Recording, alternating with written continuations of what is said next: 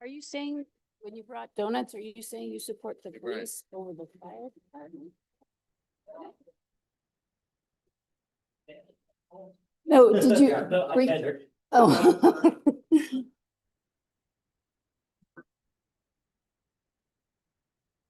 Oops, I said-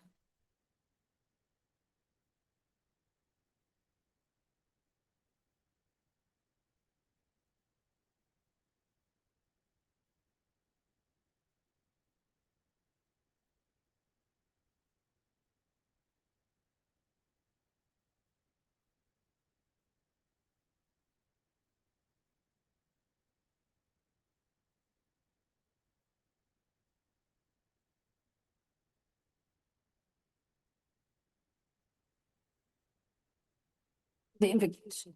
Yep.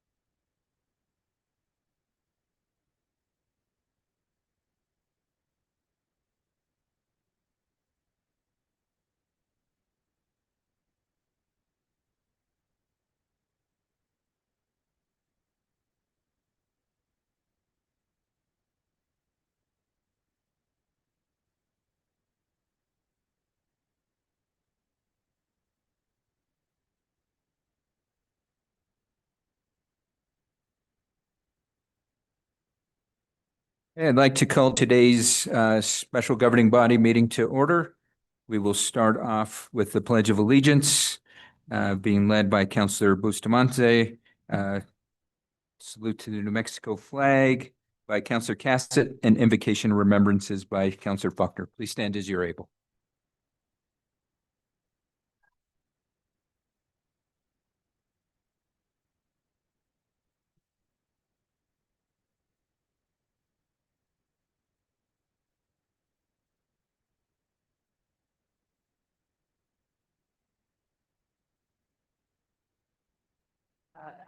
This morning, I would just like to say that let's be mindful of one another. These meetings can be stressful and they're long, and a lot of people are put on the spot.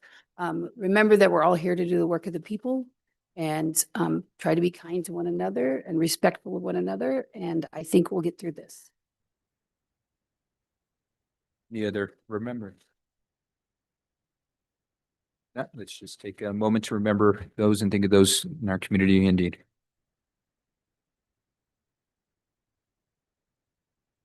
Thank you, everybody.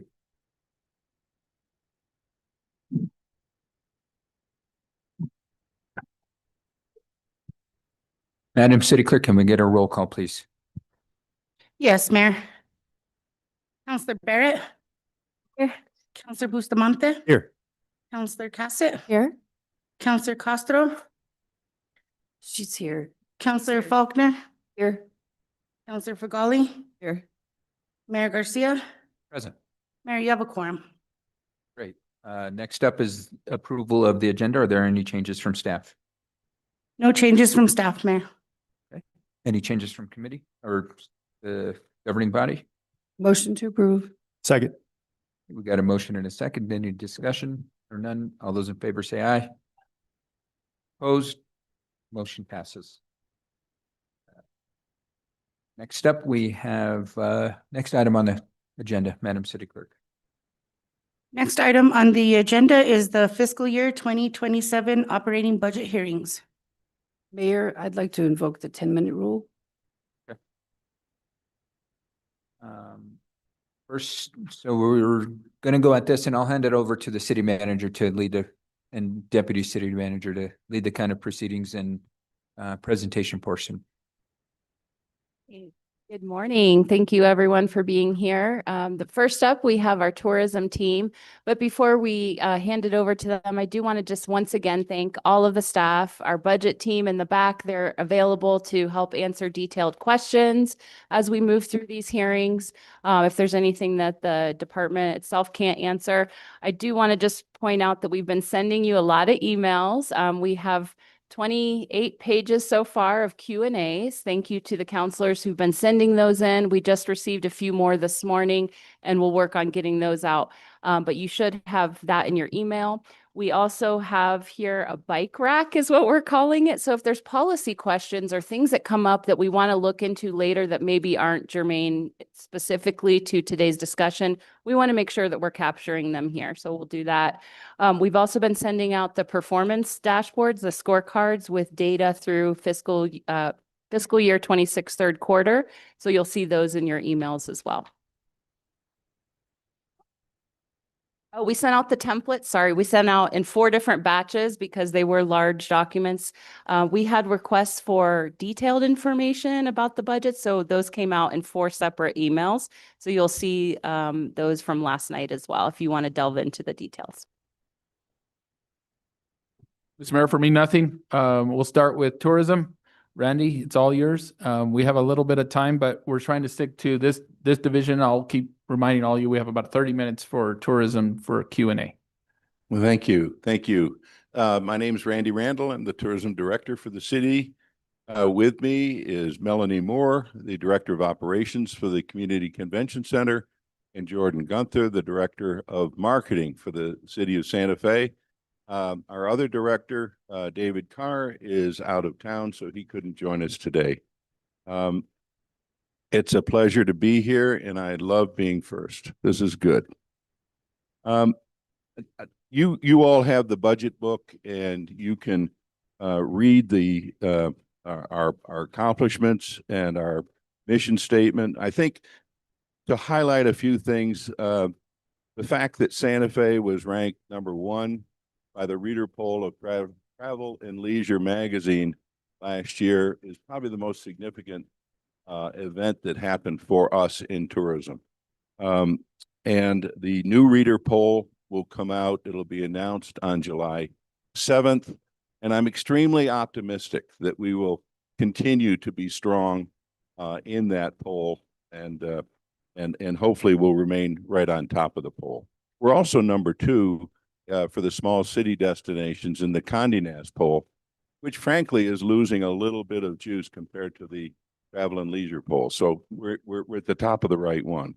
The $27 million worth of earned media coverage for 2025 is significant. Earned media is what we gain through our public relations effort. And so it's the value of editorial that's in major publications and a lot of websites and travel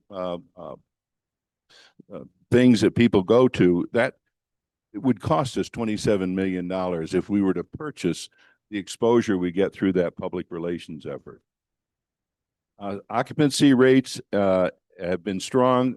It's about 17.5 million. It looks like the bullet on top of page 109 repeated and suggested that it was 18 million. It's going to be about $17.5 million this year. Not sure why I put that in twice. Maybe I was hopeful when I flipped the page. But it's down a little bit from where we were last year, which was a record year. The rest, I think you can read through. Major points in our budget this year. We'll be moving our advertising commitment from about 4.1 million to about 5.1 million, a $1 million increase in our paid advertising budget. We also will be adding, we've requested to add 1 additional FTE, 1 person, which would be an assistant operations manager for the convention center. Right now, our team, we've got a director of operations, an operations manager. Then we go right to 3 or 4 leads, 4 leads, and about 8 convention specialists who are the we do all the setup and the tear down. By having the assistant operations manager, it'll allow us to give more coverage and more support to the ops team, particularly when events are happening.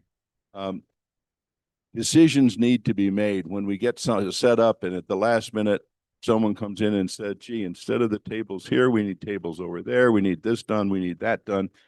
And our convention specialists are not, shouldn't be left to make some of those decisions. We need to have a management or lead type person on site whenever we've got functions going, and this will allow us a lot more coverage. So that's the purpose of that position. I would stand for questions. And I actually have a few. Would you like me to, Councilor Cassett? Thank you for sending these. I do appreciate them. She asked about the difference between those two bullets on page 108, 109, and I hope I've clarified that. Second question is very appropriate. What is the marketing strategy this year, given uncertainty in the economy, cost of airfare, cost of gas? Have we seen shifts where people are visiting from? Do we shift our marketing to more heavily target those areas or continue to broaden and wide? Really good points. And I think this again speaks to the importance of our budget, seeing a 20% increase in the paid media. We get about 80% of our visitation in Santa Fe comes from the regional market. So that would be Colorado, Arizona, Southern California, well, all of California, Texas, and Oklahoma are the major source for about 80% of our business. And so we will heavy up the marketing in those areas. And you don't see our marketing as much as, for example, the state marketing program. You go to a lot of the airports, you see the big displays that they do. That's awareness advertising. That's to try to make sure people know that New Mexico exists. You need a big budget to focus on it like that. We do very targeted advertising that falls underneath that awareness. And so our mission is to not just tell them about that Santa Fe exists, but to suggest why they should come here and give them good reasons for coming. So that's what we'll do with our advertising. I think we would be down more in lodgers tax based on what I hear from other destinations had we not gotten that recognition by Travel and Leisure. It's made a huge difference, and people want to come and find out why this place is #1 in the country. The other thing, we've got Route 66 Centennial going on right now. You can see I left you a little pin up there that Jordan designed, by the way. He deserves the credit for that. So I hope you like it. If you don't, tell Jordan. But Route 66 is expected to bring quite a few people through. As you know, we were only on Route 66 Santa Fe for the first 11 years. Why the pin says the original Route 66. We're celebrating the original. What's the point of doing today's Route 66? The nostalgia is the original, and that's what we're promoting. We've got a couple of billboards down on I-40 as you come in to tell people when they need to make the turn to come up to Santa Fe to follow Route 66, coming from either direction. And banners are up. As you know, you approved some banners to go up in town that'll help people find their way through Route 66. And be some road decals going down shortly that will again highlight Route 66. We think that the benefit of Route 66 will accrue primarily to the limited service product out on Cerrillos Road, because people are staying for just a night, maybe two. But their main reason is to do Route 66, and they want to see Santa Fe. It's not to come and enjoy everything Santa Fe has to offer. So we think that it'll help those properties. And in fact, year to date, they're about flat to where they were last year. We're not really seeing any impact from Route 66 yet. A little bit, but not a lot. But Sorry, Rich, last can I year- have a follow-up on Route 66 real fast? Yeah. So, I mean, I actually am just looking at the route now. Is there been a coordinated effort around other communities that are on Route 66, and how are we potentially utilizing that group effort to, have people take a road trip this summer Yeah. along the entire Route 66 or parts of it? Mr. Mayor, Councilor, very good question. In fact, it was a coordinated effort by the state to handle it statewide, and the 8 states have actually had a commission created that New Mexico participates in to ensure that there's coordination amongst the 8 states. The cost of gas is going to cut into it a little bit. I think some people will say, I was going to do that, I won't. I think there's going to be some residual value from Route 66 over the next few years, because people, if they don't do it this year, when the price of gas goes down, they're going to say, wow, I want to do it now. The one thing I was going to mention was last year's occupancy drop was all on Cerrillos Road. It was all the limited service product, because the economy has frightened the more cost-conscious traveler. And that's why Las Vegas is down significantly. Las Vegas, Nevada, not the real Las Vegas here in New Mexico. So I think that the fact that Route 66 is going to benefit our limited service product on Cerrillos Road is a real advantage, because it's something that we couldn't have done without it.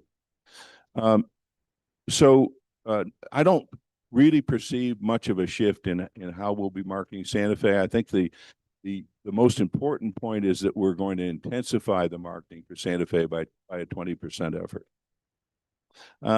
Do we always provide funding for the 4th of July? The answer is no. This will be the first year. It's because it's the 250th celebration, and the funding from lodgers tax will go to fund the drone show, which is a very expensive addition to the 4th of July, but a very meaningful addition to help make the 250th celebration more significant. And we have been able to get, since the budget book came out, we have been able to get a commitment of $50,000 from the county. So it will reduce what we have to put in from lodgers tax. And we're still trying to communicate with the state about the importance of them participating in the drone show that's celebrating in their state capital. So the interim city manager is working hard on that one for me. I spoke to the assistant operations manager, Counselor. Was that adequate, or do you have any further questions on that? That's adequate. Thank you. Thank you. Second floor terrace renovation. If you've been up on the second outdoor terrace of the second floor of the convention center, you enter it, and if you come in from the building, part of it is covered, part of it's uncovered, and then you make a right turn and walk down towards the elevators, the bell tower elevators, and it's got a big planter in it, and a whole lot of planters and a huge amount of wasted space. I have no idea what. I think they expected it to be kind of a little garden up there, but we need space for people to meet and dine and indoors and outdoors more than we need a garden up on the second floor. So we're going to tear all that out. We're going to have about a 2,000 square foot covered space, open on the sides, but with nice chandeliers and all in it. And we're also going to be installing a stairway to go from the courtyard up to the second floor. Right now, to get from the courtyard to the second floor, you'd have to go inside, up the elevator, or climb the stairways and then come out. This will have a connection between the two, so that if we have an outdoor event, they could be upstairs and downstairs using it. So I think it makes a lot of sense. It's about a $3 million, $2.5 to $3 million renovation, but we do have those funds that we have saved up in our capitals over a couple of years as we've been planning this, and we expect to be in construction this winter. We're right now going before historic for approvals of the modifications. How is the tourism department supporting the homeless efforts? And then you speak to the down right now, the security. What we're doing from the homeless standpoint is we've got we're coordinating the private security that frankly is trying to mitigate the impact of the homeless in the historic district where most of our visitation is. Right now, there is not enough funds to extend that out on the Cerrillos Road corridor or where the Meow Wolf, the Midtown area there. But we do know that the Randy, urban, just so we make sure we're staying on track. Let's refer the questions to the actual budget, not overall policy, programmatic. perfect. We're here for the next 2 days to talk about the budget. So if there are initiatives that you want to work on outside of the budget, let's have those conversations then. If it's directly reflected in the budget, we'll do it now. So we have $500,000 in our budget that will go to supporting about 50% of the current effort with security in the downtown area. Why 288% increase in supplies? Supplies, as it's listed on the in the budget book, includes software, and there's a $515,000 increase in our software budget to provide the Numo software, which supports the short-term rentals and lodgers tax collections, and also will help to put short-term rentals that aren't licensed out of business. So it's $515,000 for that, and another $100,000 for a piece of software called Mindtrip, which we'll be adding to our website that gives it an AI capability, and Placer AI, which is a piece of software that we can use to better measure the attendance at events and the movement of tourism throughout the city. Last year, we were able to fill the position of the data and research analyst, and so this software will support that person's efforts. I believe those were your questions, and I'd stand for any others. Councilor Bustamante. Thank you, Mr. Mayor. I just had one question about travel because it's hard to tease that out of here. Have you determined whether it's been more beneficial for overseas trips? Because I know we just approved a big one, or are you focusing your efforts this year more on continental United States? Mr. Mayor, Councilor, very good question. We are totally focused on domestic travel. We are doing the one trip to London in conjunction with a state effort to try to expand into that area. It will be our second mission with the state. If we don't start seeing some improvement from it, it'll probably be our last mission. But it is to build international tour business coming into Santa Fe. Okay, thank you. That's all I have, Mr. Mayor. Councilor Castro. Thank you so much, Mayor. Thank you, Director, and the team for being here.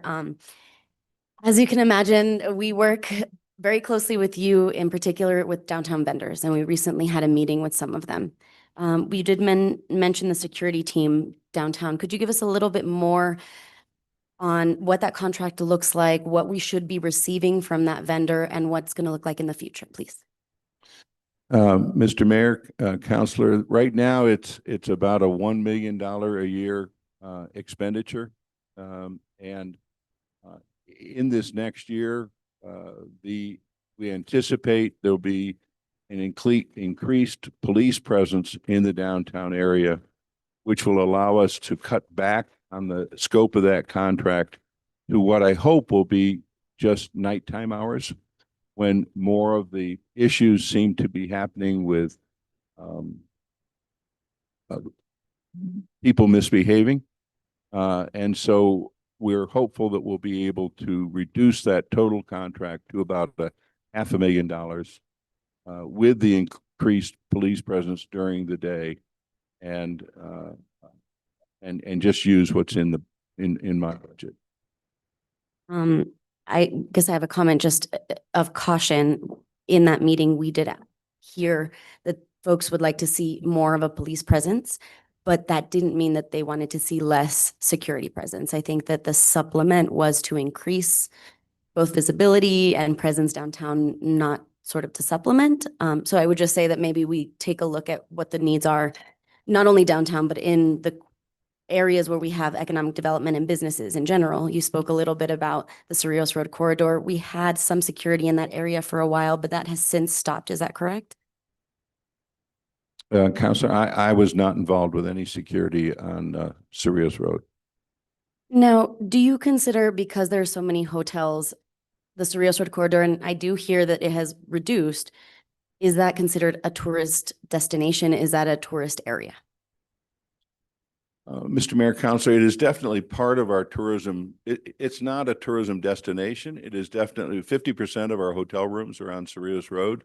So it's definitely part of where tourism is, but it is not the destination. It feeds then the destination, which is truly the downtown historic area.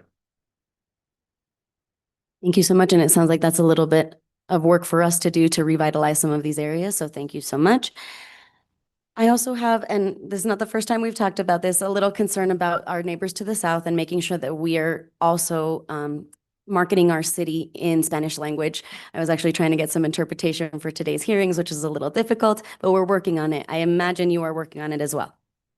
We are, and I continue to want to create a flyer, a brochure, if you will, that will help people expand their vision of Santa Fe beyond with this just the historic district. And now we've got the Meow Wolf area, and we'd like to carry them on down and have people experience the South Side and what it offers as well. I think it's especially important for the repeat visitor who comes to Santa Fe.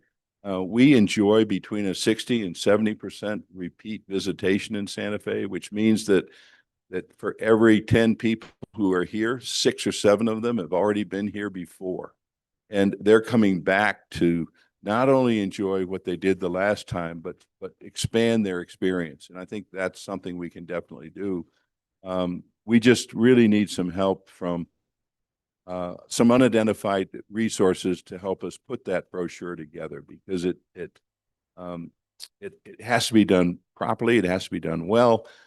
It can't leave out things, but it can't be so comprehensive that it doesn't look like it would be an exciting opportunity.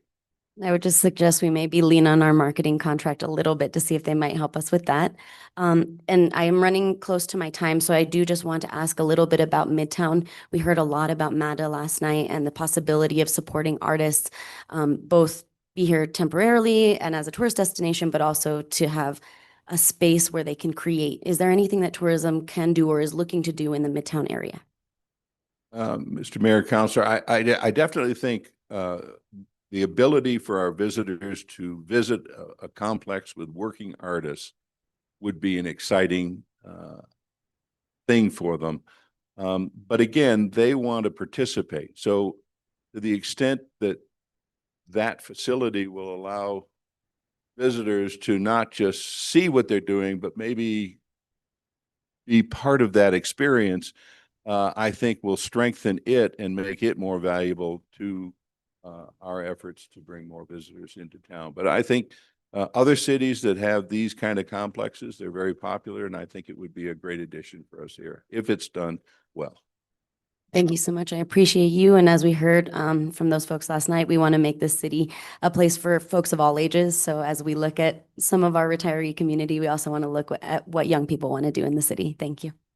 Thank you, Counselor. And we have, over the last few years, moved the average age of our visitor from 59 down to between 53 and 54. So we're moving in that direction, but not so rapidly that we lose the value of that older base that has got the bucks and loves to come here. Any other questions? Sure. Counselor Cassidy. Thank you so much, Mayor. You had mentioned, I know occupancy rates are a big piece of how we evaluate how our tourism is doing and our advertising. I know we often talk about heads and beds, and you mentioned that our occupancy rates are currently better than you've heard from comparable cities. Where are we with our occupancy rates, and how does it compare to the last couple of years? As well as how do short-term rentals, I mean, that gets more challenging to track is my understanding. And of course, Numo is going to help us, but so I guess a bit of a double-edged question there. How are occupancy rates doing it? And then how do we pull in short-term rentals? Sure. Mr. Mayor, Counselor, thank you. It's really a combination of occupancy rates and average rate. So it's not only are they here, but how much they're paying when they are here, and that's called RevPAR. But we have seen occupancy is lower than it was post-pandemic. It's about citywide about 68%. Downtown is 72%. Cerrillos Road is about 64%. The average rate, however, post-pandemic surged 35% downtown and 30% on Cerrillos Road in the first full year after the pandemic. So lodger's tax is what RevPAR is the equivalent of RevPAR, that combination of rate and occupancy.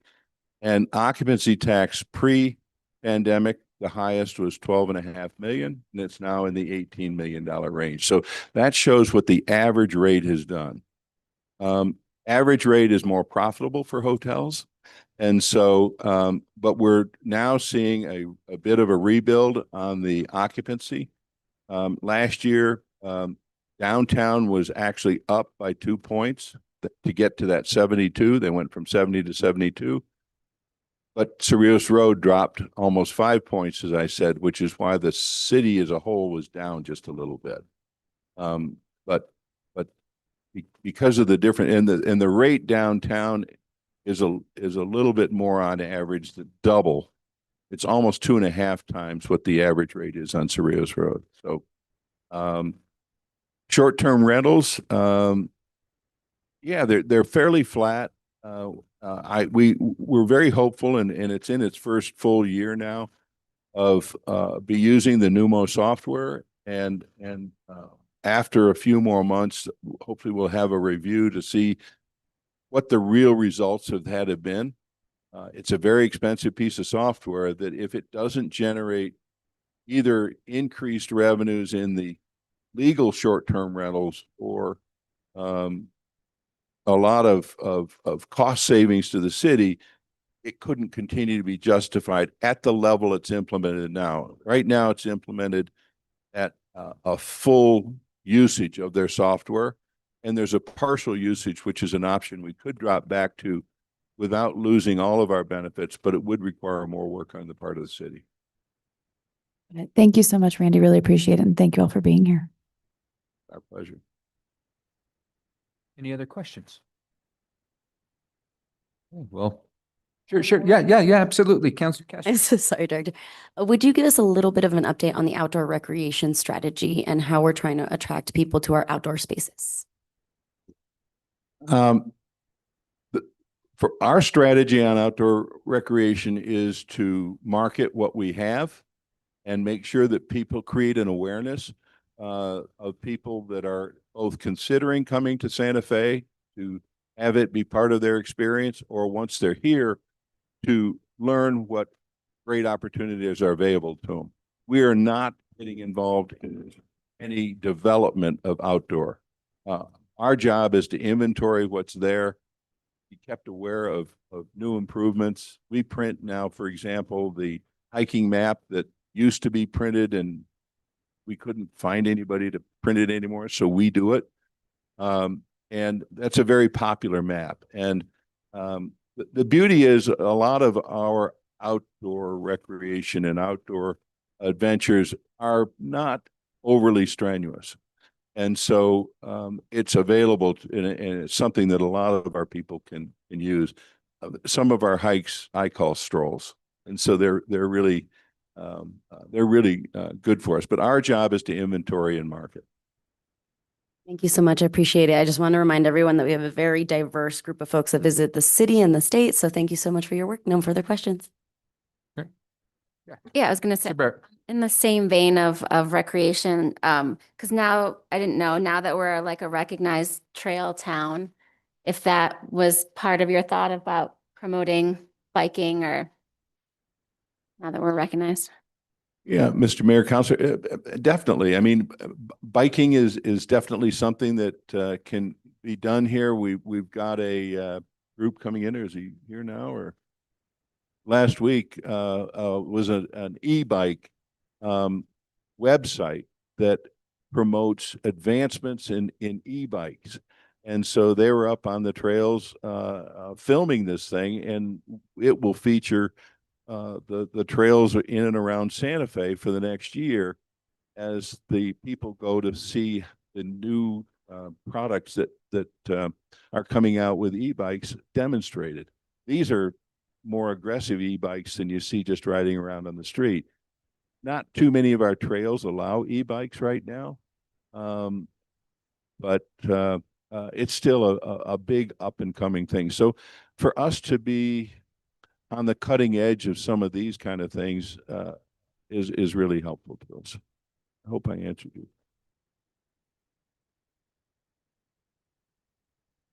Other questions? Well, thank you, Team Tourism. I appreciate the update. Thank you. Thank you. It's our pleasure. Mr. City Manager, who would you have next on? Okay, thank you, tourism. We appreciate it. We'll let you know if you're coming back. IT, if you want to swing in real quick, and then it's Public Works, you'll start after IT. Public Utilities, sorry.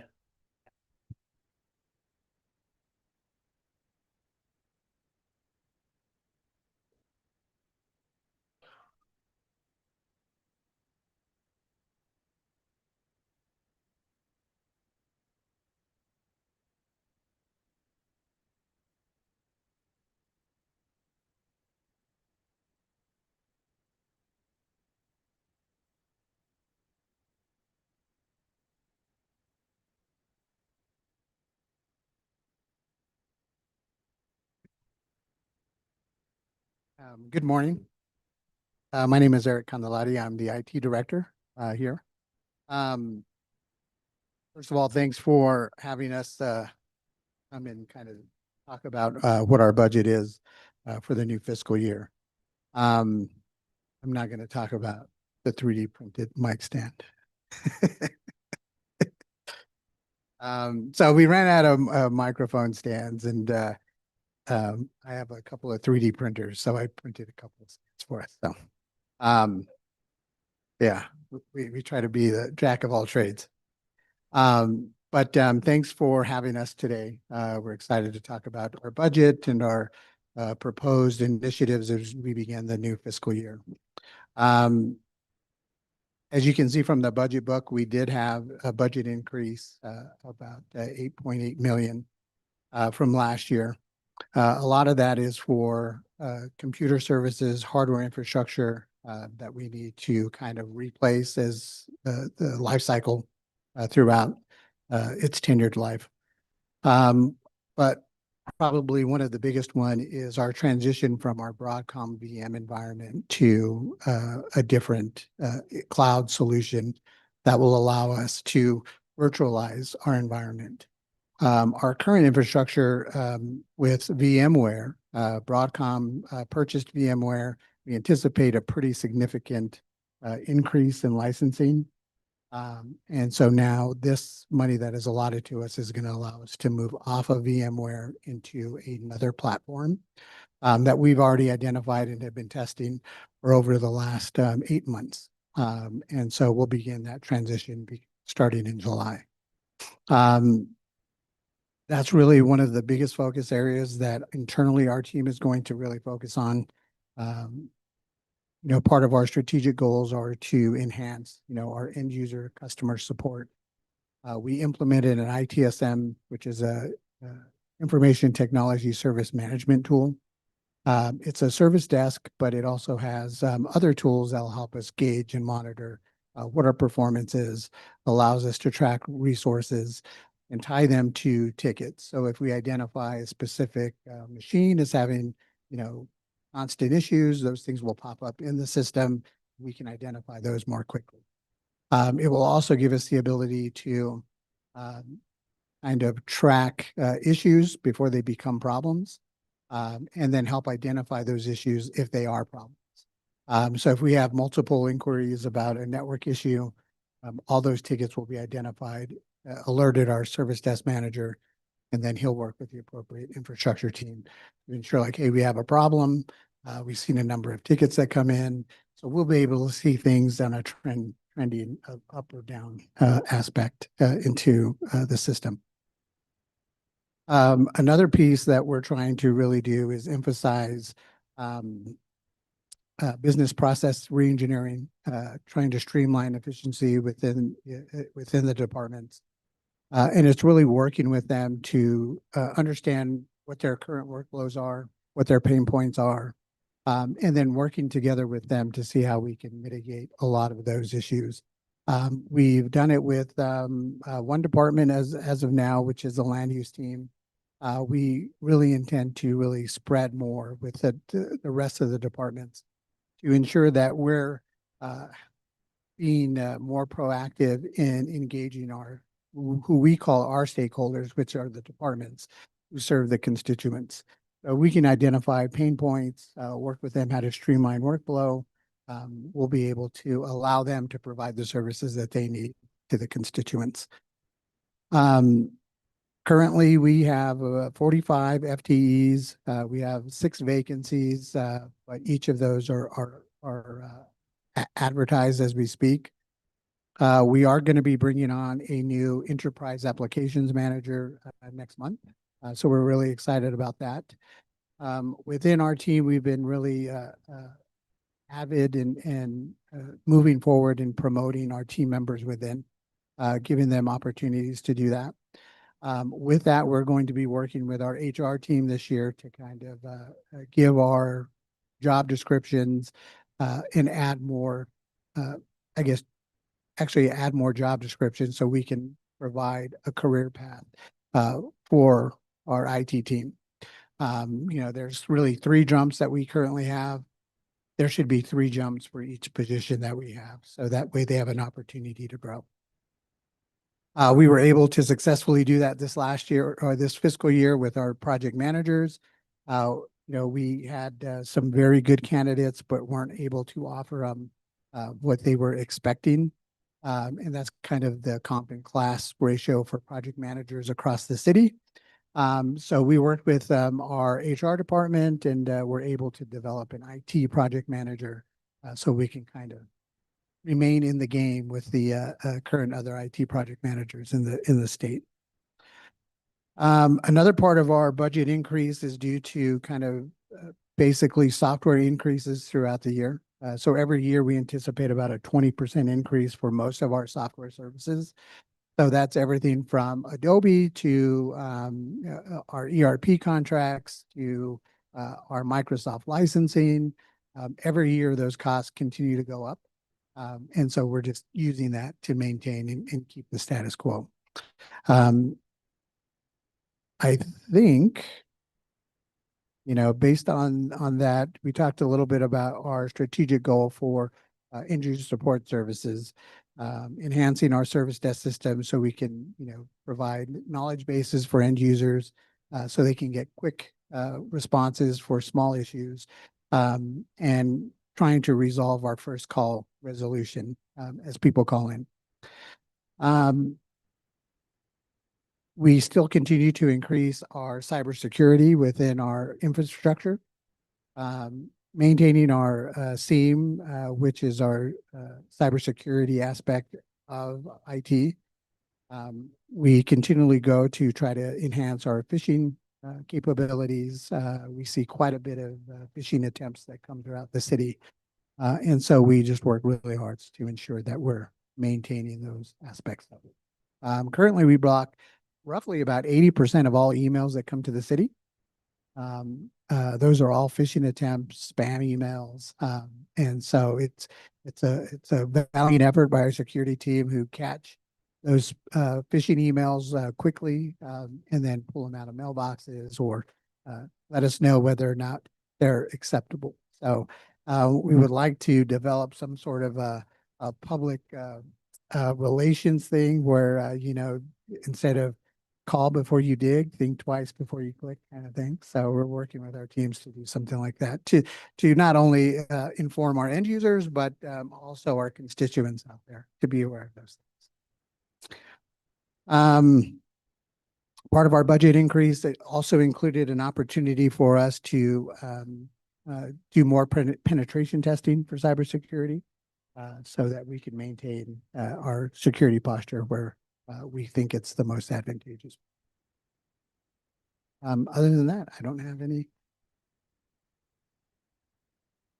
Any questions from the governing body? Counselor Faulkner. Yeah, you have a lot of FTEs that you're like more positions that you're going to have, full-time positions. How many of those are going to be frozen, and if they are, for how long? Currently, we have 0 positions that are frozen. Each one of them is actually active, in the open positions are actually posted so that we can get them filled. So I'll just go down the line. Counselor Castro, Cassett, Bustamante. Really quickly, I don't see anything in terms of your building or facilities. Is that something that is in a future budget? How are we doing on facilities? So most of we are moving. So we are moving to Market Station. We were planning on moving June 8th, but since Tuesday afternoon, that time schedule has changed due to some building issues, supplies really. So we're looking at a mid-July target date for us to move to Market Station. And I'm assuming you won't need any support, budgetary support for that move? No. Is that why we're not seeing that here? Yep, those are all from this last fiscal year. Perfect. Thank you so much. No further questions. Sir Cat. Thank you, Mayor. Thank you so much, Dr. Candelaria, for being here. This is actually kind of a bit more of a general question because I sent these in. Thank you. Very thorough answers. I really appreciate that. Part of the challenge, though, as well, is that with budget hearings, some of these conversations are important for the public to be seeing. So with these questions that are coming out, because it's a really wonderful deep dive into a lot of the processes and a lot of things that we're funding. Are we going to somehow make these public so that, I obviously want to be really respectful of everybody's time, but I also know that these conversations are important, not just for us, but for the population at large? Okay. So yes, we'll figure that out. Thank you, Counselor Cassett. So we might want to maybe just collect the additional answers to the questions that you sent this morning and then update this document, which is the one that I passed out, and then we could put it online. Okay. Is that okay? Yeah, I just think that it is helpful, because a lot of times, questions that we have, our constituents may have as well, and I want to make sure that they have access to them. But I recognize that we are in a condensed schedule and we are trying that out now. So, Yeah, Counselor, I'll just reiterate what the finance director / deputy city manager says. We'll get this done, and maybe by tomorrow, if that works for everybody, we can put it out midday tomorrow. Will that work for you? And we'll get it out. So yeah, I think we're compiling the last bit of data that you've sent me today. So let's do that. And then it's all public and we don't. wonderful. Thank Yeah. you. Just point of information. Sorry, go ahead. I just wanted to mention that Director Candelaria and I are working on having a presentation at Quality of Life, and we would love to include you in that preparation. More than happy to. Well, that actually kind of does bring me to my bike rack question, but it is also related to some of our budgetary potential expenditures, which is the AI policy. And it does look like there has been an AI policy developed, something we can talk about in detail later.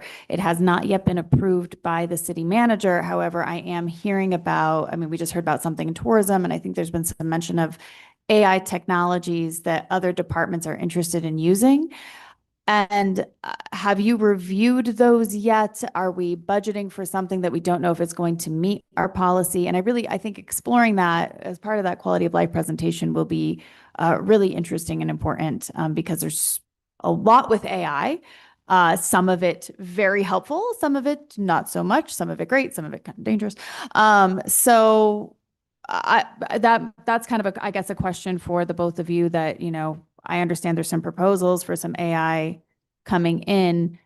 our policy has not yet been approved, what is that process going to look like? And, if those things don't fit, how are we going to work with departments to make sure that they're still getting the tools that they really need or would like, actually? I mean, we haven't had them for a while, so.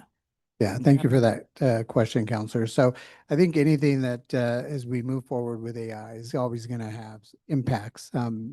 I think putting this policy together is basically giving them guidelines as they use AI. One of the biggest hurdles that we have is the fact that we do have folks who just use AI, the free version. And we know, based on those types of things, that what type of data they can't enter, what type of data they shouldn't enter. And so we're really looking to form, and we were just talking about this in a previous meeting, having a bunch of IT liaisons in each of the departments who are going to help IT test applications, to test new changes. And part of that is going to be an AI group, a focus group that's going to use AI and how they're going to leverage AI. The other part of it is the cost. So there is a cost that's associated with like Copilot or ChatGPT. And the cost is really so we can ensure where that data sits, where that data goes, that it's not used to train other AI models. So there's a whole lot of other impacts by using a free version of AI out there than one that is paid for. But again, the issue is cost. And so we have to define like who's going to use it, who's capable of using it. And so software applications, as we move forward, and another one of our initiatives is data governance. Part of that data governance is data certification. And that's really aligning our data so we know what all our data is. So when we use AI tools, we're using our data and not the internet. And so all that really is going to take place in those forms. When people present software that has AI tools in them, they do go through our e-review process. We review it from a security perspective, a compliance perspective, and see how they leverage that data, whether they retain the data. But it's going to be more helpful once we get an AI policy in place, so we can really provide that framework. Okay, wonderful. Thank you. I look forward to learning more. And you mentioned security compliance. Do we pull accuracy into that to make sure, that, how trustworthy is this tool? We know that it's a tool. It is not a replacement, so, okay, wonderful. Well, thank you. I look forward to the presentation of quality of life. And thank you for answering all these questions ahead of time. Appreciate it. And thanks for all your work and to your team. Councilor Bustamante. Thank you, Mayor. Thank you, Director. I was happy to hear about this business process. Does this budget reflect having enough FTEs to make sure that IT is involved with conversations regarding software upgrades, software replacements from the get-go, like when other departments are looking at a new software package? I want to make sure that you have policies in place and the people available to look at the long overall organizational impact throughout the city. I would say, thank you for that question, Counselor. We do have the resources. Of course, we can always use more resources, of course. But we do have those resources that can help facilitate a lot of those. We have an internal EPMO. We have a strong systems analysts throughout our department that handle our enterprise applications. And we have the backing behind the city leadership that's going to allow us to be more, I guess, aggressive in terms of trying to streamline software purchases, infrastructure increases. I think another part of that is introducing IT governance. So IT is not making those business decisions. I think one of the questions we had dealt with, if there was an impasse between IT and the business, so to speak, who resolves that? And my approach is IT shouldn't be making any business decision. We're looking at software based on, compliance, security, scalability, those types of things. And then if it does come to where there are issues with scalability or maintenance, those then go to our IT governance team. So we've asked our deputy city manager to be the chair of that governance. And they're going to streamline, make sure all the resources are in that room so we can talk about, is this fiscally responsible to spend this amount of money? Is there resources enough to complete this project? And what's the importance and the prioritization of each of these projects? So like anything else, right? So you have 3 projects up above and a new one comes in. Okay, which one are we removing from the board? If that's the case. So I think implementing IT governance is going to help streamline that. And it works in conjunction with our e-review project intake. Okay, thank you, Director. And then just because I was a Linux sysadmin for so many years, I have to ask this. With Microsoft costs going up consistently, what sort of back-end solutions are you looking at in terms of having open source software or cheaper operating systems to manage? Or is that something you're even looking at this time? I think myself and our IT architect would probably love that idea. But I don't think we would have the internal resources to manage that at this point. But it's something that we talk about jokingly. I am open for that conversation if you're ready to have it. And then just because I'm a geek, what are you switching from? You're moving from VMware to which platform? Hyper-V. Okay. Yeah. All right. Thank you, Director. Thank you, Mayor. Councilor Barrett. Yeah, I just had a question, just about the increase. It says the FY 27 budget increased by 8.8 million or 58.7% from the FY 26 budget. And I know you have some stuff in here, includes 2 million for computer and network hardware. And then I was just looking over at the summary by division. It looked like infrastructure services went up by 91%. Just could you break that down a little bit? Yeah, so Big so increase. thank you, Counselor. So that is mainly for our service contracts. So as we talked about earlier, the Microsoft licensing, Verkada licensing, all those service contracts that we have to provide the tools for our stakeholders to provide the services to them. Is that typical, like that it goes up that much per? Well, I think because and I think maybe Andy can answer that a little bit better than I could, why it went up so much. But if I'm not mistaken, the previous year, they moved some money around. And so this year we kind of got it back. And it is about the Broadcom and the penetration testing that we talked about as well. Any other, Councilor Castro? Thank you. Talking about data, it is very expensive and difficult for us to house our own data. And I know that we recently purchased some equipment, and because of security, we're very concerned about housing our own data. Do you have enough in your budget to buy all the equipment that you will need long-term to house this data? Great question, Counselor. At this point, I would say we do.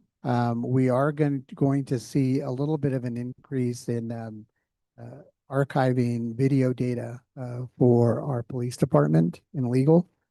We saw that increase more than what we anticipated originally, but we're working with those departments to help facilitate that too. To offset costs? Yes. Thank you. No further questions. Any other questions?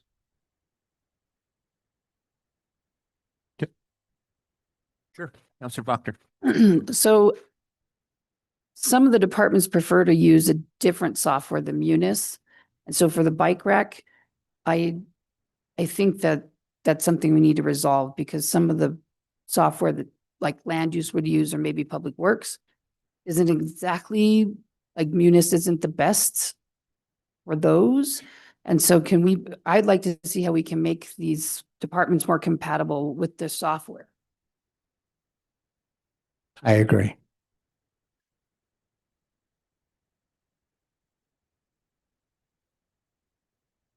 Any other questions?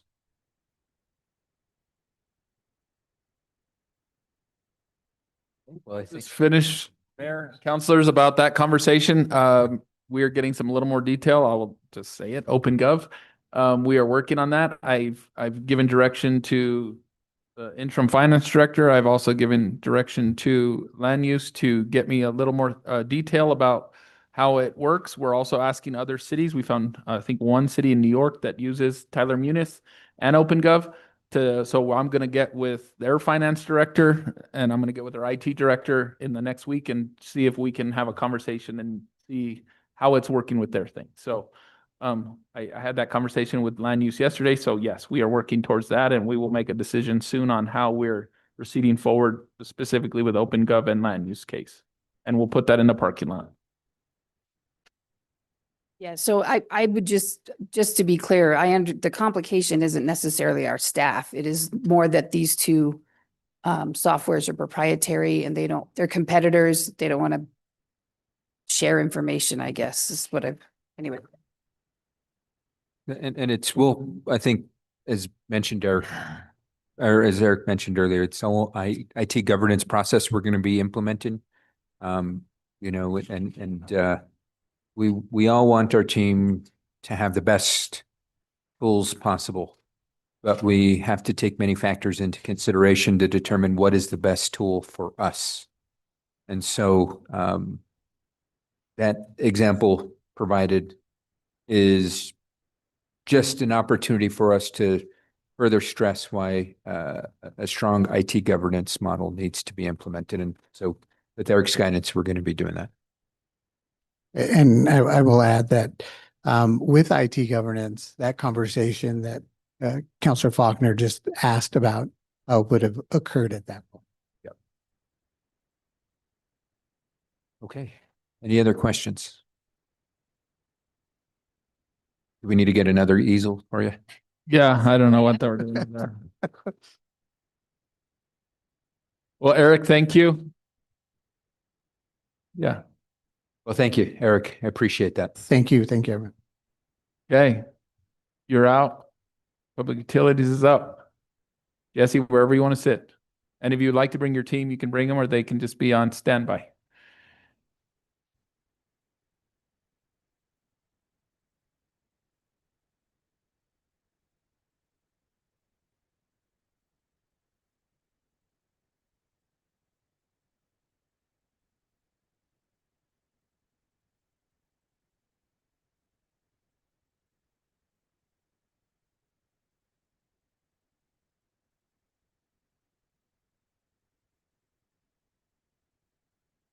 Good morning. Thank you for your time and review of the Public Utilities Department FY27 operating budget. As a reminder, the Utilities Department is made up of 3 enterprise funds whose operations and capital spending, am I on here? Are funded primarily by rates paid for water.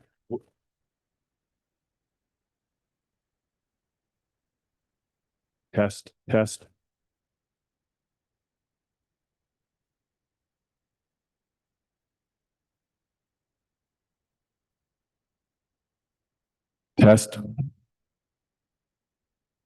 As a reminder, the Utilities Department is made up of 3 enterprise funds whose operations and capital spending are funded primarily by rates paid for water, wastewater. Go out again. Test.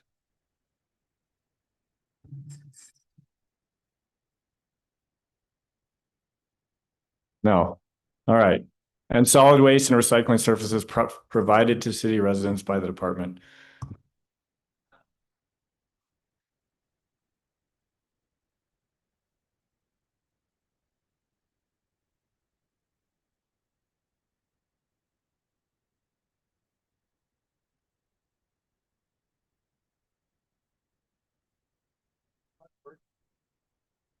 Try this. I'm on my 3rd try here.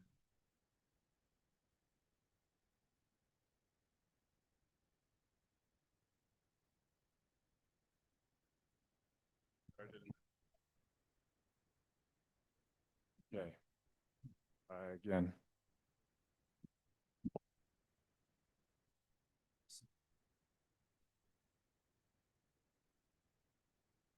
Okay. I don't hear. Well, I'm just going to go. Stop me if you don't hear me. There are also 2 internal services divisions funded by the enterprise funds These are the Utility Billing and Administrative Services Division and the newly organized Conservation and Sustainability Division.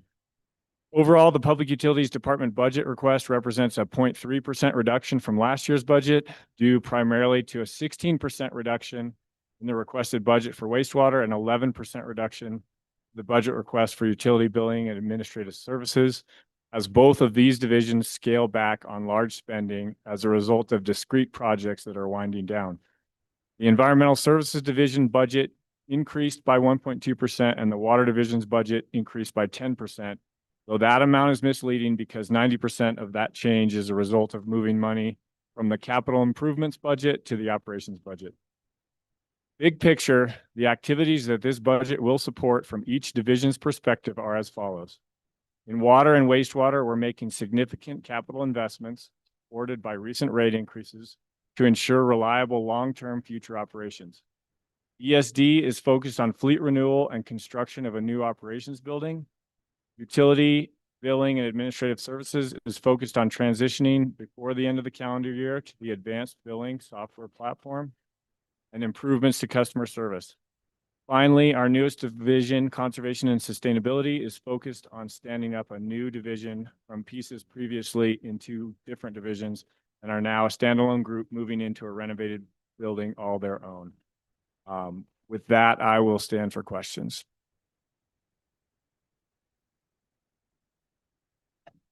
Sir Faulkner. So you said 90% of the increase was because you transferred money from the capital improvements into operations. What mechanism did you use to do that? Because generally you can't use capital for programs and programmatic money for capital.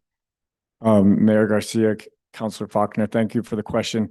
We essentially just increased the operations budget, and in the subsequent capital improvements budget, we won't ask for money related to those activities.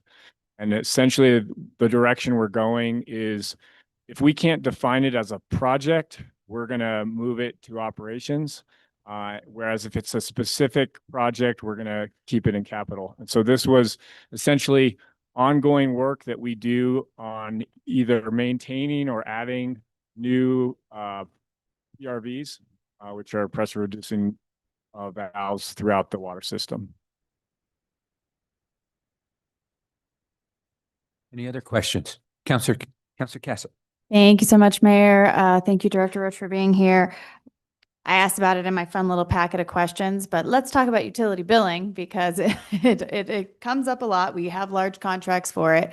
I understand that those contracts are shifting a little bit as the project moves forward, and I am making a lot of noise. So that you have to, okay, great, you're ready. If you can just give me a little bit more information. I'm seeing 2.5 million for contracts for this. I can't count how many millions of dollars we've spent. Maybe you could, since I've been here and before on this project. So where are we? I know you mentioned that you hope this is an overestimate. Me too.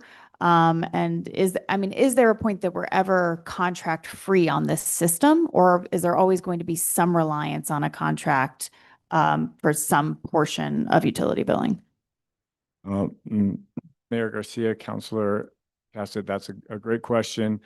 There always will be some amount of spending to advanced billing. And so of the 2.5 that you've identified, 1.5 is for advanced billing, the actual vendor. That's down from 1.7, but it's still higher than we'll pay in the long run because we're continuing to do implementation for that product. So essentially everything that we wanted in phase one was frozen, and then we have a whole big wish list or almost need list associated with sort of the second phase of implementation. And one of the important ones to call out on that is a new water rate structure. So when we scoped all the work, the water rate structure was 2 tiers. Then we asked to implement a 3rd tier. We couldn't do it this year because of this transition, but we want to have it in place for next year. So that's an example of a big, an additional upgrade that occurs after we've already gone live. And we still are on target to go live with advanced in October. Okay, thank you so much. I appreciate that. You guys are fortunate that Councilor Lindell's not here for this because should be pissed. And let me also mention that the other 1 million is for ITT Connect, and that's down from 2.5 million last year. So this is something we are winding it down. But we do want to make sure we have the resources necessary to assure that it's successful after 10 years of trying to do this. Yeah, thank you. I do appreciate that. And I would agree that making sure that this is a successful transition is crucial. It, definitely was a much longer timeline than I think any of us anticipated. So I look forward to these contracts coming down to what we think their standard level will be over the years. And other than that, thank you so much for going through and for answering these in advance. I appreciate it. Hello. I was just wanting to ask a question about the Complete Streets division. I know we're planning on oh my gosh, I'm sorry. Just kidding. That was going to be easy. Scott, rewind. Pretend that never happened. Counselor Fagali. Director Rich, it says in here that we are transforming into a carbon neutral city. Can you talk about our efforts for that? And it says that we have a estimated the city's current carbon footprint. Can you talk about that a little bit? Mayor Garcia, Councilor Fagali. Yes, I'm going to say that this is aspirational and that at times in the past, we have made the policy goal that at some point and I think there's a date certain, and actually I don't have that in front of me right now, we would achieve carbon neutrality. But I sort of think of it as an unfunded mandate. And now we are creating the structure, hopefully, to start to at least embrace what it would mean. And so in this new conservation and sustainability division, which incorporates water conservation and the efforts in sustainability that had been part of ESD and pulls them together because there's a lot of aligned mission. The first step is essentially identifying what our carbon footprint is and reaching out for low-hanging fruit to reduce that. And so those activities are already underway, but I would say that we don't yet have sort of a formal plan on how much it would cost us to get there and how we would do it and how long it would take.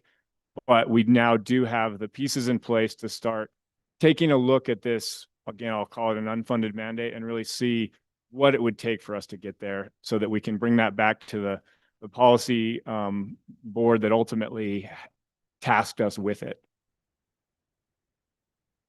Thanks. That was my question.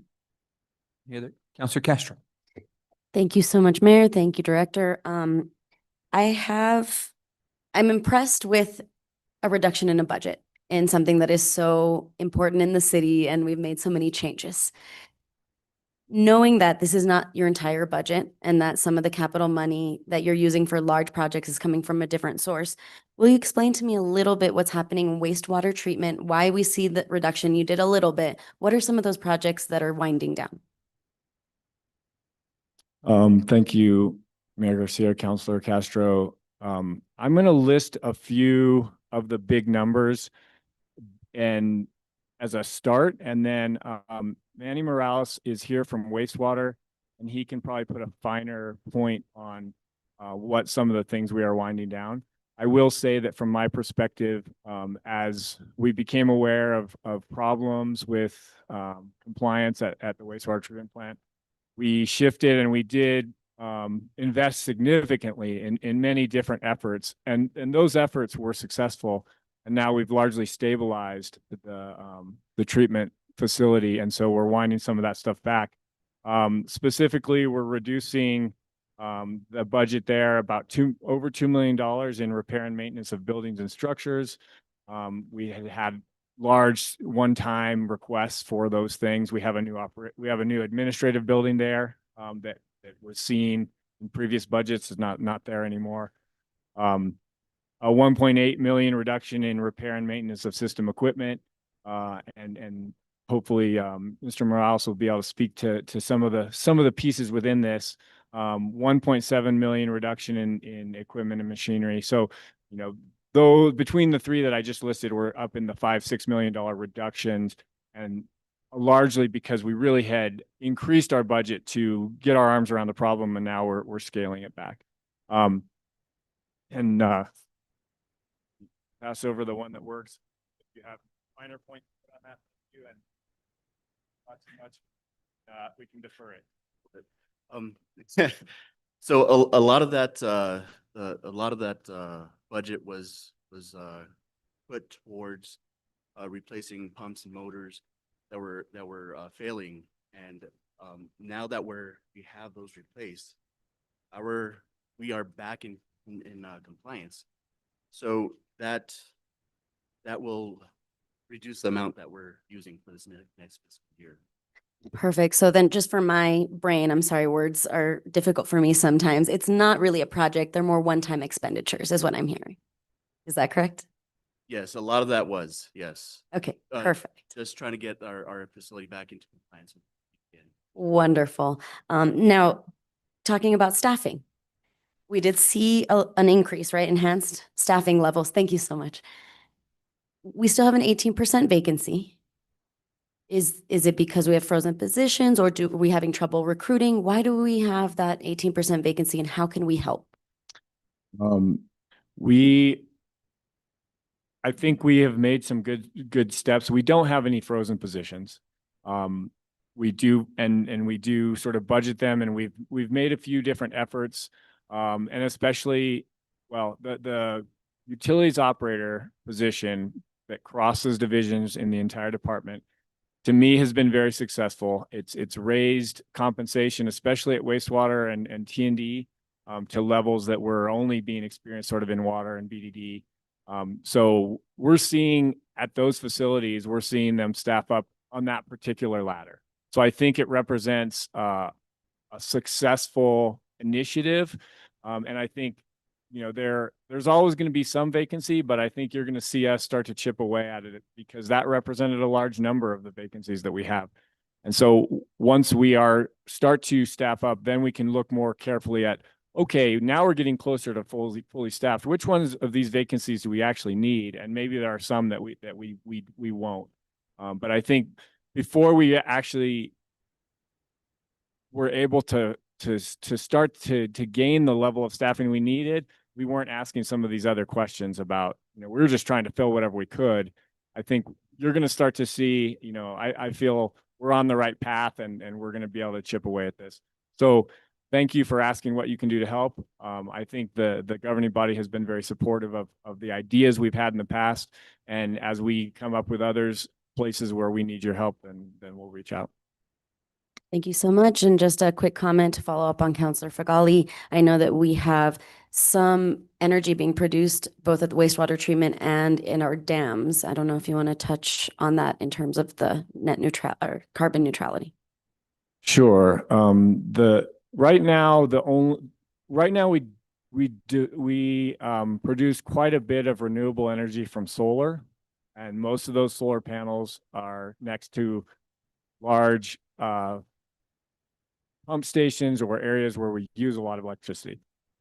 We also do generate a little bit of hydroelectricity at one turbine near the tank near Cristo Rey Church.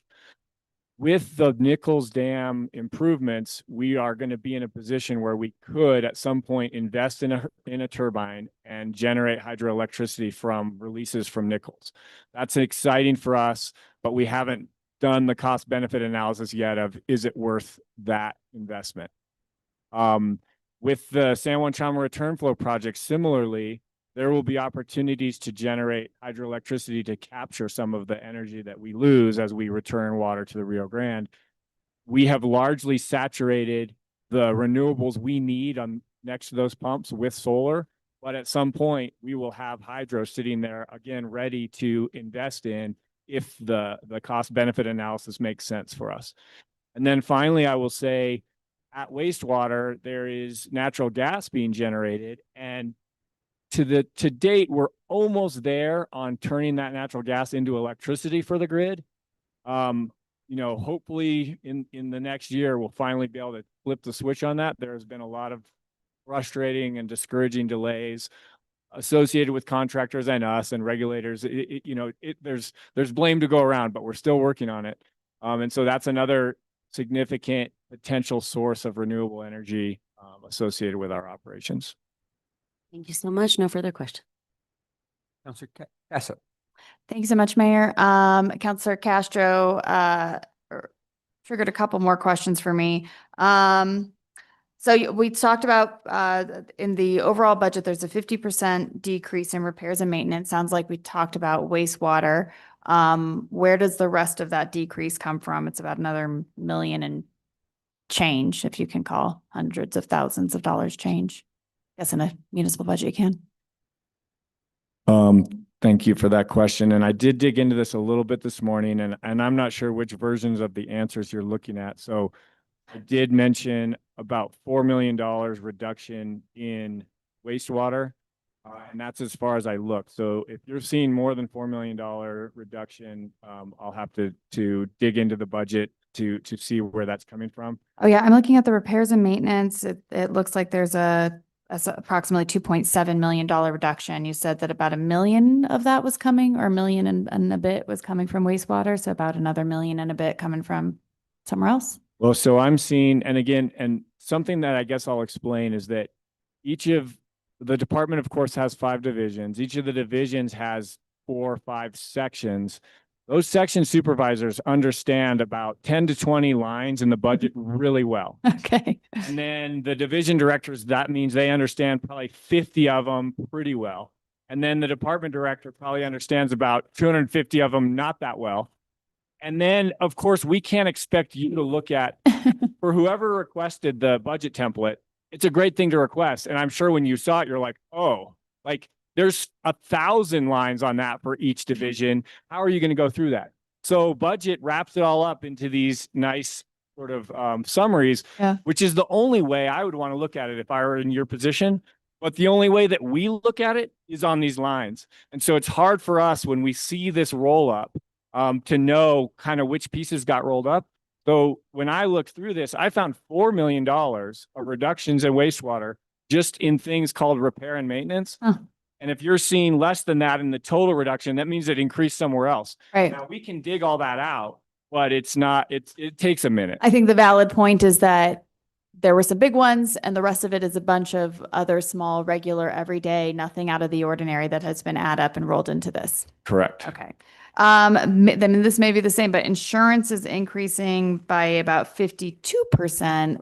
Where are we seeing an increase in our insurance needs for the department? Okay, that one I just got from Andy, and so I'm gonna read his response, and then he can put a finer point on it if need be. So my understanding is this was due to large damage claims in ESD for about $500,000 and wastewater for another $500,000. And claims incurred in the prior year are assessed to the departments where the claim is attributed in the following year. So this is also an area where I'm going to say we haven't done a good job of understanding at an operations level or a collections level or an ESD driver's level, what are the claims, the magnitude of the claims, and how they were processed and what happened to them. So from my level, I would like to know, we spent $500,000 on a claim. What was it? Yeah.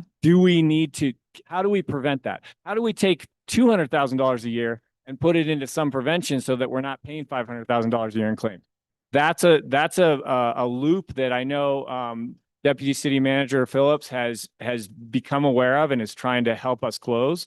But we haven't, to this point, done as good a job as I would want to do on making sure we're closing that. Okay, wonderful. Thank you. And that's helpful to hear and good to know that that is something that we'll be looking at. And hopefully next year we'll see a decrease instead of an increase, which is always a fun thing to see in insurance.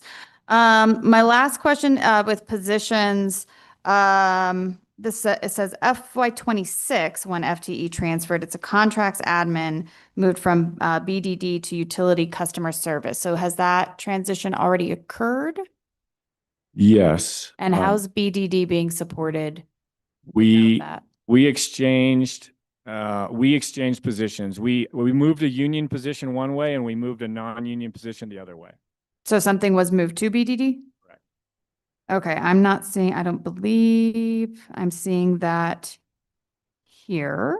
Let me get back to you on the specifics of that exchange because Okay. it was a union position going one way and a non-union position going the other way because each of those supported the two entities in question. Okay, but my underlying point is that BDD is still supported at the same level as it was before. In fact, I think at a greater level because they took a higher position. I think it was a non-union position that went to BDD and a union position that came back to utility billing. Got it. Thank you so much. Appreciate that. My BDD hat is happy to hear that. Thank you. Any other questions? Okay, well, thank you, Director Roach and team. Appreciate that. Who's next up?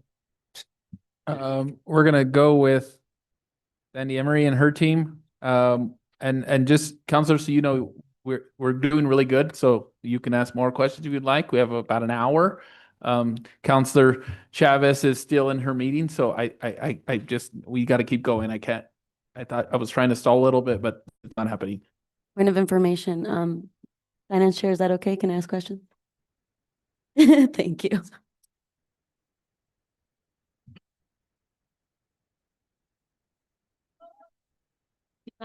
No, I just promised the city manager I would help do the lift on keeping us on track.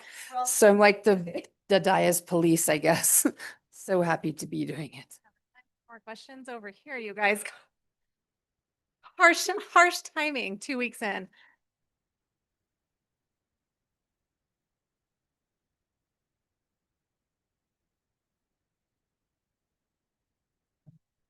Hello. Okay. Good morning. My name is Sandy Emery. I am the Community Services Department Director. I'm really excited to be here today because this is probably one of the few presentations where you counselors and mayor will hear about a department that really creates and can proudly say our work creates joy, community, connection, and safety. This budget reflects the city's strong commitment to social equity, quality services for all Santa fans. I believe the services provided by this department are critical for the present and future of our community. The 4 divisions, youth and family services, senior services, libraries, and recreation are engaged with our community from birth through the golden years and everything in between. They're masters of innovation, creative budgeting, and are models of community care throughout the state.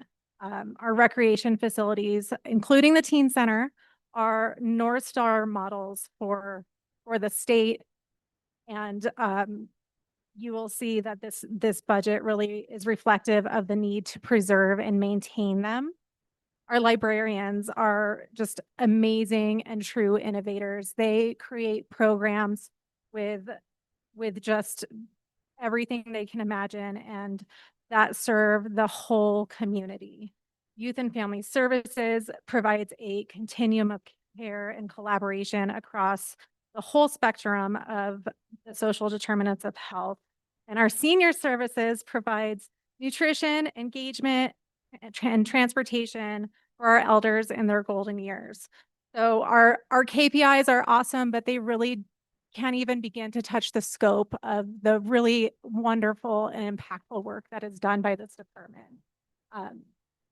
So we have a lot to cover. So with that, I will stand for questions because I know there are a lot. Questions from the governing body? Counselor Fagali. Thank you. Thanks for being here. Sorry it's so early in your tenure, but maybe that's good. We'll learn together. Nothing like a trial by fire. So I have a few questions. We'll start with the libraries. We have 3 libraries, which is great, and they're lovely, and none of them are open on Sundays. Is that something that you are looking at? Is that something we can work towards? What would it take to get there? So our Margaret has done an amazing job of doing really comprehensive modeling around that. It would take a significant resource investment in order to get that going. We're happy to have a working group on that to see where there could be options in the future. This budget is not reflective of being open on Sundays, but if council would like to work afford that in the future, let's start having discussions on it now. Okay, thank you. I would love to have that discussion. Maybe we could put that on the bike rack for later. And then my other questions are about the micro community and, well, we'll start with that one. So we've been working on this Richards Avenue micro community for a while. Do you have a status on that? Is there funding for it? How is that going? It's going. I'm going to actually invite Leah Salaberry, the Youth and Family Services Division Director, to answer a little bit more comprehensively. But just the high notes there are operations funding reserved for that program once it gets started. We have the pallets in hand. We are working with our District 4 counselors to get a good neighbor agreement going. And on a couple of things we're working on some kind of emerging community needs that we can support the Richards Avenue micro community in. So it's in progress. There are a lot of moving parts related to it. And Leah, if you want to just give a just brief kind of whatever I missed, because I know I did. Oh, Here, gosh. this one.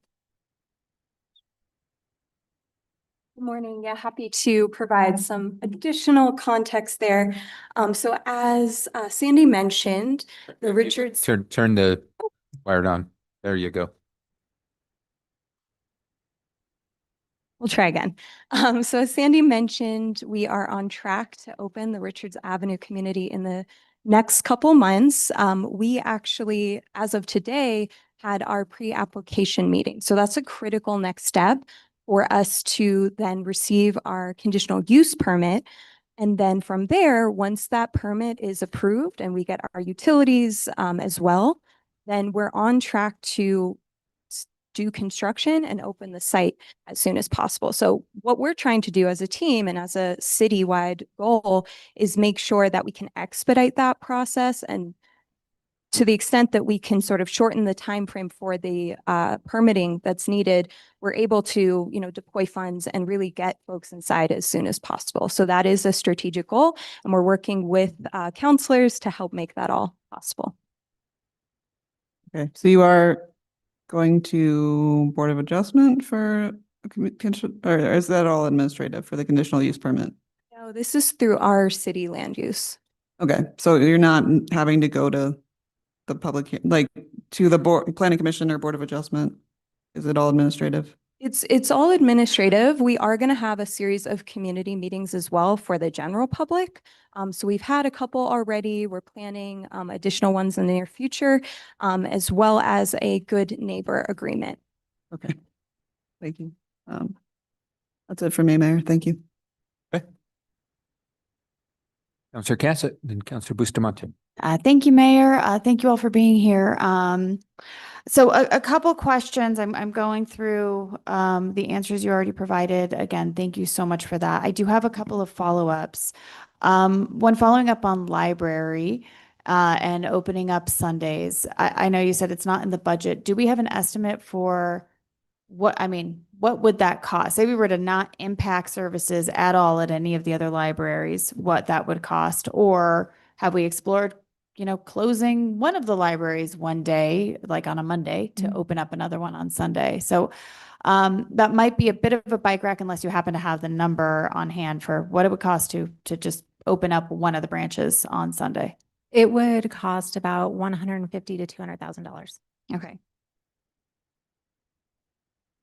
Thank you. And then following up, and I would agree, I would love to, meet to have this discussion. I know I mentioned it in these questions. I will never miss a time to say it, but really looking at county cost sharing with the libraries, I think is something that we desperately need to do. And I think that they have a lot of their constituents who are also like, hey, we'd like library on Sunday. So I do think that there's a real opportunity here for us to meet the goals and needs that we have. So adding to that bike rack piece, I suppose. Some questions around recreation and childcare. So one thing you mentioned here is that in order to open up another site for the summer, that we could add money to Youth and Family Services. Again, what is that? Or no, I mean, that it would be, that's what I think you were saying, that's where it would have to go is Youth and Family Services. What would it take to open up another site next summer? Yes, and just the delineation, we have youth programs which are out of recreation. Mhm. And we have youth and family services as a different division. Okay. And so youth programs and teen center programs are within the recreation budget. So just, Thank you. Yeah. I don't have the exact number for opening another site. I do know,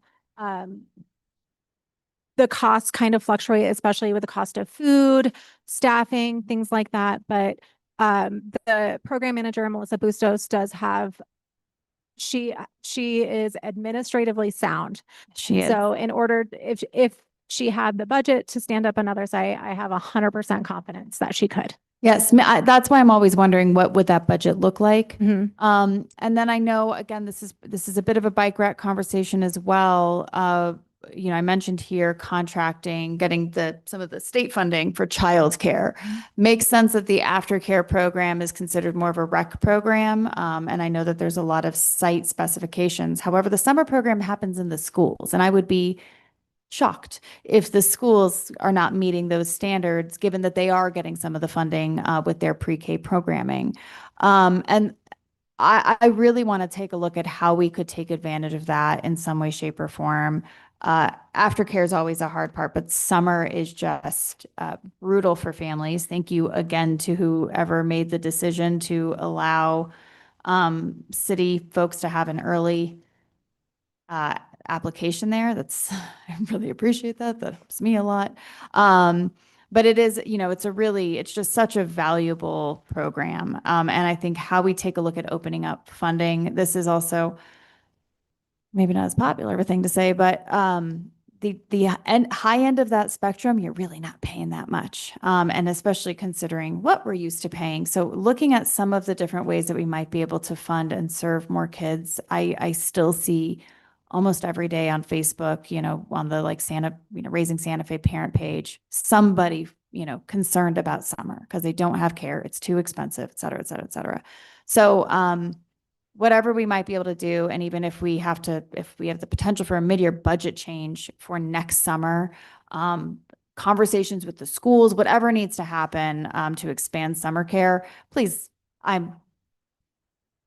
am a dog with a bone on this topic. So please utilize me here.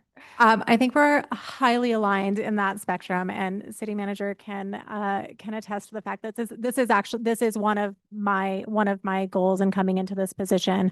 It is a more than significant need in the community. The way that the ECECD is currently structured, their reimbursement program, as you saw in my answer, there's a lot around that, but that is one of my goals. I think there are some other ways that we can explore getting CACFP funding to subsidize some of the funds that we outlay for food, nutrition for youth. I think there are things that we can do. And it is a process. Getting childcare certified through ECECD is no small undertaking.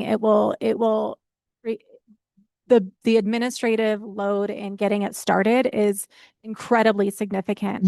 Also, the administrative load in billing and getting that reimbursement funding is also significant. So would welcome and I'm happy to have as many conversations as we can have as a city to figure out how we can best align with the state's priorities. That's 100% one of my priorities in this position.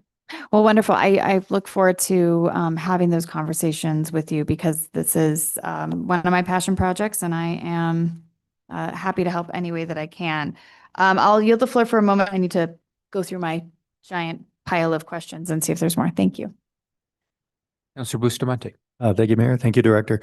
You knew this was coming. Pools. I see something in here for repairs and maintenance, but what number are we looking at for actual repair of pools and equipment cost? Where is that in here? Because we get a lot of calls about why is the pool closed, et cetera. So if we, could get somebody to speak to facility repairs and what we're looking at to keep our pools running.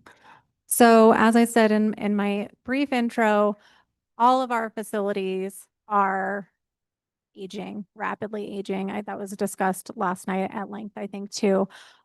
We do not have a final budget number for the Salvador Perez pool at this time because of a few things. One, in aging facilities, when one thing goes down, another thing goes down, and then you are also faced with a situation where often codes and regulations have changed since the pool and its machinery was installed. So with the Salvador Perez pool, there are funds set aside in facilities for ongoing maintenance. But what we need a greater understanding of and that we're working toward is what the full cost of that replacement could be and what the city's capacity is to be able to staff our facilities full time. So as you can see in the budget, there are significant vacancies in the recreation division. Tom is doing a great job at filling those vacancies right now. He's come on board and hit the ground running. So we're hoping to really move that forward. There is a national lifeguard shortage, which is critical in operating a pool facility. But as far as an actual number to get it going, we don't have that yet. We're still doing the work on that. And we're working really hard to make sure it's going. We know that, with Sal P down for the summer, we're extra sure that Bicentennial Pool is going to be able to open on time and be staffed. So we're doing the best we can with the resources we have currently available and really trying to identify how, again, like I said in my introduction, our city facilities are of regional and state importance. There is the Sal Perez pool is one specifically because it is a 25-yard pool. You can have a swim meet there if we need to, right? The GCCC is an Olympic size, but there are very few of those facilities in the state. So really working with our state, county partners and fortifying those relationships so that we can have the support that we need for our facilities. Specific questions you have, we can put them on the bike rack, or if Tom has anything to add to what I've said. Okay, thank you, Director. I just felt I had to bring that. Oh, please do. Yes, thank you. Okay, thank you, Mayor. But just to follow up on the counselor's question in regards to, the funding, where is it going to come from? Is it in this budget? Can we clarify for all of that? We don't have funding in this current budget. This budget was written before we identified the challenges at that particular pool. Okay. Sorry, didn't mean to interrupt. I just wanted to make sure we got the counselor's question answered. Counselor Barrett. Okay, I'm in the right department this time. I know I am. Here we go. I know we talked earlier about the cut to youth and families, and that was ARPA funding that went away. But what did that money go to? And is that going to be hard to make it up elsewhere? Yes and no. So the Youth and Family Services was a big force in distributing this ARPA funding. The division manager the division director and department director who were overseeing the funding at the time really put a lot of care and intention into what those contracts looked like. So, and I have been managing the bulk of them for the last year and a half, so I can talk at length about it. But intentionally, most contracts were smaller over many years so that organizations we could build organizational capacity as far as extending the programs long-term. There are some programs that were heavily funded by ARPA that are potentially at risk for not being able to continue at the capacity that ARPA has allowed them to. One wonderful success story in that is the funding partnership that the Youth and Family Services Division had with Santa Fe Community College for the Apprende program. The Apprende program, and that was in the questions, somewhere out in a different department, I think. The Apprende program is a great success story in that they've actually been able to identify congressionally directed spending to support that program in FY 27, and they're actually able to expand. We want to think about them in FY 28, and I'll be rooting for that along with Counselor Cassett, I think. But so that is a success story. So there's, it is a big change for these ARPA funds to be sunsetting, and we are really working through what that means for our partners as best as we can with the limited resources that we have available. Great, thanks. Yeah, I'm so excited about Apprende being those top concern, childcare, going back and forth about that. Super important. Also looking at the millions of dollars that we support our community services, our health and human services, our social services like all the shelters, LifeLink, Food Depot. I know we talked in quality of life. We had LifeLink here, and I know there was a lot of ARPA funding going to them. Are we working with our community partners to find alternative sources of funding because some of these funding sources have dried up? Is that, and then like more of a long-term plan of how some of these are funded, like depending on these revenues? I think there are a couple of answers to that question. The first is that we really work hard with our contracted organizations to be of service to them. One thing that I have told our contractors is that, we're not philanthropists, we're city staff, and we want to be able to help you, and we need the information that you can give us to help advocate for more funding. It's a regular occurrence that we're asked for letters of support in funding applications and things like that. And so we provide that support when we can, particularly for the Human Services Committee and the Children and Youth Committee. We work with Aspen Solutions for data evaluation. And so we're actually also providing an additional level of TA to funded organizations. As far as what that looks like in order to be able to continue supporting organizations that were heavily funded through ARPA, I think the answer is that we're doing the best we can with the limited resources that we have available.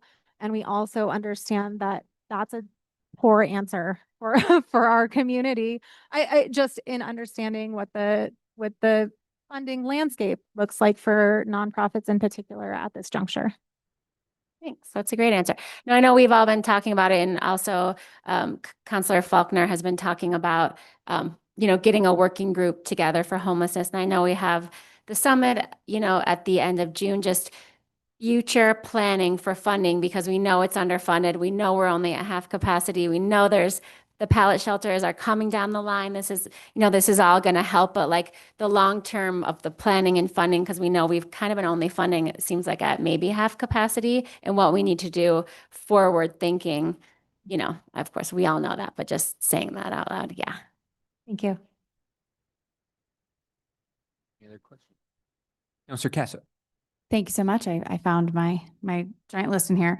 A couple questions on just some of the lump sums. So I'm seeing $10 million for various contracted services. I know that some of those are going to be smaller.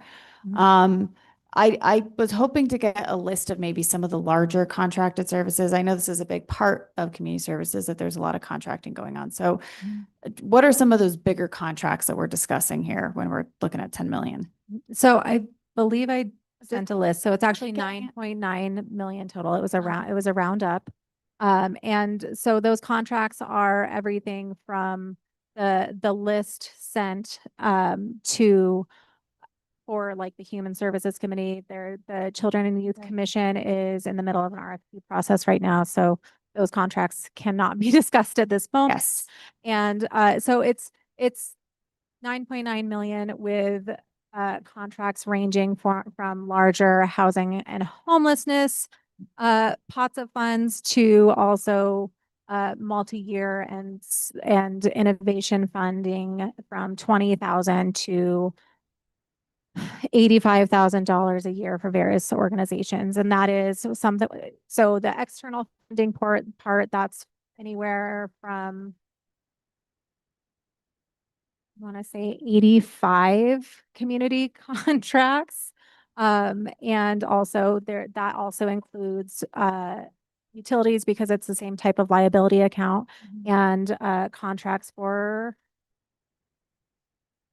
landscaping, B&D, all of the function pieces. So I'm happy to send the full list of what I'm guessing what it's that is. somewhere, if I maybe have not had a chance to, because we're getting a lot of things in, so Mhm. I apologize. I haven't had a chance to read everything that we've received before we talk to people. So I apologize if these are things that you've already answered. I just have not had a. Oh, had a I'm happy to chance go answer. through them again.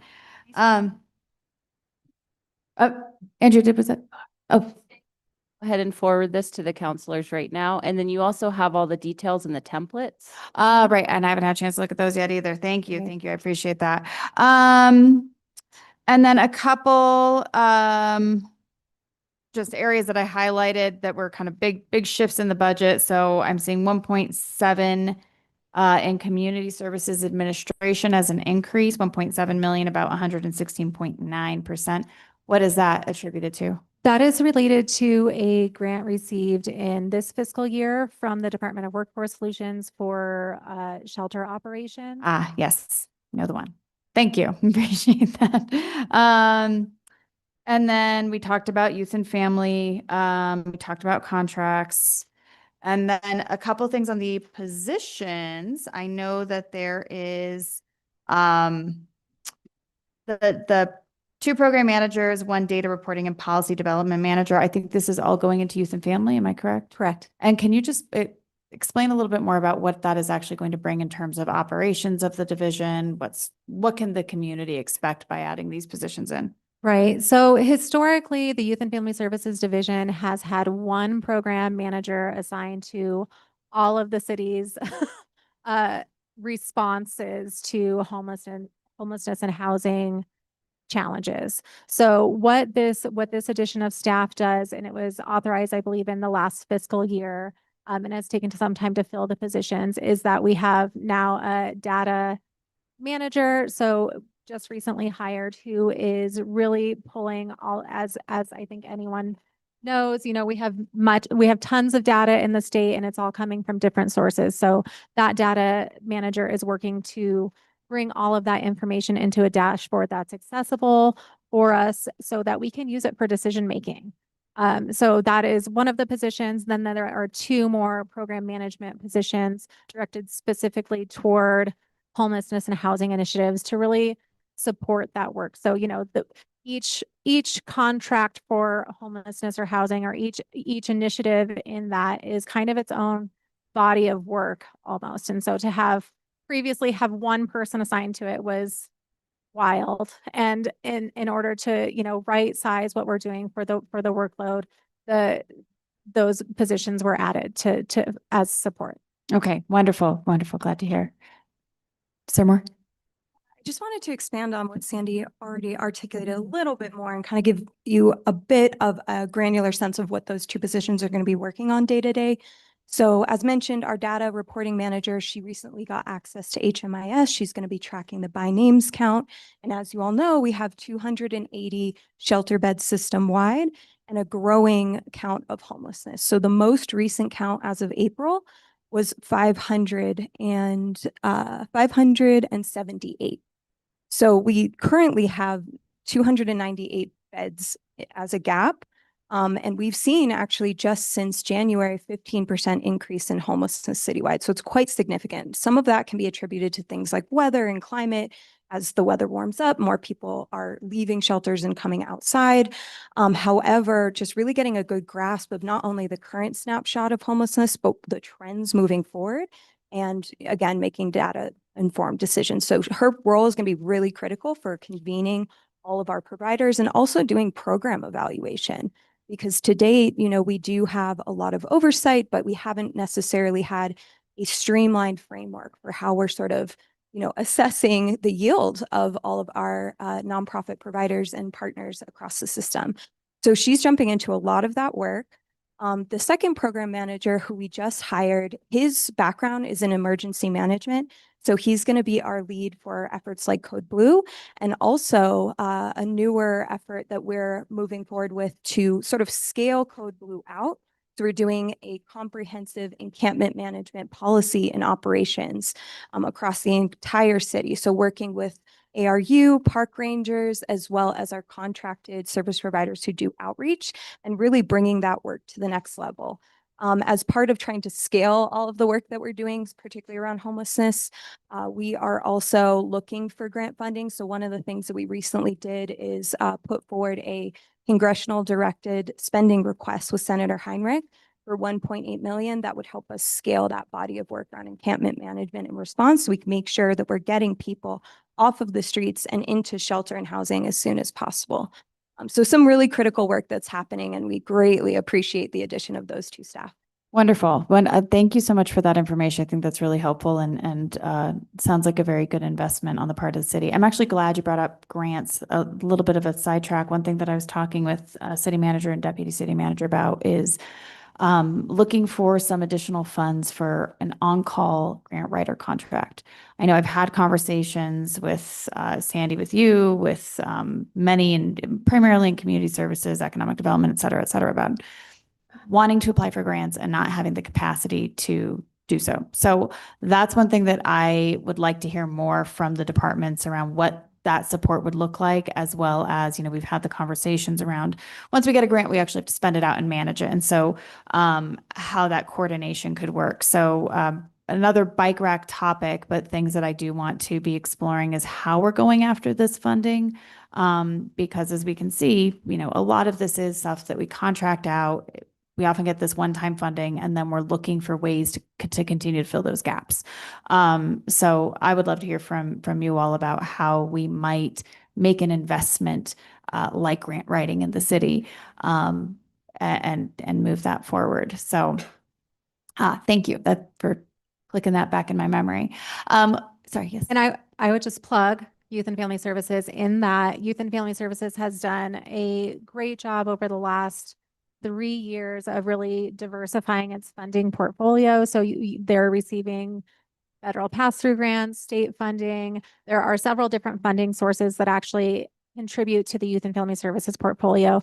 Our senior services also is a really great example of how we're moving that work along. Manuel has done a great job of partnering with the state on a lot of initiatives to really get really great support for our seniors. So this department is working hard on that, because as I think comes up almost at every council meeting, this work, while I'm lucky enough to speak to you all about the joy and connection that it creates, is also always underfunded. So we recognize that, and we're very lucky in this department that we have a lot of passionate staff. Our frontline staff all the way up to our management staff are passionate about making this community safe, healthy, and whole. So yeah, thank you for that. And that's always been very apparent in all of the work and all of the dedication. I mean, it really just is such an incredible group of individuals doing again, this is my world. So it's not easy. It is, as I always say, nobody goes into public health for the money or for like the stress levels. You don't get either good things of either of those. So last question, there's a Transit 3 driver listed. If I am recalling, were those one of the, so I'm sorry, this one's frozen, correct? So I'm sorry, one was frozen and one was frozen. Okay. Never mind then. That answered my question. I'm good. All right. Thank you all so much. Thank you, Counselor. Counselor Castro. Hey, thank you, Mayor. Thank you, Director, and thank you to the staff. Yes, I have several questions. I think that I will try to do an overview of sort of where I'm coming from. I don't see anything regarding a second senior center or the need for another facility. And I know that we've had discussions of a multi-generational space. Director, I don't know if I'm putting you on the spot. Where are we with some of these projects that we have heard about that the community wants, but maybe hadn't had funding allocated in the past? So I'll let Manuel expand on that, but we do have 3 senior centers. We have one that we own and then two others. So Mayor, councilors, so we do have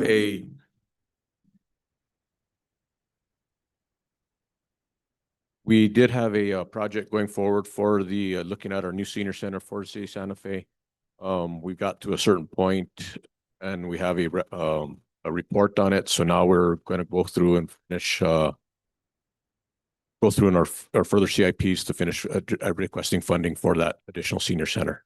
Okay, perfect. So that project is still happening. It's just on CIP list, so we're not seeing it here. Right. I'll have to apply for it through the CIP for senior services through ALTSD and the state in Mexico. Wonderful. Thank you so much. And just as informational for ourselves and for the community, will you give us a little bit update on the updates to the current senior center? So the current senior center, we finished our expansion this last fiscal year. We're still, we have over 300 seniors that attend every day for congregate lunch, activities, home delivered meals. We have about 450 people in our home delivered meals program. So we've had seniors pass through our doors and take part in activities, about 80,000 these first three quarters of the year. So we're serving a lot of seniors in the city of Santa Fe. And I imagine that's why we are looking to increase our volunteer hours by 20%. Correct. Yes, we definitely, our volunteers are imperative to keep our senior centers going. Seniors, they volunteer not only in our senior centers, but they also volunteer at sites throughout Santa Fe. So we have 50 different volunteer sites through our retired senior volunteer program that we have about 250 volunteers volunteer for. And it's in addition to our senior companion program, foster grandparents, and care companion programs also. Thank you so very much. And I think that, though, I think it's really important that we engage our community members. One thing I want to remember is that we need to supplement that with staff. So in the future, if we need to be asking for more positions, I would encourage that. Thank you so very much. And I think I might be picking on Ms. Neal. I'm going to talk some library stuff. Thank you so much, Director. We've had a lot of conversations, and we will continue to around facilities. And I know that there's a large need in libraries for support around facilities. I would like an update on where we are with the downtown location, but also in general, the need for facilities in the future and how we can support that in this budget, but also in future budgets. Thank you, Councilor Mayor. We are in the process of finishing up a project of for Main Library, the interior assessment study, which is a companion piece to the exterior assessment study that we did 2 years ago. We've already done public comment, and right now they're in the drafting phase. The architects are. So we're hopeful that within the next 6 months, we'll have kind of a basic idea of what we would like to do and how we're going to phase it in, because we're very cognizant of the fact that funding isn't always available. So we were looking at phases so that we could improve things gradually over time. And when it comes to other facilities, Southside and Lafarge both need some help. We are getting new parking lots and ADA fixes at Southside. So we're very happy about that, to see that going through, because it's going to improve just flow in the parking lot at Southside. Can be a little chaotic when they have like food depot and story time and everything happening at the same time. So fixing the parking situation there and at Lafarge is going to be, within the next 6 months, an important part of what we're working on. And are we including Fogelson in our sort of portfolio? Is that something that we're going to be dealing with in the future? That is a future issue, I believe. So that's a capital project, not operational budget yet. So funding for the library would come in this type of budget. We've got to get it up to speed and utilize capital resources to get us to where we need to go. Then we work with the team to staff it. So, but what that is working. So we are working on the capital side to get Fogelson to where we need to be. And the reason I ask is I'm a little worried that Lafarge and Fogelson are different sizes of facilities, so we might need more staff for a larger facility. But again, that will come in discussion we'll need to have, because that is we're one thing I want to bring to folks' attention, Lafarge is not our building. Lafarge is not our land. And so we need to have a discussion on, and by no means has there been a decision made. I want to reiterate, no decision has been made in regards to the future of Lafarge once we get Fogelson up and running. So it's not a, we open up Fogelson and Lafarge closes down. There's been no determination made at this moment.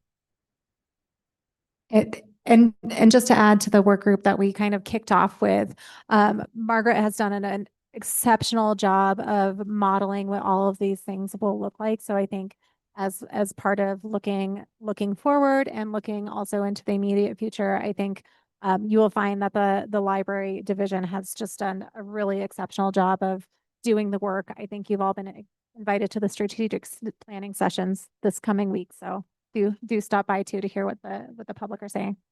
Wonderful. Thank you so much. And libraries are very important to me because they are these third spaces where we do create community for folks. That being said, there can be some security issues.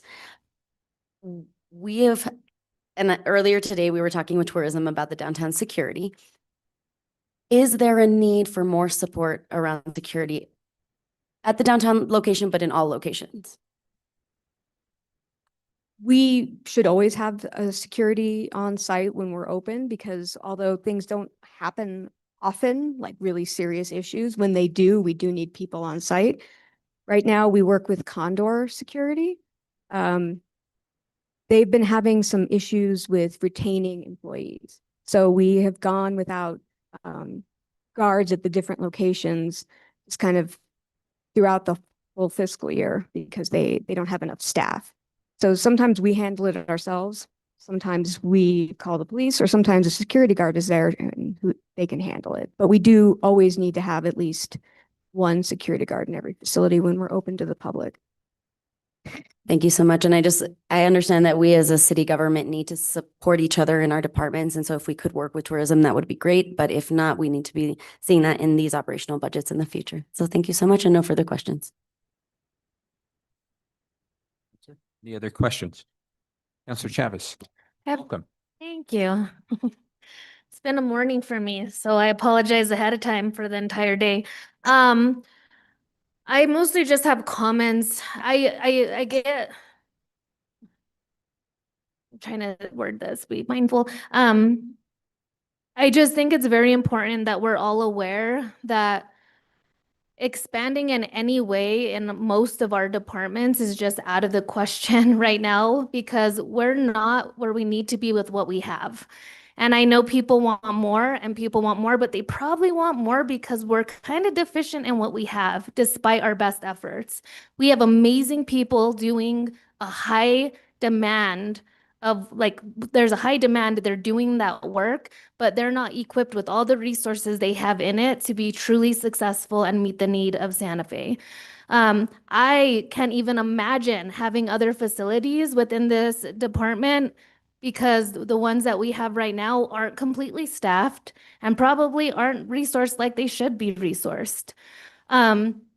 I would like conversations more so to be around and have them be ongoing. I'm really excited about Age Friendly. I know that it keeps looking at like a senior services lens, but it's not just senior services. It hits this department completely and multiple departments. And I look forward to that work really guiding what we do around budget next fiscal year, right? We kind of got started with it late, so we're not there yet, but there's a lot of wants that can be addressed with what we have if we are more creative around funding within what we have. And I would want those conversations to guide that work. But it worries me, like when we talk about building additional facilities, like how are we going to staff those? We have turnover. We have vacancies that probably have been vacant for years. So are we just going to open another, failed facility? And I'm not saying that in a negative way against staff, because our staff is working really hard with what they got on minimal staff. But like, opening additional facilities is going to set up our staff for failure, and I am not okay with that.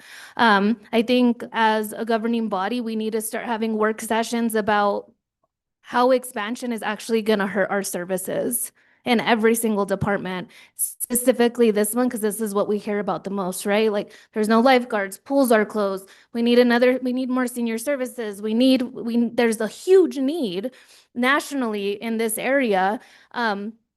But we can't just keep building a building that isn't actually meeting the need because we don't have the workforce to actually get it done.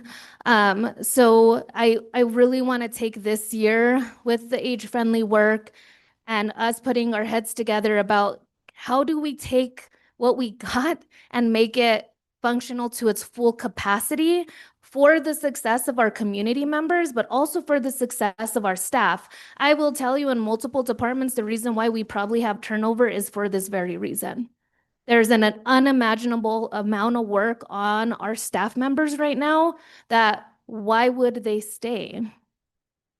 So I just want to be very cautious about, and I know we talk about expansion and like, it's not using this funding, it's coming later. I don't see how we could be ready for it within the next 5 years. In my opinion, how could we be ready for additional facilities within this department, even within the next 5 years? We're not. We can't even staff what we have. So I just wanted to put that on the radar. I want us to really keep this budget in mind as we do the age-friendly work and as we increase services around our community voice. And I'd love to have this conversation, like, what do you guys need to make what we have work and successful to make it appealing to work there and not stressful? Like, this is work of love, right? But we're taking that love away because we're creating really hard working environments because we don't have the staff and we don't have the resources and we don't have the money to give more. So how do we bring that love for this work back by being more mindful about how we try to grow to compensate a lack of need when really the lack of need is due to our current structure and the lack of resources. So I just wanted to put that. I would look forward to continue that conversation. I think it needs to be an ongoing work session amongst governing body members. But yeah, this whole want for more. And I'm like, can we figure out how to fix what's broken right now? I do have one question just because I want to emphasize like how hard the job is in our facilities right now for community services. It says to reduce the staff vacancy rate to below 10%. What is the percentage of vacancies right now? For the department or each division? Just the whole department. Or you could do each division, whichever works or is easiest to recall. In the budget book, I believe it's 24 for recreation, 24 for 26 for recreation. It is less than 10 for libraries. 2% for libraries. Also under 10% for senior services, and youth and family services is misstated in that in the budget book because there are new hires that have just been made, and that percentage, particularly for youth and family services, because it's a very small staff, is a little misleading. Mm-hmm. So that in itself tells us where our need is, right? And it's a focus on what we have right now. I want to say we have a model that works, which is libraries. And we have been saying this for years since I've been on council is libraries is doing something. I want to say it's because government can't function alone and we need to have partners. And so we have a lot of partners within library doing the work within library, right? They're facilitating programming, they're doing all of these things. So there's a model that works there that I think we have to dive into and see how we can duplicate that model in other areas within the city. So it's mostly comments. I just really feel like we have to be strategic on how to make what we have successful and how to keep the amazing staff we have on board here. Like we can't keep losing team members because we're creating an impossible job for them. If we can, and I think a lot of people up here are interested in that conversation, is really work closely specifically with this work on how we equip it to actually meet the needs with what we have before we think of what's coming in the future.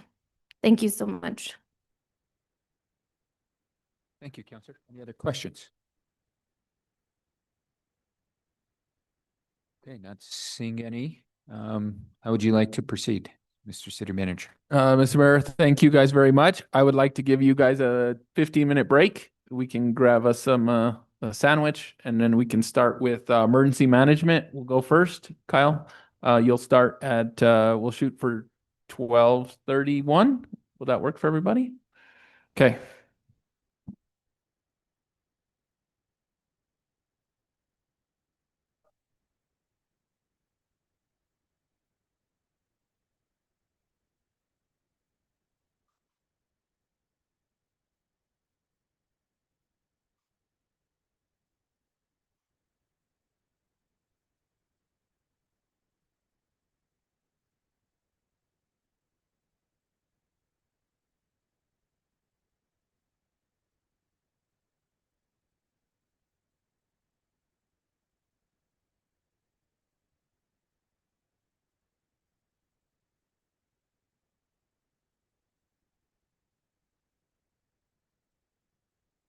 Doing well, doing well.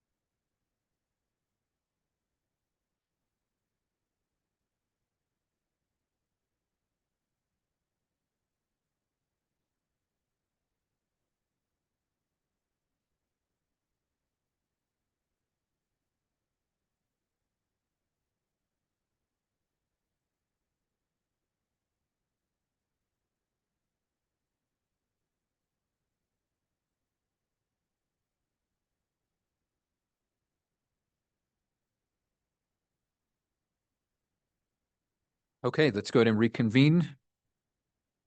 We are going to start off the public safety session. First up, emergency management. Director Morgan, the floor is yours.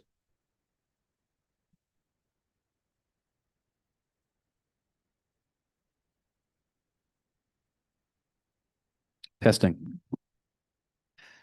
Thank you, Mr. Mayor, City Manager, and members of the governing body.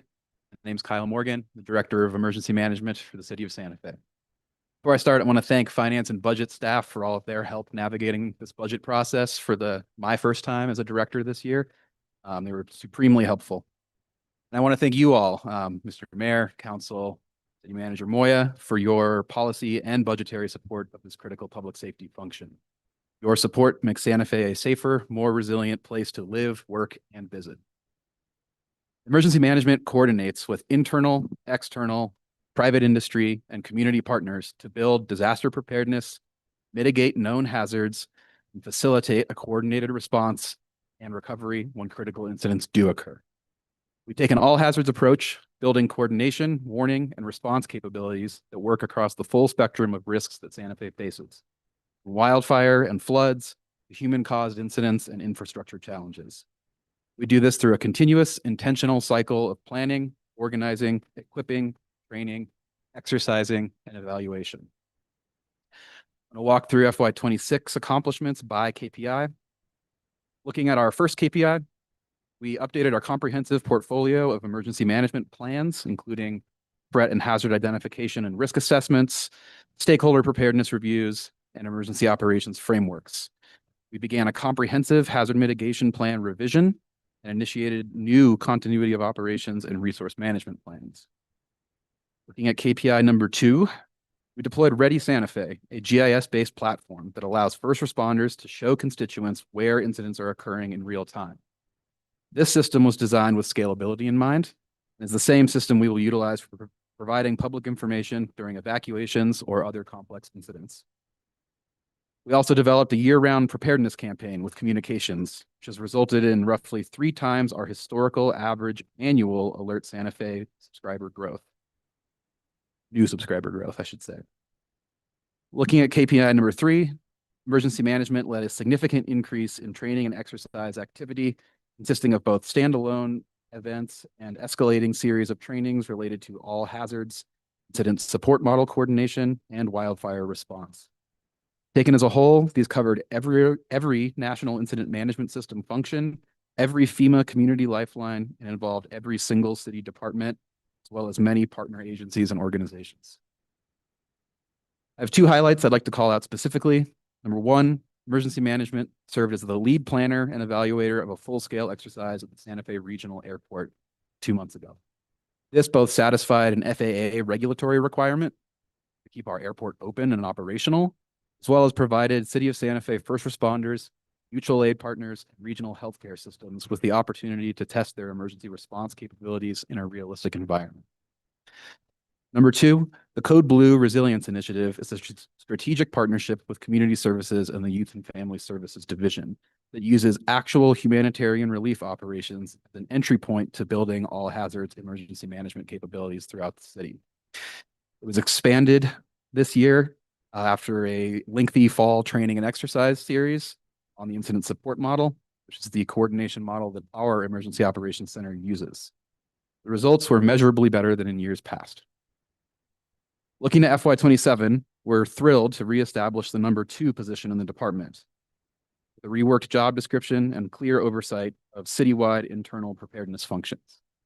This allows the director to focus on executive level coordination, interagency and mutual aid coordination, advanced technology integration and strategy, grants and financial administration, and overall program direction. Our goals for FY27 are directly aligned with both the governing body's priorities related to public safety, efficiency, and data-driven decision-making, as well as the community budget workshop sessions, high ranking of emergency management. We will develop a robust multi-year citywide preparedness plan outlining priority areas, objectives, and strategies across planning, organizational, equipment, technology, training, and exercise needs. We will conduct an emergency management accreditation program audit, EMAP, as it's called, defines what a mature, competent, and modern emergency management program looks like. Our findings from that audit will roll into that same citywide preparedness plan with a strategic goal of working towards accreditation eligibility by FY30. We will finalize the hazard mitigation, continuity, and resource management plans. We will continue enhancing public information and warning capabilities through Ready Santa Fe improvements and continued coordination with the communications division. We will work with ITT and specialized consultant support to develop a virtual emergency operations center, which will enable faster coordination during rapidly unfolding no-notice incidents. We will continue to develop the resilience initiative with Youth and Family Services and look for additional ways to offer concrete services to our community while building community-wide disaster preparedness capabilities. We will continue to ensure fiscal responsibility by managing all currently active and any new federal grants received. With that, I'm happy to take any questions. Thank you, Director Moore. Any questions from governing body members? Yeah, Councilor Chavez. Director, I mostly have comments. I think that a lot of people don't understand how important your work is and how it's been like a one-man show a lot of times. I know you collaborate a lot. You do this. I'm so glad that we're going to see more positions, more support.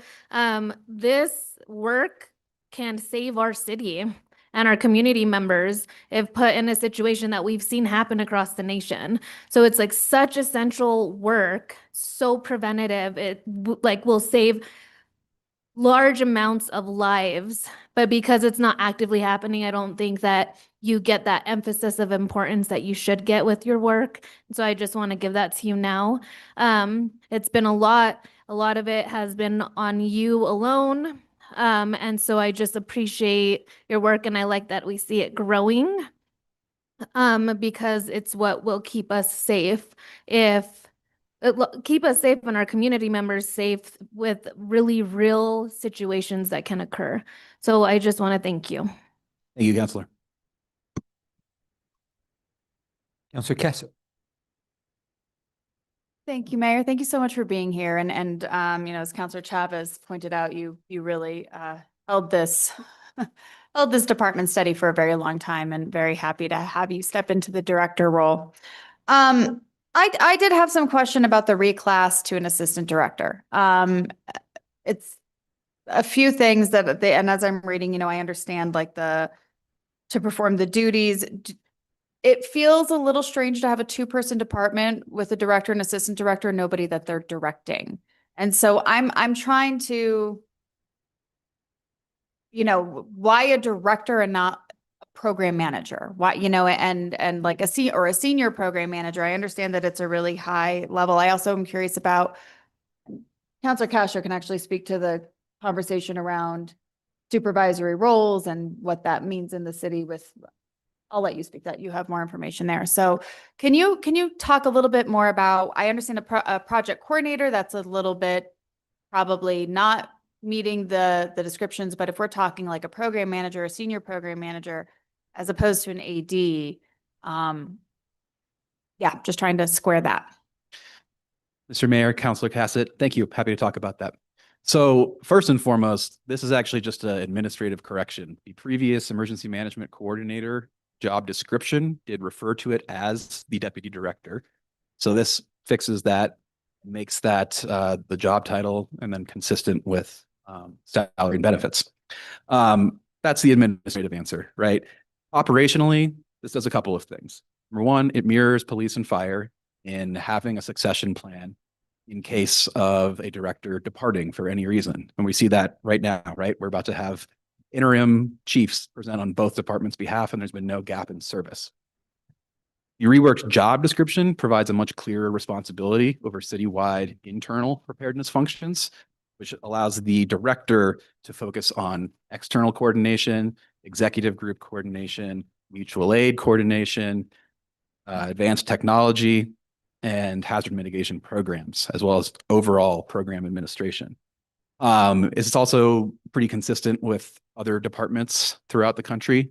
There are probably some places that do have a senior program manager over emergency management, but typically the org charts that I've seen go director, some sort of deputy title, then it moves down into coordinators and specialists.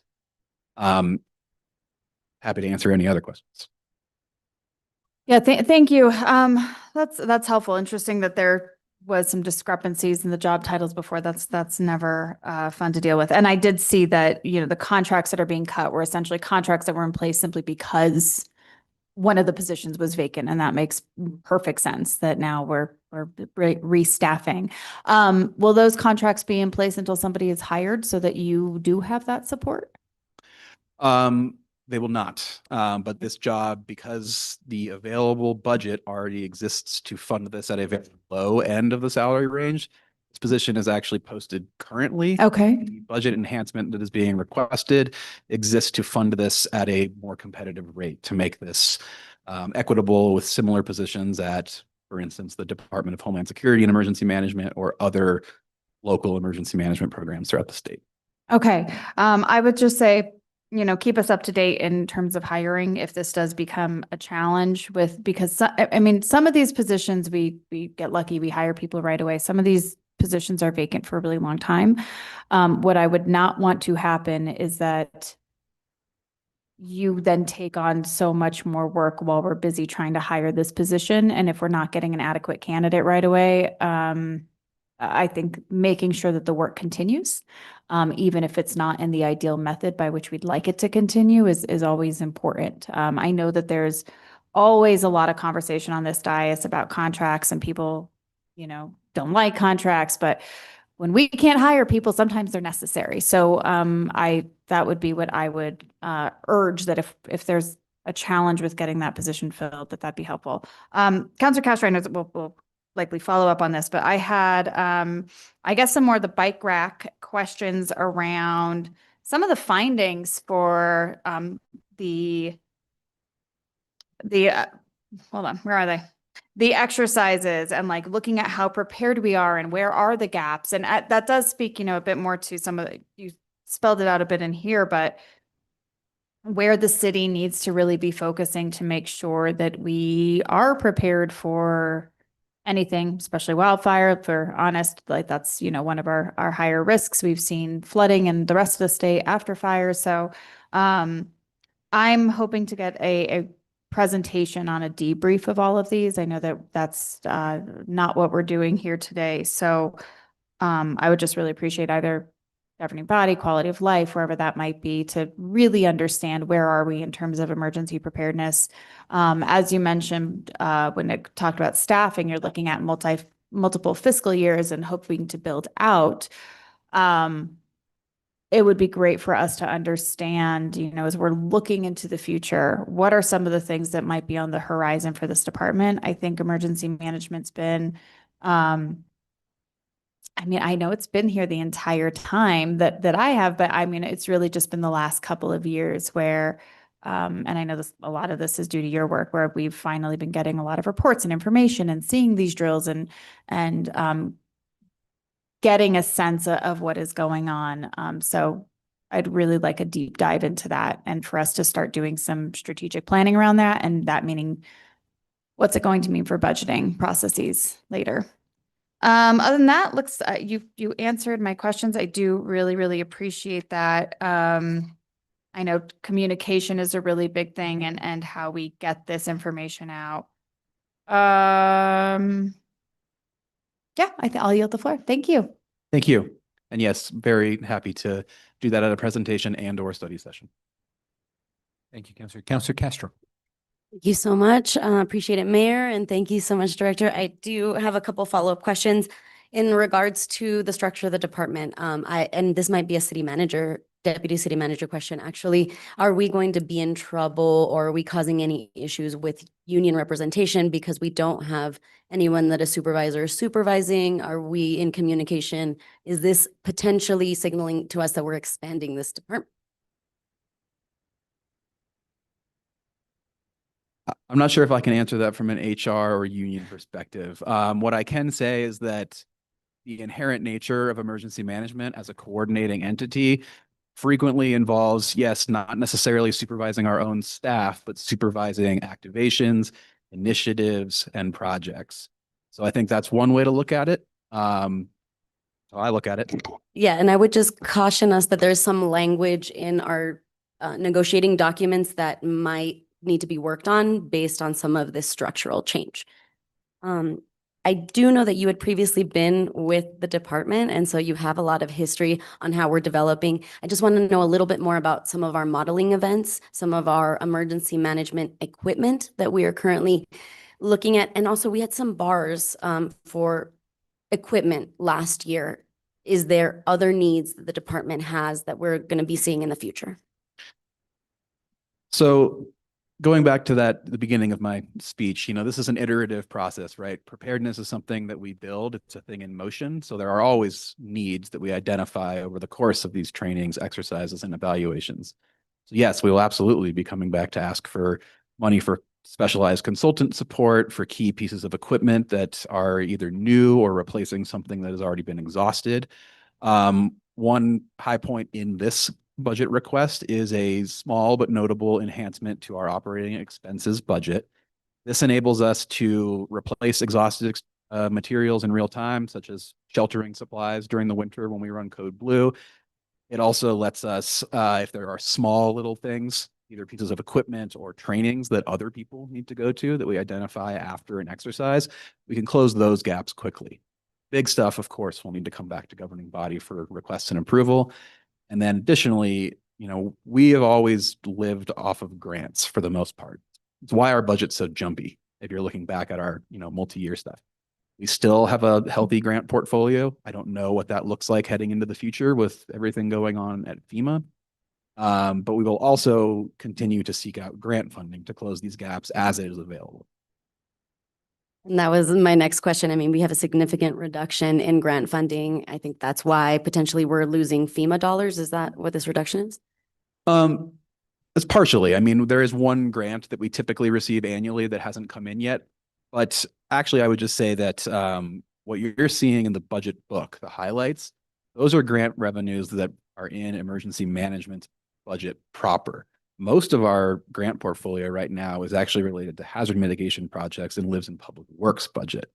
So while we are confidently rolling over $385,000, that number may increase. It depends on what we actually draw down in Q4 from our open grants. And then there's another over $2 million in public works for hazard mitigation projects citywide.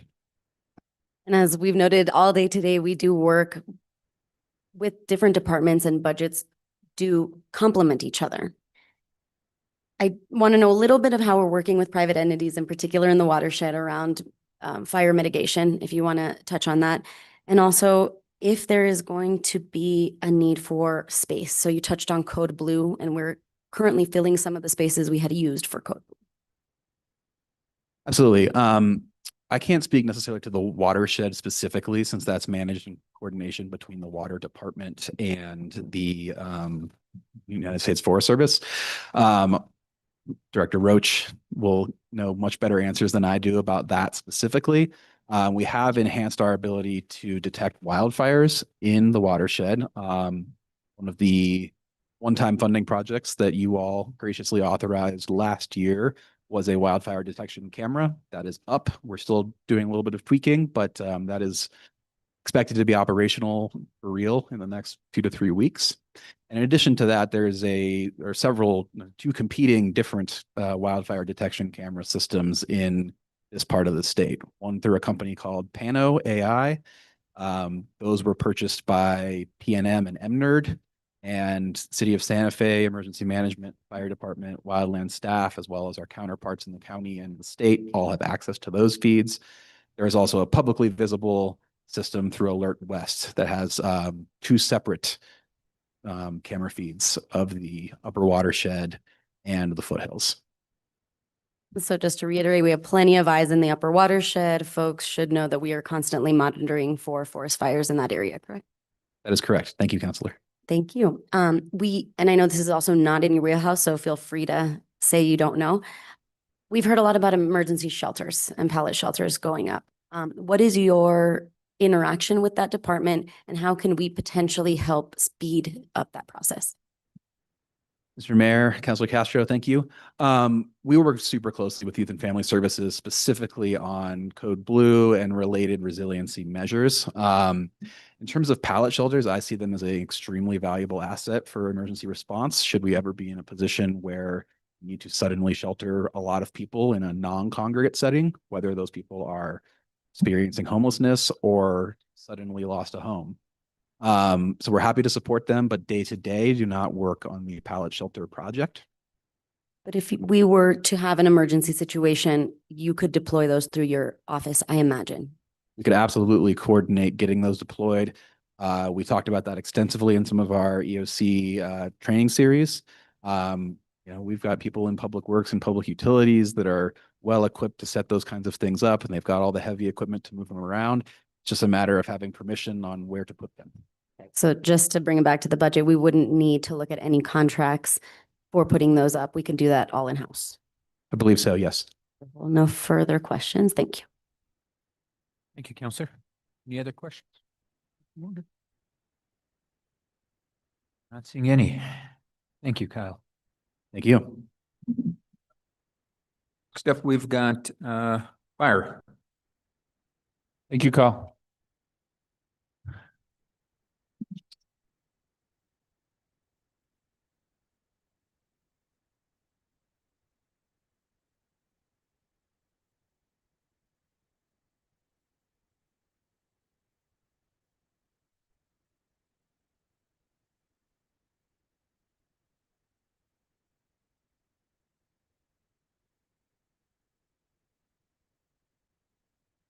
Floor's yours, Chief. Good afternoon, Mr. Mayor, members of the committee or the council. We're glad to be here today. We appreciate this opportunity to come and speak of our budget and to go over a few things that have changed this year and a few things we're working on. One of our missions here is to provide prompt emergency services to the city, safeguard everyone's home, lives, property, and everything they have. And we do that through a lot of our programs that we run, and we do that through quick emergency response to everywhere in the city and some of the surrounding county areas too. Some of the programs we run are, fire, EMS, rescue, hazmat, fire prevention, community risk reduction, internal fleet maintenance, internal health and safety, alternative response, EMS oversight, special events, honor guard, tactical paramedic program, and drone operations is new and up and coming. And so some of those things that we do help us meet those missions. And some of the highlights I would like to speak of that we've been able to accomplish is reclassing our fleet mechanics, our heavy equipment mechanics, to fire apparatus technicians. And that's a recent accomplishment that will provide them competitive salary benefits to others that have their same technical level of expertise when it comes to fire apparatus and ambulances, which takes a lot more certifications to accomplish. We'll hopefully be able to see not as much turnover in that part of our division within our department, and be able to create a ladder for them to climb and a tiered process for them to have promotional opportunities. Some of the other highlights in our budget for this upcoming year is $220,000 that we've been able to acquire mainly for our ambulance services. This is going to really help sustain that part of our department. It is going to provide the supplies that our ambulances need to continue to operate. Historically, over the years, we run out of funds in that account within about 6 months, and then we're pulling in grant funds to help supplement that money. And so that is a huge accomplishment we see. It helps pay for IV supplies, oxygen tubing, just critical equipment that we need on every single call on every patient we see. And so that was really big for us. We have, if you look at the budget, and everyone's pretty much seen it, we have a $5 million increase this year. And that was a question I had when we presented budget the first time. We came with about $1 million increase, and then we got about 220,000. So I was like, where did this 5 million come from? So with the help of our budget team, they helped me understand all of this. And so this $5 million increase comes mainly from our grant funding. into our 221 account, and it's about $2.5 million that goes into there. We have 1.8 million that goes toward PCG, which is Public Consulting Group. This is the group that helps us keep our ambulance supplemental payment program running, and helps those funds continue to come into the city. As of now, we're sitting in the positive with the money that we've put out to help this program run with what we're bringing into the city, and those funds go directly into the general fund.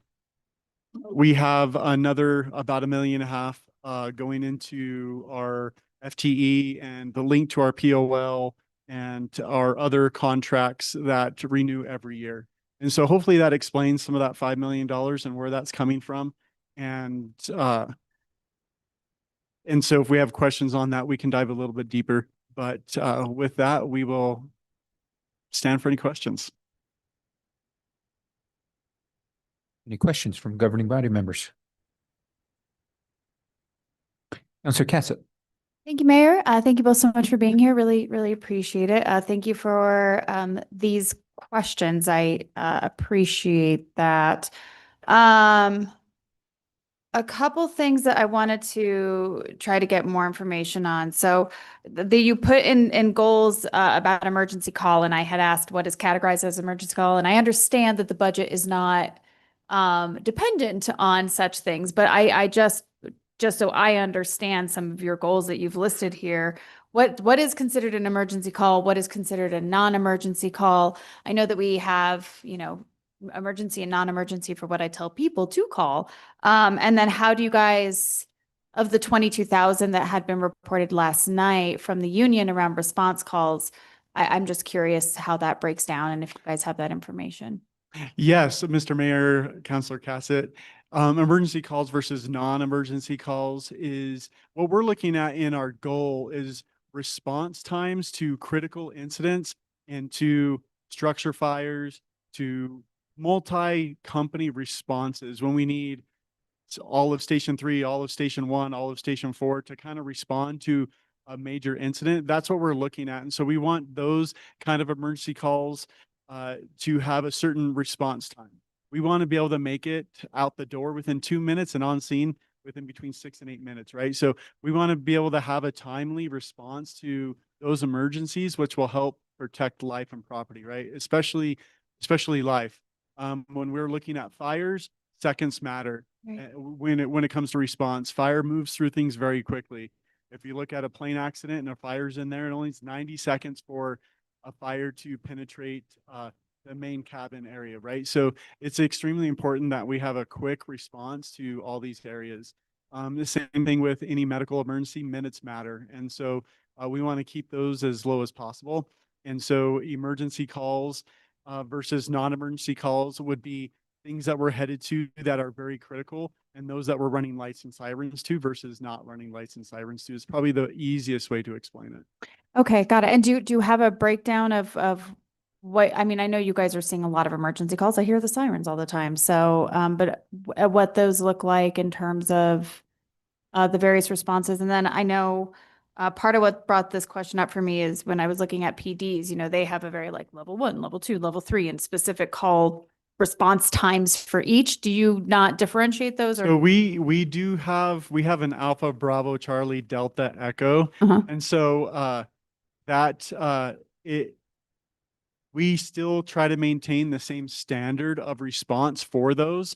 Where it changes is our travel time. From the time we go en route to a call, from the time we arrive, if we're not going emergency traffic, it's not going to matter as much. We may get stopped at multiple stoplights and things like that, right? So it may take a little bit longer to respond, especially if we're going from one area of town to another. If Station 1 has to go down, Station 1 is right here at Fort Marcy. If they have to go down to Santa Fe Place Mall, it's going to take them a little bit longer to get there. And that would be because all the other units might be busy and they might be our last one available. So that standard changes when they're going across town. Got it. Okay, thank you. I appreciate that.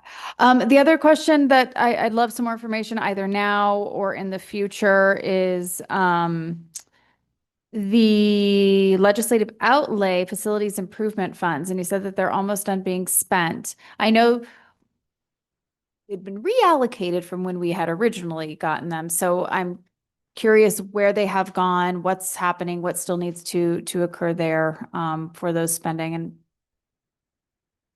let's actually not, we'll talk about other expansion issues later, but in terms of what that's looking like for facilities,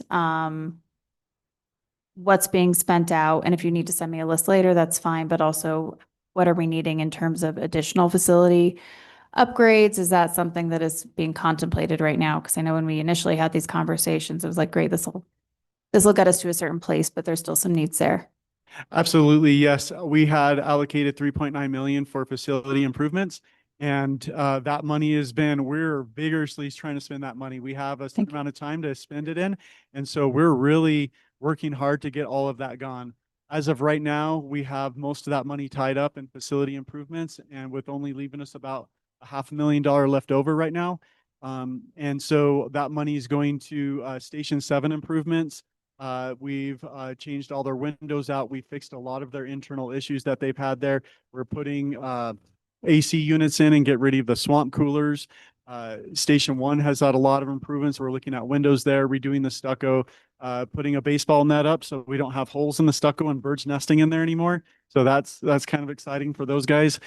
We have our Station 5 improvement at our training division down there, which is a huge project. The training division is kind of the lifeblood of our department. That's where a lot of people end up. And we spend a lot of time down there with our continuing education hours and stuff like that. And so it's a much needed facility there. So a lot of money's going into there. We're trying to get to every single station. We have improvements at Station 3 in their kitchen area. They have 10 guys that live there, and they have a kitchen space that's just a little bit larger than this table. And they're all trying to prep and cook. And so it's going to be an expansion there as well. We have a planned expansion at Station 4. With providing more bunk space for those that are living there. We'll see how much money, how the money stretches out. One of the big areas that we are looking for the future that we'll probably need to find more money for is Station 9 and the expansion on the south side of town. We're in desperate need of a station down there, and to be able to provide better services to that side of town. We have a lot of building going on down there. There's a lot of apartment complexes. We have the hospital that's right down there. And for us to provide the adequate fire protection to all this area, we need another fire unit down there and another ambulance to help cover that part of town a little bit more, a little bit better than what we're currently doing. Yeah, that was, I know, I remember those conversations around Station 2, which I believe is where this money originally had been planned, and then we've had some shifting there. So is Station 9 an existing station, or is that that would be needed to expand, or is it an establishment of a new kind of like Station 9 is an existing station. This station is there and operating. We share half of the station with PD. So they have a few offices in there that they use. We've been in communication with them and to have a smooth transition and help them find a space also for these other officers that are working out of there. We know how tight city facilities are, and so we're trying to work together pretty closely. But this would be a perfect location for an operational fire station. From what all our data shows us, it sits right at Cerrillos and Airport Road. It's good access to all the major thoroughfares through that area. We also have our wildland division that works out of there. And so we'd need to upgrade the station to make it a 24/7 livable kind of station. There's no bunk areas and it just needs a few updates. Right now it houses them 8 to 5 for the most part, Monday through Friday. Got it. Thank you. I appreciate that. And then my last question, just it's been one of the things that we've brought up in public a bit about the community health and safety director. As you stated in here, that funding still sits in fire, and there will be discussion as to what to do with it in the future. So has it not been allocated out? Is that what I understood? Position is still within the fire department position listing. We hope to evaluate this in the coming months. Yeah, so it still sits as a community health and safety director title. We would need to reclass this to Assistant Chief 3. Got it. And to rehire. Okay. Yeah, so wonderful. But that takes time, right? We have timelines that we have to fit with HR, and so we hope to be able to hit those as soon as we can. Wonderful. Glad to hear it. Very, very, I know that's been a point of contention. And happy we can resolve that one. Oh, the other thing, just bike rack, is there was conversation around a community, there was a community risk assessment, community health assessment, something. Hold on, let me find it. Mentioned it at the beginning. The citywide community risk assessment. So I would love to get a presentation on what the findings of that were. And also I'm curious if there's overlap between how this aligns with, assessments and emergency management, community services, and probably PD. So for the future, that would be wonderful to get some conversation around. Mr. Mayor, Councilor Cassett, we did that publicly 3.5 years ago. So that a risk So it's assessment. that one. It's Okay. that one. All right. Well, We haven't not done a new one. So that one was that one. I think it was 3 years ago we did the risk assessment. If you would like it. okay. What we would need to do is go ahead and ask your question, then I'll try to. Just, when the budget, but the budget book says over the past year, achieved and maintained the highest level of community risk reduction by completing an updated citywide community risk assessment. So it sounded like it was, We haven't started one yet. So we need to update the Got one it. that we finished 3.5 years ago because after 2 years, we're already out of compliance. So we need to start over. okay, so this has not happened. Not happened. Okay. So we'll. Then never mind. I don't need a presentation. on Will what work. Happened. I think in the next, it took us last time a year to do it. So Uh-huh. I think in the beginning of the fiscal year, I think Scott should start doing another one Wonderful. because it will evaluate our new needs. It'll evaluate where we should put a station, if that's the best location. It evaluated that 3.5 years ago, and that's how it led my direction to add an extra ambulance Yeah. and add that brush truck in Station 7. So it kind of gives us, it's not, we're pushing it to you or you counselors pushing it to us. It's looking at a broad spectrum and saying, this is an outside company evaluating what we do. Right. And do you guys have the funding for that then in your budget or not yet? Something to discuss later. Not yet, but we still, we have grant funds that we use for some of these things like that if we can get a certain approvals through those that are funding us. And Okay. so that's what we'll look at there. Okay. Sounds good.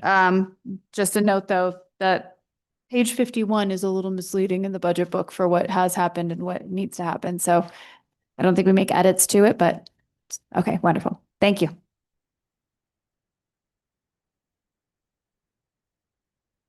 Sure. Councilor Castro.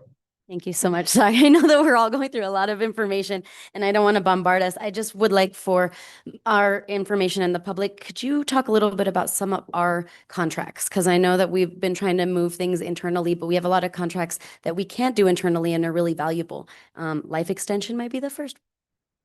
Life extension, yes. LifeScan, Life extension, LifeScan is a contract that we have that does all our annual physicals. It's an expensive contract and this absolutely saves the lives of our firefighters. Since we put it in place, we found cancer in multiple personnel and they've been able to get that taken care of before it's become an issue. Even this year, we have found cancer in one of our individuals and the type of cancer that he had was stated that if it wasn't caught during this annual physical that we provided, that it would gone unnoticed until he started showing symptoms of this cancer. Then he would have had about 6 months to live because by that time it moves to your lungs and it moves to other areas of your body. And so this contract that we have with Life Extension is absolutely one of probably the best decisions that we've made as a city and a department to be able to keep the lives of our firefighters healthy and strong. And just as a follow-up, why would we be so concerned about cancer in firefighters? Yes, we're exposed to a lot of different things and cancer in firefighters is we're at a lot higher risk than the general public and general other jobs, right? We work with different kinds of foams that are cancerous. We see building fires and the things that are burning, these plastics and all these different things are very highly carcinogenic. And we're exposed to that on a regular basis. Even our gear carries some minute number of carcinogens that we're exposed to on a regular basis. And so we have a pretty comprehensive carcinogen plan within our department that reduces that risk the best we can. We have clean cab concepts. Some of our facility improvements that we're working on is help to reduce that risk as well. Provide certain safe spaces within the station apart from our apparatus bays and where we keep our gear. And so a lot of things that we do is to help reduce that risk the best we can. Thank you so much. And a little bit of a smaller contract, but I'm gonna talk to Assistant Chief Rizzo for a second. Training is very expensive and takes a lot of resources and effort. Can you tell me a little bit about how we're spending our money around training? Well, the training division budget is specifically for training. We do a lot of in-house promotional courses. It's a case-by-case basis where they have to apply for outside training, and a lot of times we are denying people outside training for that reason. Probably one of the more expensive ones is for our rescue technicians, because it's built into the contract. They have to have specialized rope rescue technician training, and a lot of times we have to send people out of state for that. Any other specific questions with training? No more. I was thinking of if there was suggestions on how we could better utilize our resources around training. For example, if we had somebody in-house that could do that training, or if it's not enough, so it's better for us to send out of state. Well, we work at the community college, which we get a discounted rate on for our EMS courses, and we send paramedic students to them. I think we're probably doing the best we can over there. We do a lot of, like I said, the training staff teaches the majority of all the promotional classes, all of the cadet academies, which takes like a full year to hire and then train them. So I think we're doing the best we can with that. And I think that, I mean, it's a very costly process. Sorry, city manager, to step on your toes, to put somebody through this training program, right? And we're putting folks through a certification that they can use anywhere. Yeah, just here. correct. Yeah. One of the things we've thought about too is wanting to create like a contract for people who go to paramedic school so that they can't just get a certificate and leave. But I think that there's some obstacles around that. That's one of the things we've considered. Thank you so much. Anything to add, city manager? Chief? Yes, our training is, like I said, the lifeblood of our department almost. Every training that our guys go to, they come back and we send them through the train the trainer. And so these specialized courses that they take, they can come back and start training other members here. So that helps really saving that cost for training. Thank you so much. I think the department has done great in how to dedicate its resources both to their staff and also retention. We did hear some maybe difficulties in some of the departments, and I think we're going to work on that. So thank you very much, and no further questions. Councilor Bustamante. Thank you, Mayor. Thank you, Chief. Just want to clarify some of the training too. A lot of the training that you do is actually required due to state licensures, right? Such as paramedic license. A lot of that's continuing education type courses that you're required to give so they can maintain their licenses. Is that correct? That is correct. We not only have the EMS required trainings, but we're also meet the standard of 228 hours of fire training a year per employee, which is extremely difficult for a lot of departments to hit. And we can see many around the state that don't hit that number. And that helps us maintain a high ISO number to that 1 or 2 standard. Currently, our department sits at ISO 2, and we have goals to get to a 1, and we'll do the best we can to try to hit that. Okay. Thank you, Chief. Thank you, Mayor. Councilor Cassett. Thank you so much. Councilor Castro reminded me that in addition to contracts for physical, and I haven't looked at the contract list, sorry, there's a lot of information. I can't read it all. You guys have in the past, and I hope still do, have a contract for mental health support for your staff. Obviously, you guys see some of the most traumatic situations. We've had some really impactful presentations and conversations over the years, both from former Councilor Rivera, obviously former Fire Chief Rivera, brought this forward to really make sure that those supports were still there. Is that still funded within the department so that that mental health component is there? And I know that there's been conversations around trying to figure out how to allow for some more downtime, some more processing time, either between calls or between shifts, and just would love to hear more about how you're supporting staff in that way. Absolutely. Yes. We still maintain that contract. It's with PSPG. We consider that a priority. with our staff. We get to see how much it's being utilized and how we best can use that contract to the advantage of our employees.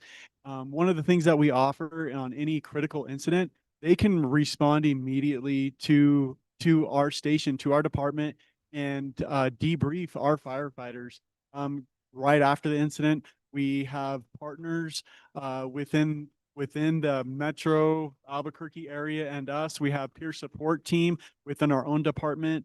When we've had things happen, we've brought in outside team members from peer support from Albuquerque Fire, Rio Rancho Fire.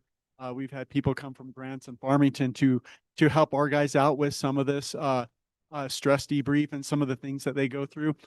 This contract is important to us, and it's something that we wish to maintain always going forward. Wonderful. No, yeah, thank you. I appreciate it. And please do always come forward and ask for it every single year because it's incredibly crucial. So thank you. Thanks, Mayor.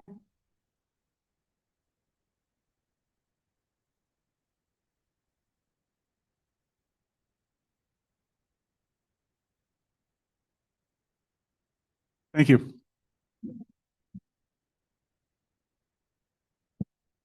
Next up, we've got police. Chief Grundler.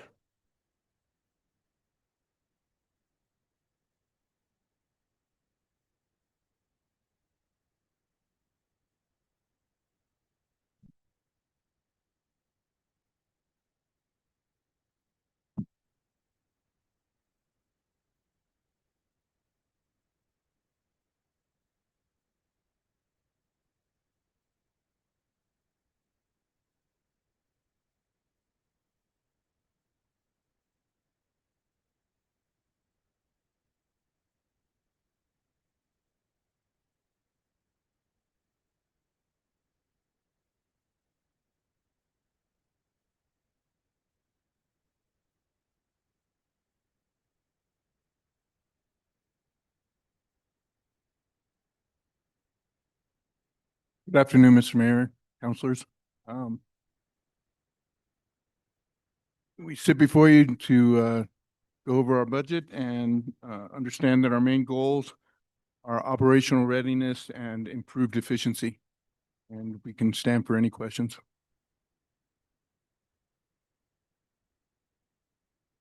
That's it. Any questions or comments from governing body members? Councilor Castro. Yes, questions. We had some from downtown vendors about vacancies. How many vacancies do we currently have just for the public? 6. We have 6 vacancies. Thank you so much. That was it. But we do have 5 officers next week. We have 4 cadets and 1 lateral. So we have 1 vacancy? Oh, as of next week, we will have 1 vacancy. Wonderful. Thank you so much. I have one more. We heard from the bike team specifically. How can we support the bike team, and how do we use our Swiss Army knife in the police department? That's a very good question, Councilor. Thank you, Mr. Mayor, Councilor Castro. So as much as I hate being called the Swiss Army knife, no, that's okay. It's a running joke within the police department for a long time, but they are extremely proactive. Right now, because of some internal issues we've had, we can't necessarily fully staff that position or those positions right now, despite our low vacancy rate. As soon as some of the internal issues get worked out, we shouldn't have a problem getting them fully staffed. And we're looking forward to hopefully having them fully staffed by midsummer. So it just depends. Wonderful. That'd be greatly appreciated. No further questions. Councilor Cassett. Thank you, Mayor. I want to go back to vacancy rates, and it's really exciting to see where you all have come in my time, because I think when I showed up in 2020, it was dire. It was really, really challenging. There was a lot of conversation, and I just really appreciate all the work that you all have done, that former Chief Joy has done to staff up this department. And I guess we've given you some good pay raises there. So good job, us too. But I would like to hear a little bit more, because I think this is really important for the community to understand. One, what has this meant for you all in terms of being fully staffed? What is the impact on how you're able to serve the community? What are you able to do in the department? As well as, we've had a lot of conversation around if we have the right level of staffing or the right level of positions dedicated to police. And one of the problems has been that we've been so understaffed that we weren't able to make that assessment. So now that we are getting to these staffing levels that are not 100%, but pretty darn close, what are you all seeing in terms of needs for being able to serve the community and that you are expected to? I'm going to let DC Valdez answer that. He is quite honestly the biggest driving force with him and his staff on why our vacancies are down so low. I'll let him address that. Then DC Valdez, I apologize. Lots of kudos to you because you're always amazing. So please go. Thank you, Counselor, Mr. Mayor. So with our vacancies, and again, going back to 2018, we had a ton of vacancies and we were looking at ways to fill those vacancies. The way we got to our goal today is through partnerships with the council, getting the buy-in, the support, making sure that our officers are being compensated, that they were getting competitive pay. A big message we shared too is showing that they're appreciated and that it's not falling on deaf ears. I've heard from folks that have ran into leaders on this council that they've had interactions and they're like, hey, it was great. They said, thank you. And that means the world to them. With these numbers, these are staffing numbers that were budgeted probably about 2008. So the city has grown quite a bit since 2008. We have a population growth of approximately 30,000 residents. We've also annexed quite a bit of property on the south side. In addition to that, the city has just grown both in people that live here and also businesses that are here in Santa Fe. And our staffing has not increased to account for that type of growth. So now that we have more staff based on our budgeted amount, it's a good opportunity for us to do a staffing analysis. I would recommend by an outside company to let us know what is going to be the ideal staffing numbers that we would need to provide a high level of service to our community.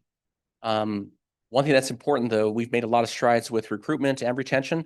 Now it's responsibility of everyone that's here today to make sure that we retain a lot of our officers. There's a lot of drivers. Some of our officers have been through some challenging times in the law enforcement profession. They've served 20 years plus, and they've seen some of the, again, darkest days where their profession was under extreme criticism and some were under attack, even here in our community. And we just got to let them know that, for one, they're appreciated. The work they do is meaningful and it makes a difference. And if we can do that, that's part one. One thing we learn with our recruitment and retention efforts is you can't just do that for the police officer. Their families have to know it and see it too. You have to be genuine in that. You have to have some legitimacy. And that's make sure they are well equipped, they're well trained, and they're appreciated.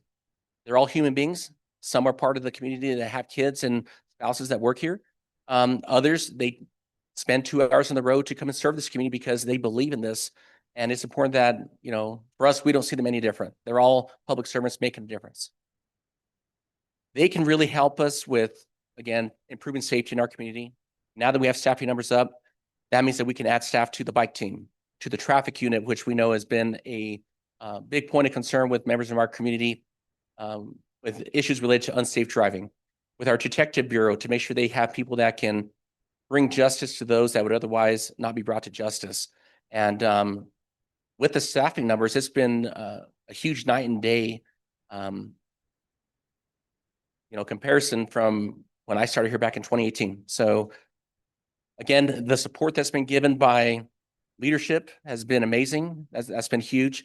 The work of our recruiters has been nothing short of amazing. The numbers that they've maintained right now have been the lowest vacancy rates our department has seen in over 20 years. That's been unheard of. We have a historic vacancy rate of 15. But our field training officers and everyone else that's out there contributing to that, it's been a huge team effort. And we really have to make a lot of, continue to build upon that success, see where it goes from here, and just find out what is that perfect number. How many police officers do we want in our community? We also diversified our workforce by including non-police officer positions such as crime scene technicians, crime analysts, and additional support staff so we can get police officers back to the field. The same premise is utilized for the automated speed enforcement program that'll also allow non-sworn personnel to review and validate if a violation occurred or not. So we've been really creative in those areas. I'm thinking it's going to be a model that other agencies in our state will look at and maybe consider. But we're in a way better place than we were 8 years ago. And a lot of folks that were in these seats here and a lot of folks in our organization, they all can pat themselves on the back for a job well done. I can't say it's just one group. It's truly been a team effort. Thank you so much, DC. Appreciate that. And very important fact that we really haven't, these were levels that were budgeted in 2008. So again, similar to fire, sounds like something to look at for potential funding for this year is to be doing those assessments around those levels. My only other question is more just a point of education. I always try to find areas of jargon. One of the goals is around discovery. I live with a prosecutor, and so the word discovery means a lot to me. But like, can you explain to the public when you're talking about 100% timely discovery, what that means and why that matters? Yes, Counselor, absolutely. So discovery is a mechanism that happens when charges are filed in a court, whether it be municipal court, magistrate court, or district court. And what discovery is it ensures due process for people that are accused of a crime. Oftentimes they're either charged or arrested, and that gives them enough time to review what the state's case is going to be or what their strategy may be as well. Items that are included in discovery are body-worn cameras, in-car cameras, interviews that are conducted, any evidence that is identified, collected, or submitted to the lab, police reports, and then other records related to the officers being dispatched to a call or a store receipt if there's a theft. And those items, they establish if there is proof beyond a reasonable doubt that someone committed a crime. So that's what discovery is in the grand scheme of things. The way it works for us is we are on very tight timelines. Recently, they enacted the case management order, which requires us to turn over discovery within 7 days of us filing charges. So there's very tight time constraints. One thing that has been helpful for us is through our evidence project and the updating of all of our processes through technology. Our processes are built in there, so it streamlines it. Is it perfect? We're not quite there yet, but we're pretty close. So the city of Santa Fe is in a very good position because with our Axon ecosystem, everything is already in that database, and it feeds over to the First Judicial District and also the Law Office of the Public Defender.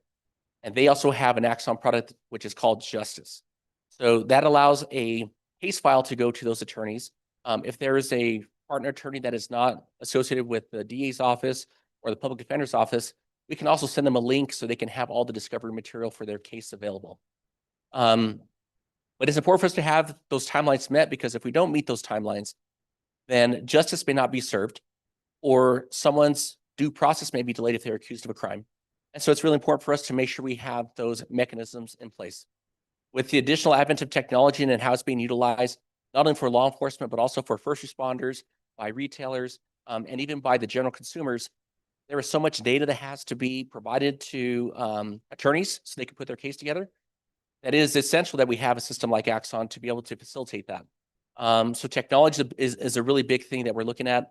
But with all this digital data, that is more workload on our investigators and our police officers that they have to go through, that they have to analyze, and they have to make sure that whatever's there is, here's what it is. Or if they're looking through a video for an investigation, if there's not enough information there to move forward the case, they can rule it out and then move on. But technology is being a really big driver in the area of discovery. The other, the big challenge that was posed to us was a 7-day turnaround, and we're working to get that stuff going. I believe it was last budget, we were supported by adding an additional 4 administrative staff to our record section to help with discovery. We have 2 in place right now that have been trained since December. They're still getting proficient with the process. We have 1 staff member that's amazing. That was the only one doing discovery for a long time. She's training them. So right now we're kind of doing the handoff. We're still working to fill the other 2 positions. But we have a lot of triggers in place and open communication with attorneys if we do need to escalate the delivery of those documents as well. But The way of doing them, by hand carrying them, putting them in a ring binder, those are days of the past. With few exceptions, we don't do that. Most of it is going to be digital evidence that is being derived from our system or it's imported to our system from a third-party database, such as, let's say someone provides a receipt from a store. But that's what's made it much easier for us to meet those timelines. Yeah, thank you so much, DC. And you led right into the point around some of the technology, some of the staff that has had to be invested in order for us to get there. So thank you so much. I am way over time, but thank you both and really appreciate it. Thanks, Mayor. Any other governing body members? Mr. Chavez. I just have a comment. I want to thank you for bringing up the staffing because we are fully staffed, but we are not fully staffed. Our need has grown like exponentially. And so we hear a lot from the public that they can't tell that we're fully staffed. And it's not because of anything that police is not doing. It's because the need has just grown that much. I imagine that if we do an assessment, the recommended staffing is going to show a huge shortage for the need we have right now in Santa Fe. So I just want to say kudos to your team for like working with a 2008 staff, staff structure for a need that has outgrown it. I'm very curious to see how much we've outgrown that staffing. Yes.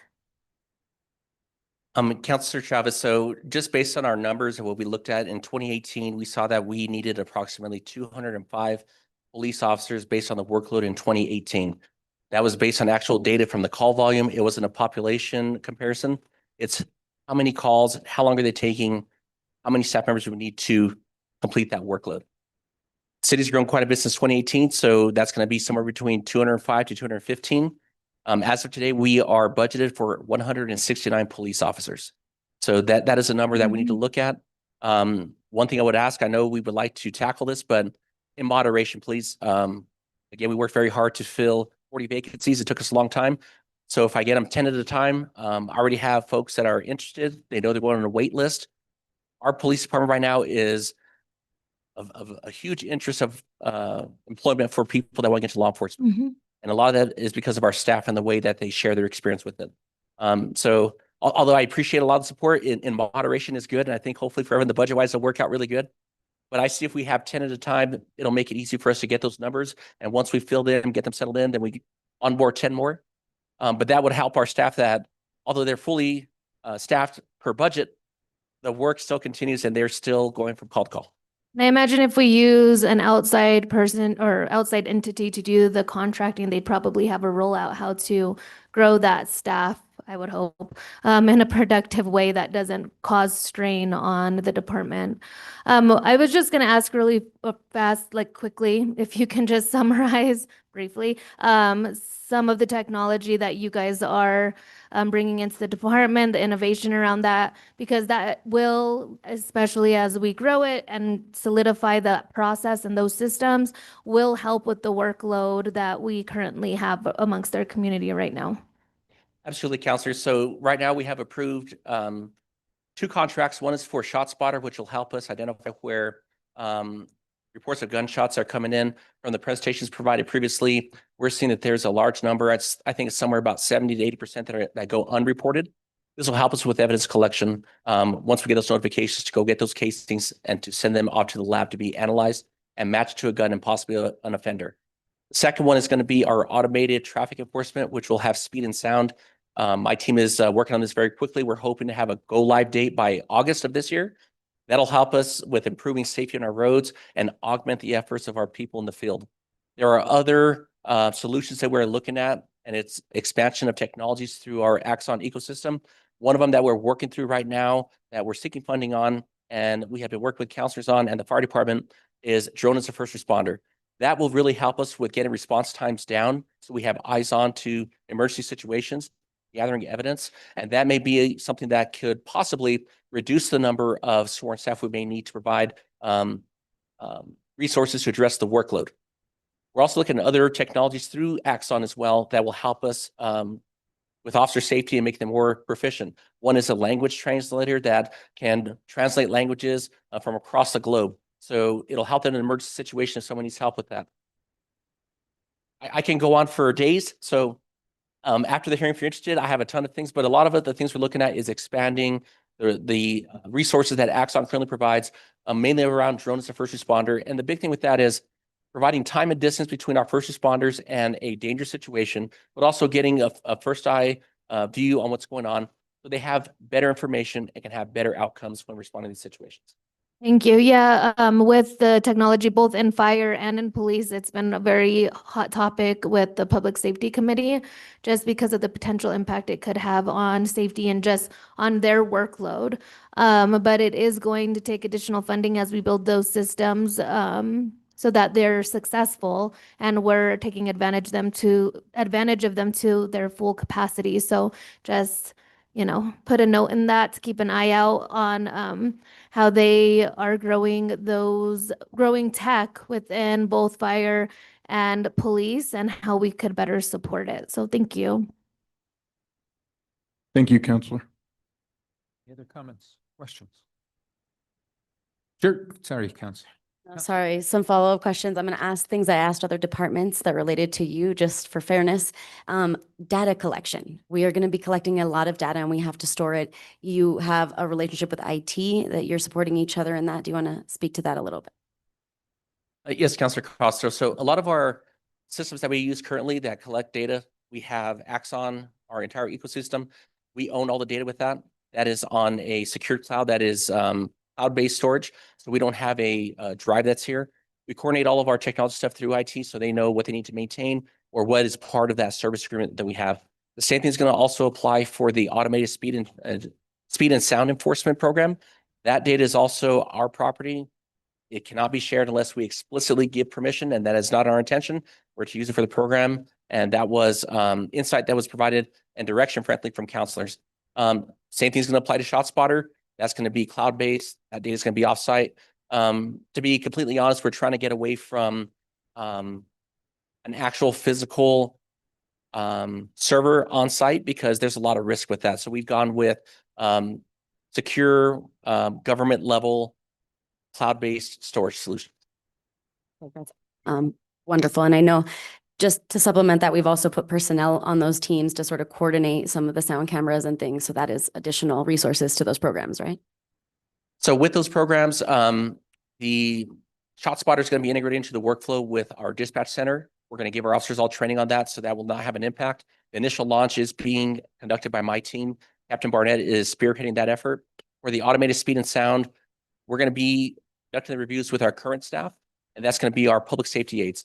We want to show the benefits of this program. One thing we will likely ask for next year is additional staffing to help with running that program. So we are going to have a little bit of an impact this year. Once we get the ball rolling, then we can see what it looks like and then come back with some good numbers and data to say, here's what the staffing model should look like. And that's being spearheaded by Lieutenant Rodriguez. So my team's very busy right now with the technology stuff. Our focus is to make sure that our operations folks can focus on their mission, providing services, being in the field, conducting investigations, running traffic, and conducting enforcement operations. We're trying to have a minimal interruption to what they're doing right now. And once we give them the solution, then we're hoping it's going to augment their efforts as well. Well, and then my last line of questioning is going to be around training. Great questions about how we need to, it's all DC Valdez. We want to analyze how much staff we need. Also, I'm interested in knowing the cost benefit of laterals, because I know that we're really leaning on laterals to sort of fill some of these positions.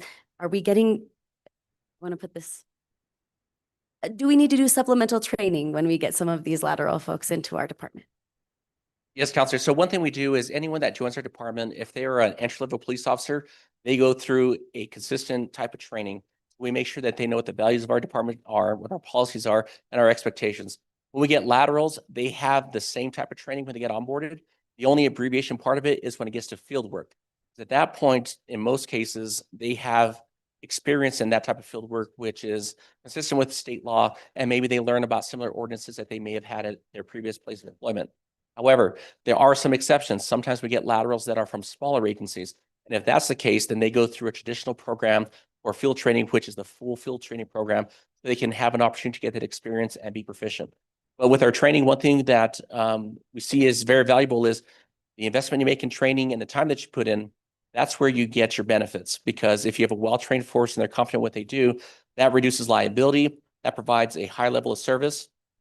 And that, again, brings down the frustration with our staff where they know what they're supposed to do and how to do it, which is really, really amazing. When we look at our staffing models, it takes into those training times that we need to maintain that high level of proficiency. So when we look at those models of how many staff members we need to be able to provide this high level of service, it takes in the call volume, it takes in attendance, it takes in training requirement hours, all those things. And that's where we get that number from. And any organization that runs those numbers, they're all a similar formula, and they would give us that same number. So that is something we do take into account so we can continue to provide that high level of training. Wonderful. So it sounds like even though we're not really saving too much cost, we're still getting a high level of training across the board, but we still have to do a lot of training, whether it's a lateral or a brand new officer. Is that what I'm hearing? Wonderful. So thank you very much for all of your work. I think, as I've mentioned with other departments, what's going to be great for retention is if we get more folks on staff, we don't overwork people, we fully staff all of our departments. So thank you, and no further questions. Thank you, Counselor. Any other questions? Body members. Not seeing any. Thank you, Chief Grundler. Thank you, Deputy Chief Valdez. Appreciate the time, and please stay safe out there. Thank you, Mr. Mayor. Thank you for your questions, counselors, and hope the rest of your day goes quick.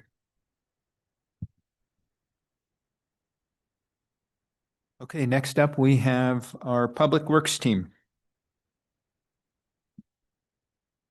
Mayor, I just want to say I'm going to have to step out in about 10 minutes for my son's doctor's appointment this afternoon.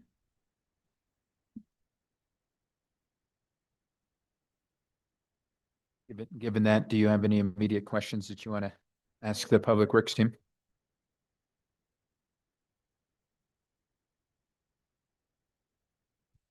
Okay.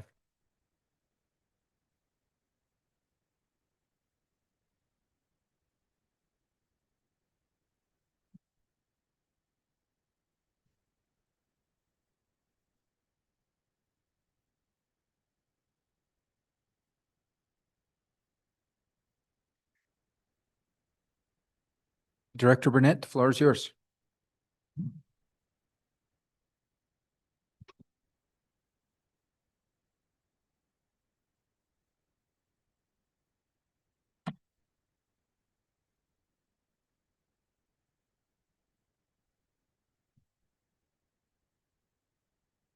You're good.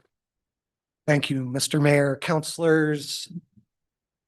I just wanted to thank you for the opportunity to present the proposed Public Works Department FY 27 budget. As you've probably seen, our budget is about $80.5 million. This makes Public Works one of the city's largest operating departments and reflects the scale and importance of the services we provide every day. This includes streets, sidewalks, traffic infrastructure, parks, open space, trails, medians, facilities, transit, parking, the municipal recreation complex, Midtown, the rail yard, and major capital project support. These are not just individual service areas. They are major public assets and systems that require coordinated daily operations, long-term maintenance planning, and clear city stewardship. I'm going to cover a few of our budget highlights briefly. First, across the department, the budget funds approximately 341 positions. Public Works is really made up of a highly diverse, very skilled and exceptional workforce. Our budget includes about $2.8 million for the professional operations contract at Marty Sanchez Links, which supports continued operation of one of our city's major recreation assets. The budget also includes about $981,000 contracted security services at various city facilities, reflecting our department's role in maintaining not just functional and buildings and spaces, but safe ones as well.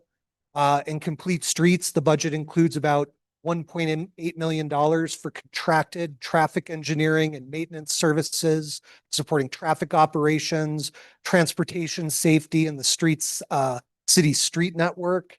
This also includes a new $100,000 allocation for bicycle improvements and maintenance throughout the city, which supports the city's broader goals around mobility, safety, and multimodal transportation.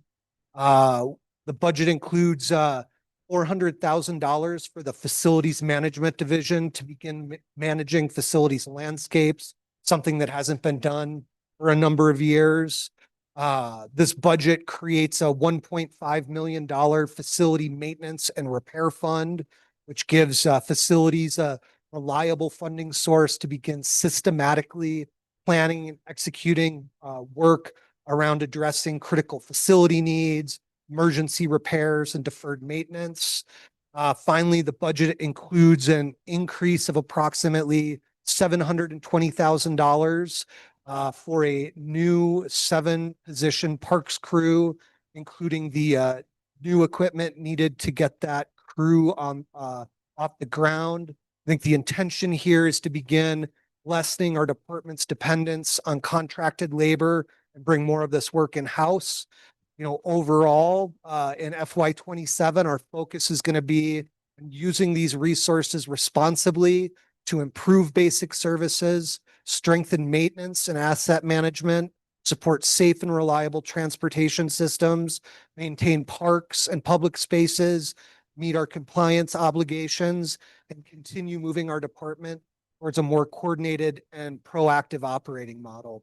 And with that, again, thank you very much. Me and the team are all here to answer questions, and over to you. Thank you, Director Burnett. I'm going to defer to Councillor Chavez just because she has to depart here shortly. Thank you for all your work. Huge. Is a massive amount of work. I really just want to collaborate on parks a little bit. We had our tours, which was really amazing. And I want to put this out there, and I said that I'd follow up. I want us to really look at how we could involve community, especially our youth teams, in helping our parks division maintain parks.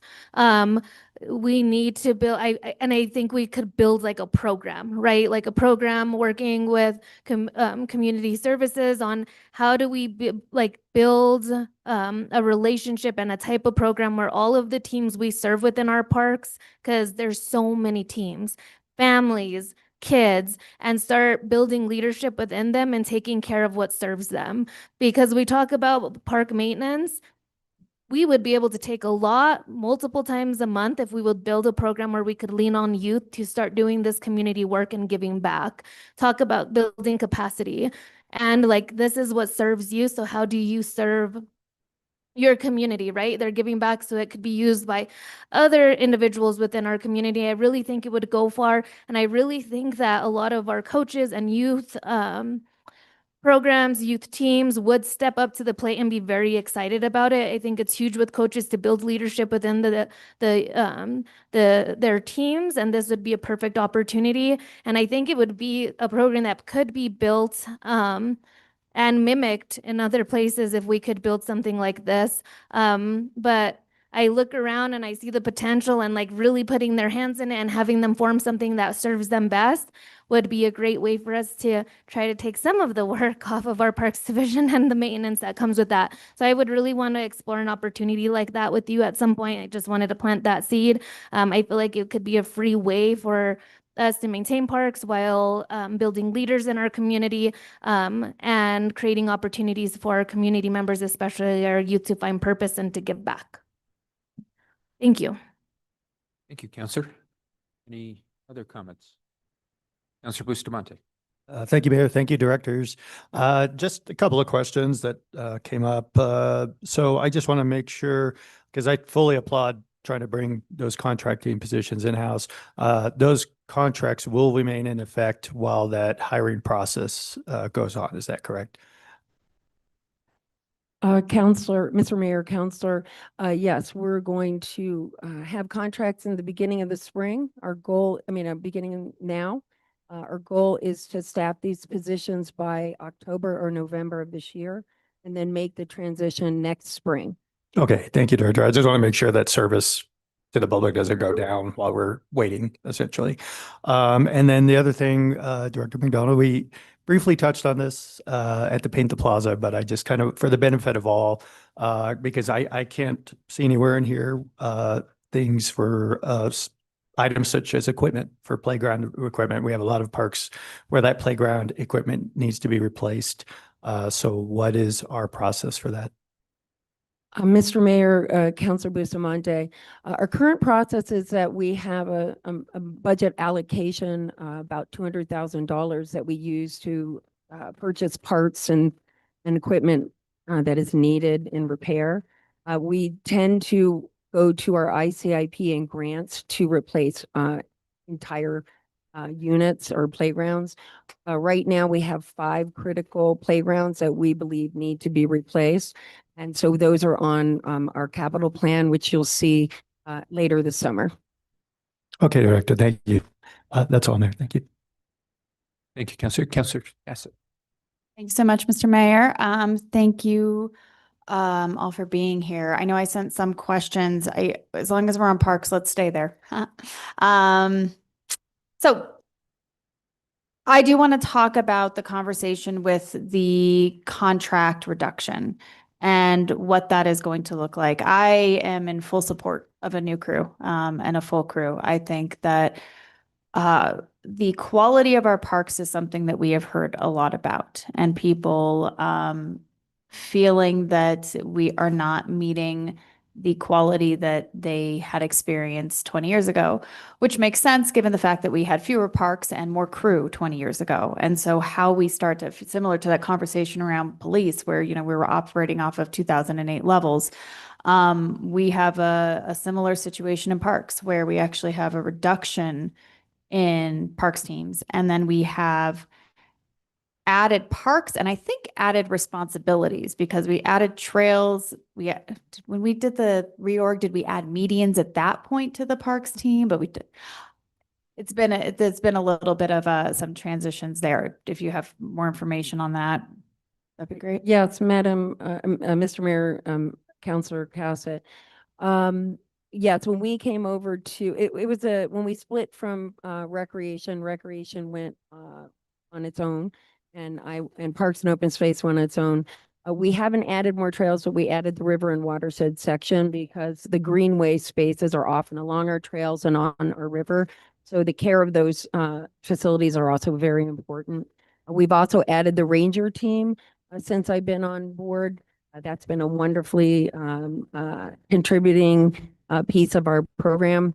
And yeah, I think that's about the 2 that we added. Okay. All right. Thank you. And we have added those. That's wonderful to hear. And the ranger has been really important with some of the unexpected components that we've had to deal with in our parks over the last couple of years.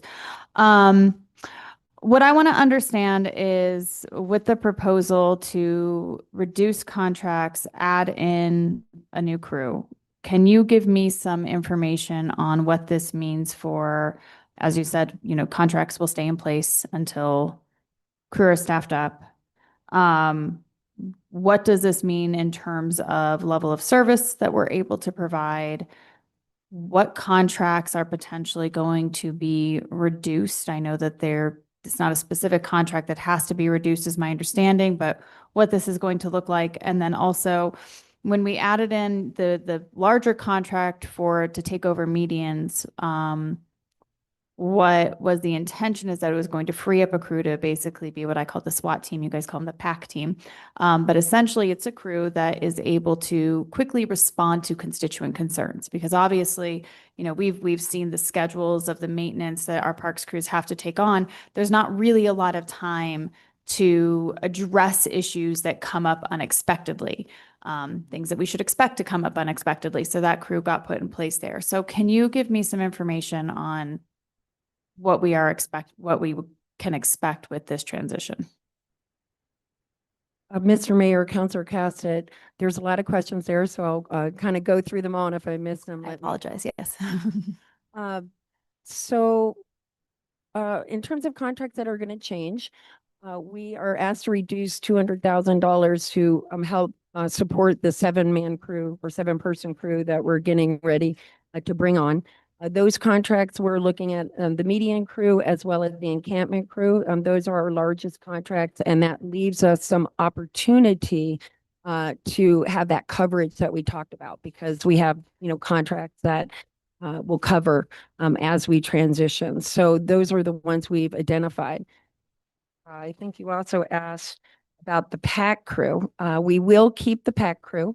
The PAC crew was a pilot project that we came forward with last budget cycle, and it's been wonderfully successful. The purpose of the PAC crew is to alleviate the stress on the all the other crews. Okay, so when we get CRMs, and I might get too detailed, so I apologize, you can reel me in, but when we get complaints or concerns or requests, we are trying to categorize them and deal with them more quickly.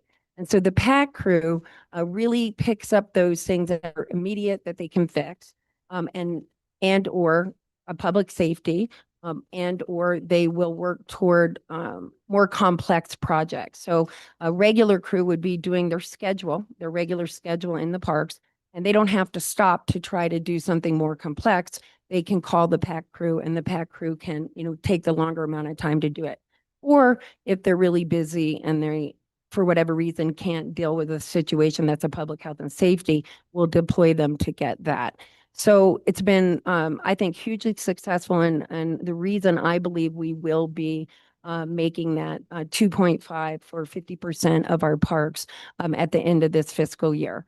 And this is a stretch goal, really, for us. I mean, 50% is hard, and I always set the bar really high, but we're working really hard, and my team has been just fantastic, really up for the challenge. So, but this piece is very important to us to keep that in place, so that kind of gives us a nice flow with our work. Because one of the things that I've learned being in parks is some of our failures in the past have been that people have been diverted from going through their scheduled maintenance. So they get pulled off to do something that they weren't anticipating, and then we get more complaints because they didn't finish their cycles. So we're really trying to stay focused on getting our scheduled work done. And then the PAC crew comes in and helps on these kind of more immediate needs. So that's kind of the function of that. We do intend on trying to keep that, and that's in our plan right now. I forgot the last one. Level of service as this transition. I know we had a 2.5 for 50% of the parks by the end of FY26. How is this looking with this current plan with FY27? So right now, we still believe that we're going to be done this fiscal year. I think we're at about 34% right now. So 26 of our 77 parks are at 2.5. Again, I set a stretch goal. We're going to make it, though. So that's where we're at. I think that the important thing to note is that this coming year, we set our goal at 2.52, because with the transition,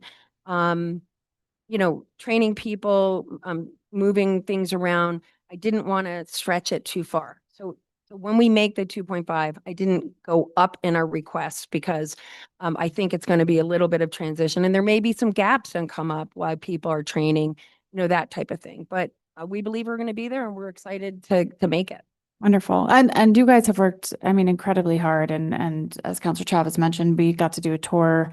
I think everybody, had the offer of a tour, and just, it really is amazing to see what this parks team does. I have a potential amendment that I would like to make, but I don't want the staff to go through trying to figure out if this amendment is possible unless this is something that people would be interested in, which is that I do want to add that additional crew. I think that's incredibly important. I think how we build out the parks team is crucial. However, at least for this year, and then we can reassess next year, I would want to keep contracts whole. In looking at the median contract, a few things that I understand to be true is that this is, we frequently have to pay overtime because of there's weird hours, correct? It's like 4 a.m., midnight. It's been traditionally harder to hire because it is weird hours. And from my understanding, from just some of the things I've looked at with how cities deal with things like medians, and we've been doing a lot of work to try to make our medians, less resource intensive, which we need to continue to do. And hopefully at some point we're getting to a place where as we invest in upgrading our medians, that we're not needing as much service on the medians. But it's also it's kind of one of those higher liability jobs, which is why some communities are more frequent to contract them out. I want to make sure that we continue to deliver on parks the way that the community has been asking for it. And however that means with expanding services to parks. So my goal would be to find the $200,000 in contracts so that that is available for the parks team as needed. And so that they can really focus on getting that new crew in place, doing the training, continuing to meet those level of services, potentially. Well, let's stick with that 50, but really solidly hitting that 50%. And then, assessing what that workflow looks like. I'm really excited that that PAC crew is still there. That was something I was really concerned about disappearing. So having that there. But again, this, takes staff digging through, and I just wanted to gain the temperature of the governing body if that's something that you all would be interested in exploring, because I'm not going to bring forward an amendment for a political show if it's not going to pass and make staff do a whole bunch of work for it. So that's kind of my question, I guess, to my colleagues at this time, if this is something you'd want to explore.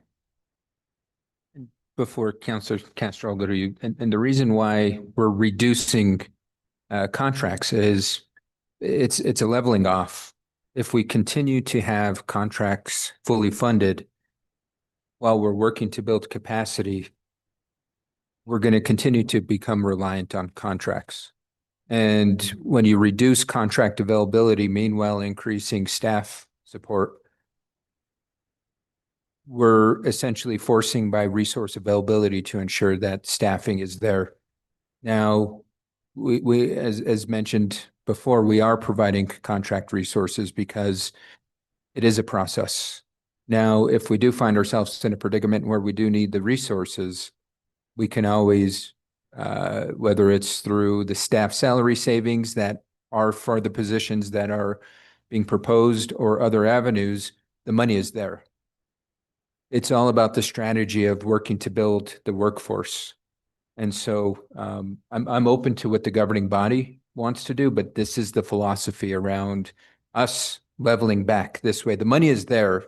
So if we need it and the staff is not there, we can pull from the staff saving salaries to pay for this contract. And that was the rationale. You've got to start to shift. And this is the process of shifting. And it's going to be tough. I'll admit that right now, it's going to be tough, but we have to make the shift. This is what the public has asked for. This is a major platform of mine when I ran for this role, is to shift away from contracts and build back staff capacity. And if we still continue to become reliant and fund contracts, we're never forcing ourselves to build that capacity. So just to give some rationale around the thought in the budget development process. So Councilor Castro. Thank you. And just to follow up, thank you, Mayor. Thank you, Councilor Cassett. I think this is a very important conversation. I'm glad it came up. I want to be fully transparent that I support organized labor and I support workforce development inside the city. My line of questioning earlier is for that reason. I want to make sure that we have a good structure and we have a good base of employees. That being said, there are some things that are very specific. And I would hope that if we did retain some of these contracts, we could use them in a way that supplements what we already have and supports our crews. I'll just put something out there like maybe a plumber, right? We do a lot of contracts for irrigation because we might not have enough work all year round for irrigation. And so we could use some of these contracts in a very specific way that isn't necessarily replicating work that we do internally, but is supporting this and all the crews that we have in the work that they're already doing. To Councilor Cassett's point, to Councilor Travis's point, we have been working at a deficit in all areas around the city for a very long time. Our staff is doing the work of 2-3 people almost all across the board. So we do need to grow our capacity. keeping a level of service that is current, I think we all know is not what the community wants. We want to increase our level of service. So that means that we need to increase our level of resources and support for those departments. So I think I would personally feel very comfortable with keeping that money if we used it in a way that was supplementary and was not replacing things that we could have internally. I have some concern with facilities in parks. And I think maybe this is for Director Barnett. How, for example, do we support, yes, the playgrounds and the spaces that we have, in parks as a governing body? Because these budgets are separate, how do we best advocate for these city spaces and city use spaces? Mr. Mayor, Counselor, thank you. It's a great question. The best way for, I think, us as a collective team to advocate for improvements on any facility, group of facilities, be they regular city buildings or in parks, is to ensure that we have a very clear strategic capital plan, identifying what our needs are, and that we're communicating clearly upwards here in the budget cycle and at those critical points throughout the fiscal year when opportunities for adjustments to budgets become available. But I think really everything starts with good asset management, good kind of long, mid, and short-term planning, and then presenting the needs appropriately to the governing body and mayor and leadership to do our best to get those needs met. Thank you so much. And I don't want to stray too far from the question because I want to give other counselors the opportunity to respond to Counselor Cassett. Is this capital improvement fund the beginning of how we support that? Do we need to go further? Yeah, thank you, Mr. Mayor, Counselor, another great question. And yes, this is exactly the intention behind the creation of this fund balance. And I don't want to speak for leadership, but thank you. My understanding is that there's, I think, 3 distinct funds that are being created. One specific to facilities. I believe one will be specific to fleet and another will be a general capital improvements fund balance. And then as departments, divisions, sections, whoever come up with a plan or list of needs, those can be brought forward to leadership. We can work through weighing the cost benefit of everything that gets proposed and determining what gets tackled in any given fiscal year. Well, thank you so much. I will just take the opportunity to advocate for more pedestrian and bike infrastructure. Thank you so much. Thank you, Counselor. Anybody else? Counselor I didn't Barrett. know if we were staying with Counselor Cassett's top. I mean, I have other questions too. You started, I don't know. I was just gonna follow that up. Is there money right now in that capital fund?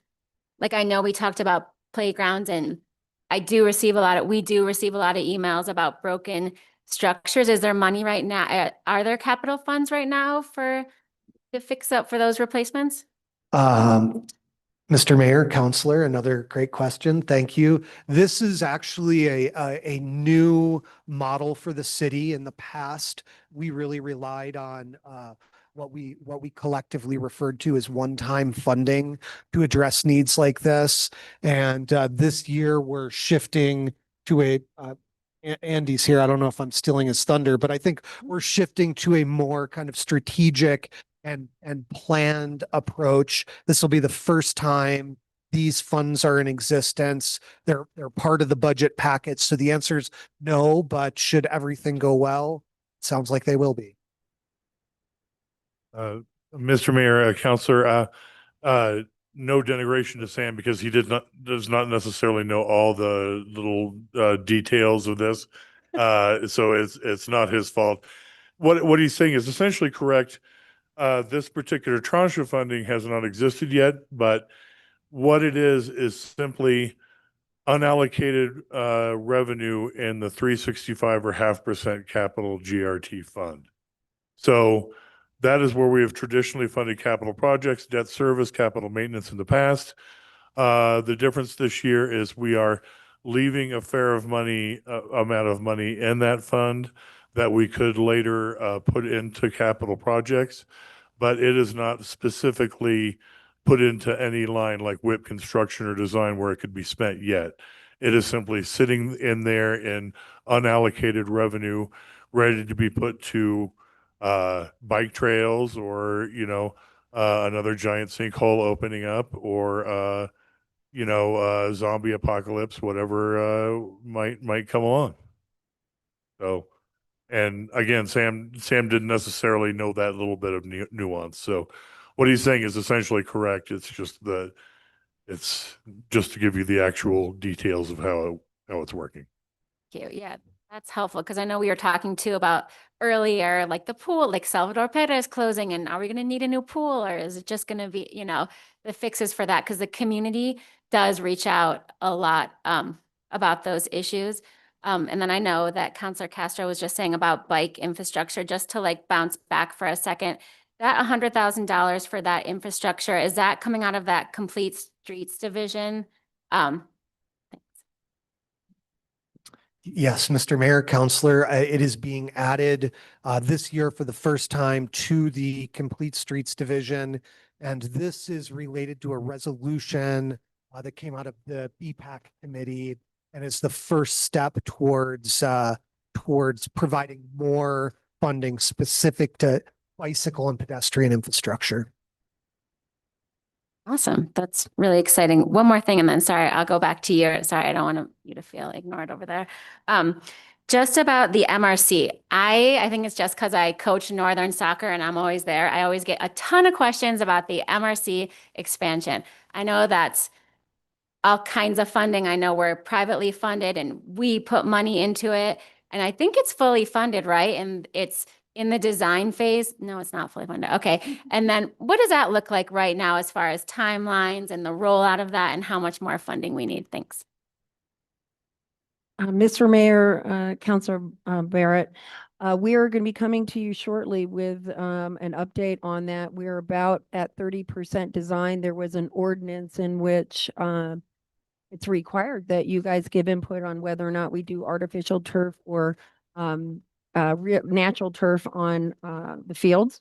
And so that we'll be giving you an update on that, but it's progressing nicely and we've had outstanding community input, a huge success with our bilingual outreach. I'm really pleased with the community outreach that's have happened. So stay tuned. We're going to be back soon at council. I also wanted to mention Phil Lujan is our new MRC business manager. I don't know if all of you know him. I think you do, but he's here today too. And that has really helped us out there at the MRC as well. So excited about that. Thanks. One more quick question was, do we work with Santa Fe Public Schools? Do we have any kind of MOU? I mean, I know we have our summer program and we use their facilities, but do we work with them ever? Like as far as their fields and their facilities when we need that? Is there any kind of relationship there?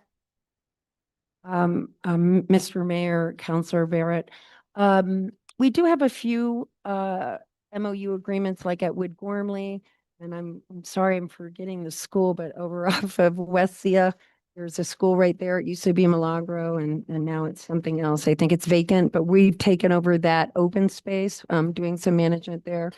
There's a few those are the two that we mainly do. So I've had a lot of sports moms reach out to me too about, can we use this field? Do we work with them? How could we work with them sometimes when we can't get out on certain fields if we were ever able to work with the school districts in that way? Thanks. Mr. Mayor, Councilor Barrett, there is a person that you can speak with at the Santa Fe Public Schools and they have their own permit process. But at those two locations, those are open and we can permit those. Thanks. Back to Councilor Cassett or?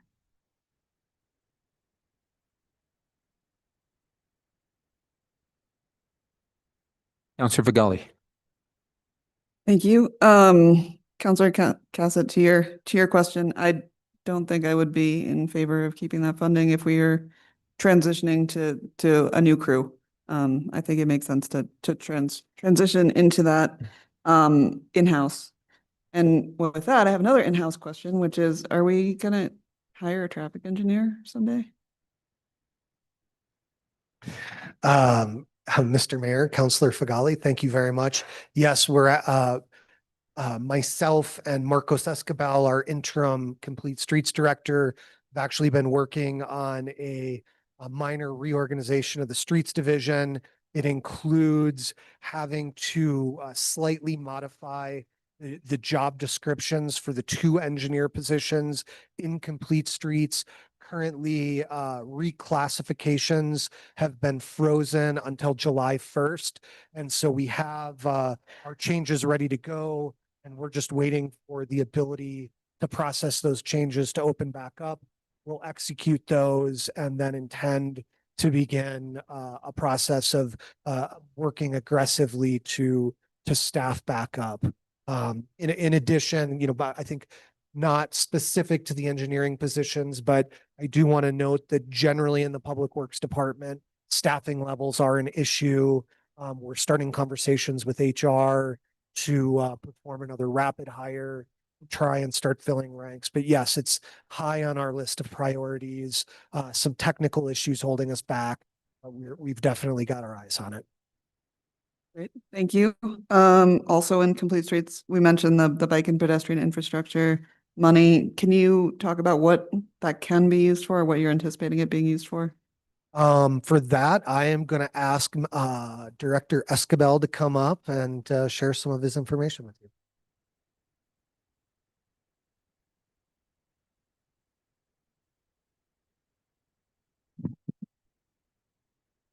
Good afternoon. Thank you, Mr. Mayor, Councilor. Yes, the allocation for the bicycle and pedestrian is designed or intended mostly for the maintenance of the bicycle facilities. We will be in conversations with BPAC and the bike community to try and figure out the best route for using that. Initially, my thoughts for that are, as we're integrating more thermal striping in our biking plans on the road rehabilitations that we're doing, we need to start to align our maintenance division's abilities to maintain in-house that type of striping. And in doing that, one of the first steps will be for us to purchase a walk-behind thermal striping machine so we can maintain the smaller aspects of the roadway striping. So that would be one of the intentions of utilizing the funds to start with. And that will be in discussion to see if that's the best route that we want to kind of work together to make sure. But it is going to be a maintenance issues specifically we try and address with those funds. That's great. And it's great that you're anticipating working with BPAC and some of the other bike groups. I have seen in other cities where when there is a bike lane, because I know a lot of times here you're like, is that a bike lane? Is that a shoulder? They paint the bike symbol in the bike lane every 100 feet, which seems like a really, I don't know how expensive that is, but it seems like a very cheap way to make it more visible that it is a bike lane and not a shoulder. So just throwing that out there as a potential option. And then moving on to transit, I heard we might be getting some new routes and a rebrand potentially. Is that in this budget? Mr. Mayor, Councilor, let me invite our transit team up to talk about that with you. Thank you. Great question.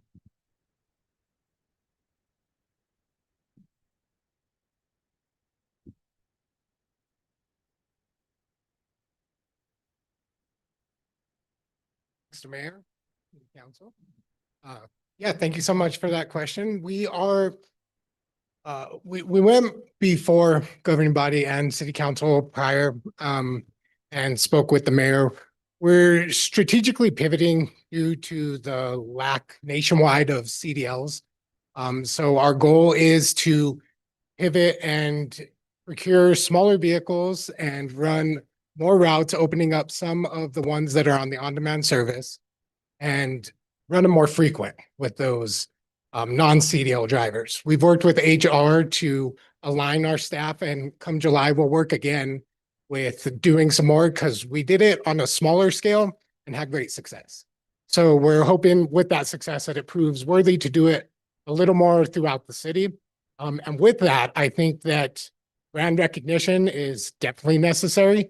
A lot of the, say, the downtown circular shuttle that we have, people don't really understand that logo anymore. And there needs to be a little more continuity throughout all of it.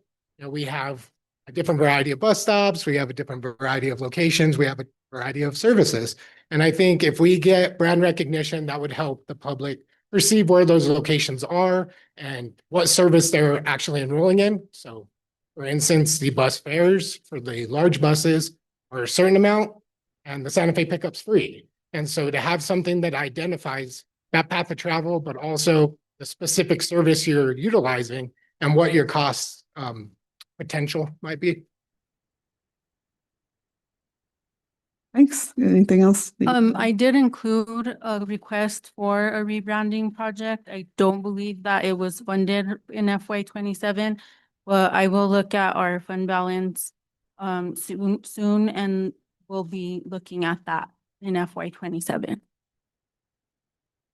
Thank you. That was all for me. Thank you, Counselor. Any other comments, questions? Counselor Faulkner, then Counselor Cassett. Yeah, could I get a briefing on how we're working the Marty Sanchez golf course? Like what's the budget? I know we have a consultant. I just could use a little refresher course. Absolutely, Counselor. One moment. So, Mr. Mayor, Counselor, and Director McDonald, Counselor Faulkner's question is, could you provide a high-level briefing on Marty Sanchez and the operations out there? I believe cost and management. If how much they spend on water, are they paying for water? How much we're paying for the contract? If there are any additional services that we're paying for? Mr. Mayor, Counselor Faulkner, I might just ask Bill Lujan to come down. I'm sure he'd be okay. For those questions. Our contract is 2 million. Look at the, put my glasses on here. Good afternoon. Hello, Mr. Mayor, the Counselor. I would love to answer some of those questions for you. We have a management company, Troon, also known as Indigo Sports. They have a yearly allocation in our contracts for 2.779 million. That's what the contract allocation is for. They've yet, in my experience, yet to expend all of that amount. But that is the starting totals of what we began with. In terms of water, they do not pay for water. The water utility stays here with the city. In terms of expenses that they take on the expenses of the day-to-day operating of the golf course. So that would exclude things of capital nature or things of our water lines.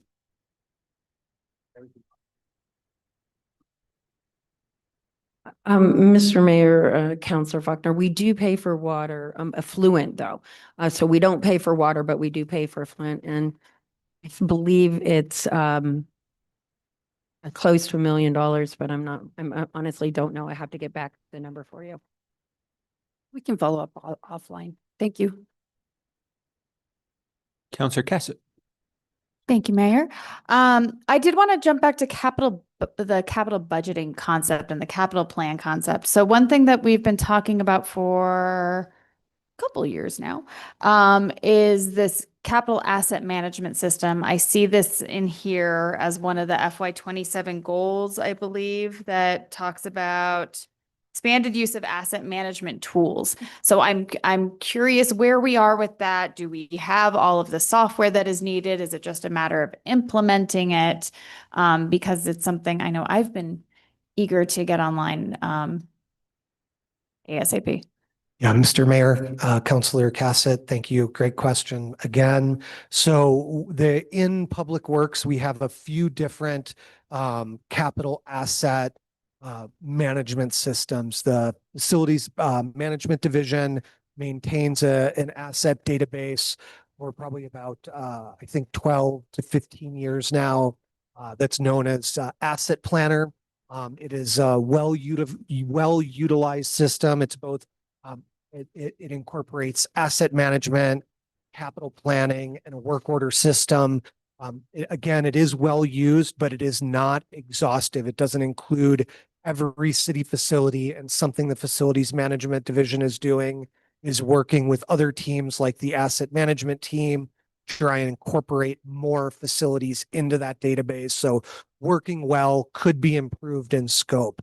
At the same time, and excuse me, I'm fairly new to this, but the Parks Division, Complete Streets Division, in conjunction with the Public Utilities Department, has purchased and has been building out what was formerly Cartograph, now is a module inside of OpenGov for their own asset management and work order system platform. My understanding is that that is still currently in development. The work order system is partially functional and should be complete by the end of fiscal year 27. And I believe the asset database portion of the platform will also be functional. But the important thing to note there is there's a very exhaustive list of assets that will need to be uploaded into the system for it to function. And so one of the kind of forks in the road as we get closer to implementation of the asset side is determining, will that be work done by staff in-house, or would it be something we would look at outsourcing to a contractor to help us start cataloging and getting that data into our database? I think the former is probably, the former is probably going to take us more time, and the latter is going to be more expensive for the city. So once we're closer to implementation, I think we'll be at an inflection point where we make that decision. And Director McDonald, is that pretty accurate? All right, I think we're good. Thank you so much. I appreciate that. I know that's been a lot of conversation, and this might be for Deputy City Manager. I'm not sure, but are we going to undertake a separate capital budgeting process later in the year? And are we going to start being, I mean, because again, this is part of like, how do we track these things? How do we track the maintenance pieces? How do we track, the small upgrades versus the giant replacements of things, or, understanding what we have for new building? And thank you, Mr. Mayor, members of the governing body, Councilor Cassett. Yeah, we've had some great conversations about the need to really look more holistically at our capital needs throughout the city and ensure that we are not only understanding the status of all of those buildings, streets, everything that we should be taking care of, but what those anticipated preventive maintenance costs are as well. So I think to answer your question, yes, it's going to be a more holistic process. I don't know exactly what it looks like. I'm hoping there's going to be some study sessions with the council. Sam and his team have done a great job of really trying to ascertain where we are with these various module or software modules that he spoke about. I think there's more work to do there, but it is something that I would really like to do for the city, because I do think that we've been focusing a lot on our ICIP, and that is not the whole picture of our capital needs and maintenance, as you've pointed out earlier. So yes, at the direction of the mayor and the city manager, I would like to definitely engage further in that effort. yeah, wonderful. I appreciate that. It's we definitely need to do it, and it's been a request for a while. So happy to hear that it's finally getting done. So thank you all for putting that in motion. And when we do that, I want to make sure that we're incorporating things like MPO has, I don't know how many plans. I know I've seen them. There's a bike and trail master plan. There's the Carlos Ray safety quarter. There's the Agua Fria safety. So all of these different plans that we've been putting on shelves for years that are great ideas. Really how we synthesize them and understand what we can do and start to prioritize. Taking off pieces of these would be wonderful. So look forward to that. And with that, one more question for you, Melissa. I'm sorry, but I've been getting some questions about it, given that it's budget season. Swan Park water play feature. Where are we in terms of timeline? How's the funding there? And then I've also, in terms of any other park projects that we've had in the queue, where we're looking for FY 27. So for me, obviously Herb Martinez, both the recent funding, as well as I know there was a tot lot discussion at some point. Pueblos del Sol, there's been conversations about someday being a phase 2. So for me, Swan, Herb, and Pueblos del Sol are my 3 park questions specifically.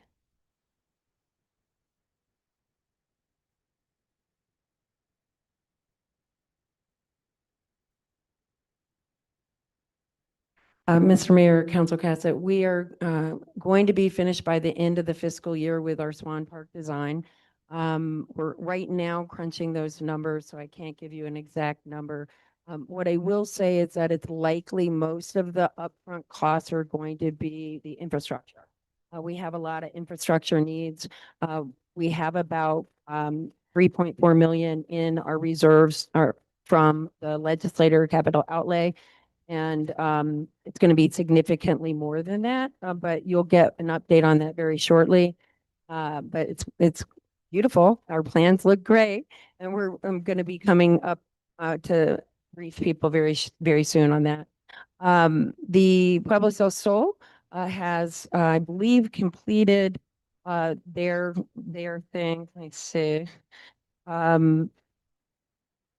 I think most of that is complete. Herb Martinez is probably going to be in design next year. We just got the money, or we just got an allocation from the legislature. It usually will come in around September. So then we'll kick off the of that. Let's see, are there other parks what other parks did you mention? We have a lot of park projects going on. I mentioned those 3, but I would just, I mean, if you can email those park projects at some point, that would be really great to see. And just a clarification with Pueblos, I know that when we, did the ribbon cutting with the new playground, there were some conversations around some benches, some trees, potentially exploring if swings were a possibility. So I know that was kind of. Yes, thank you you triggered my memory. Thank you so much.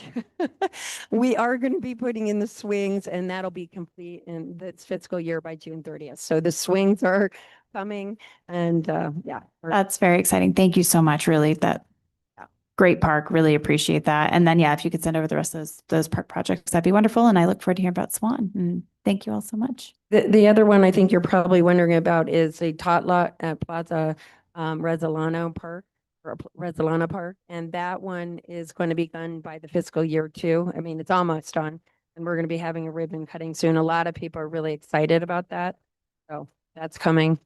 That is wonderful. Thank you so much. Very excited for District 4. We're doing a great job with some of those parks, so thank you so much. Councilor Castro. Following up, thank you so much, Director McDonald. Fort Marcy Park and the updates with the shading and the potential bridge. Okay, Fort Marcy has so many exciting things going on right now. It's almost endless. So we are ahead of schedule. We have weird things with electronics. It's always like this for me. I don't know what's going on. Sorry. Hello. Okay, you can hear me? Okay. So we have a lot going on at that park. The shade we're ahead of schedule, so we are probably going to have 3 phases of planting trees. We've completed phase 1. The trees are, for the most part, healthy. We have a few trees over by the pickleball that have frost damage, but we're giving them lots of TLC. So if people are worried about it, don't worry. They're going to come back. We also have walls going up right now all along the parking lot. It's if you go over there now, you'll see a lot of construction. That will be done by June 30th as well. We've done a lot of transplanting in that construction process, so that's good. Our allocation from the state legislature is coming along great. We have our culvert probably about 80% designed, where it's really designed, but it's in review and quality control. So that crossing will be available to potentially do installation this year coming up in 2027. And the shade structures associated with it. We're going back to the public a little more. We've got some ADA work going on. I think that's good recap. Is there something in particular you want to know? No, I know folks are a little concerned about the bridge in particular. That is not approved. We're still in sort of a feedback phase from the community. Is that correct? On the things that are the shade structures right now, the engineering is being close to be done. So that's like kind of the harder part to do. And then the shade structures and the kind of fun stuff, yes, that's coming back public. The bridge specifically. That is a bridge. Yeah, it's a bridge. It's a culvert bridge. Sorry. Oh, okay. Yeah, sorry. It's a bridge it's a culvert that acts like a bridge. Wonderful. So we're not really expanding a bridge, we're creating a culvert. Yeah. Yeah. I do have some questions also about Frenchie's Field. I know that I'm looking to give it a little bit more love, and that is capital improvement money that we're looking for because it's the barn that needs some support. Is that correct? Is there anywhere else that we can sort of pull again back to this? Where do we get infrastructure money? How do we support parks and the usability of the parks? Mr. Mayor, Councilor Castro, yes, the barn has been unplugged for quite some time. It's on our ICIP list. The price has gone up to about 160, I believe, or 150 at the time that we put it on. I think it was at about 100. It's a wonderful barn and it is loved by everybody. I'd love to get some funds to improve it. We have looked at grants. Our capital team, we're always looking for grants. As Sam can attest to, structures and maintenance are sometimes hard to get grants for. People don't like to fund those things, but it's a wonderful barn and I'd love to see it. And we've got it on the ICIP. Thank you. And I hate to be talking about such small projects. I feel like I'm getting in the weeds. This is very District 1 focused, but things like these pedestrian bridges, like the barn, it's very, very important that we build up this fund for improvements. So I just want to underline that. I am going to go a little bit to transit now, but thank you so much. Thank you. Donald. Yes. Transit is very, very important in the city of Santa Fe. And I see Director Nielsen back there, and I'm going to plug that I'm trying to work with economic development to potentially get us more free bus passes for downtown. But something that I didn't know about before I was working at the city is that city employees get free transit. Is that correct? That's correct. What other users are we supplying free buses to? How can we better utilize some of the programs that you have? Yeah, we like to consider ourselves very low barrier. So of course, written into our policies and procedure, never embarrass anybody, never make anybody feel ashamed. Operators can make a matter of fact decision in the moment and decide if that individual may serve a different purpose getting them there. And if they're, indigent or happen to forget the wall, whatever the circumstance. But on top of that, we are free to 18 years and younger. We are free to veterans. We are free to anybody who has an active school ID. So even if they're at Santa Fe Community College and after retirement decided to take a class, they now qualify with that. We're also working with Santa Fe Community College. So when I went to college, AUNM, they had a sticker program on the back of your school ID. They would give you a different color sticker every year that had a specific logo. And that in turn got me discounted fare, utilizing public transit in Albuquerque. So I remember it and it was very pivotal to my success over there. And we kind of initiated that here. So we're in the works with Santa Fe Community College and their Dean of Students to provide that stickering on active passes. Because there's not really a way to navigate if they don't have a date typically on their student IDs. And so there's not really a way to distinguish if they're still enrolled and kind of taking advantage of the service. We also we created a pilot portal program specific to Royal Chamizo micro community as well as Consuelo's Place. And we allowed those individuals to enroll in that program. I believe Michelle Williams and Nick at LifeLink, they specifically delegated who's in charge of that portal. So it's one individual, probably their assistant or so. And they're set up as a passenger of ours in that portal, and they have some turnover with their success. And so they're able to enroll whomever is under their purview, those free rides, and that's incorporated into our parent.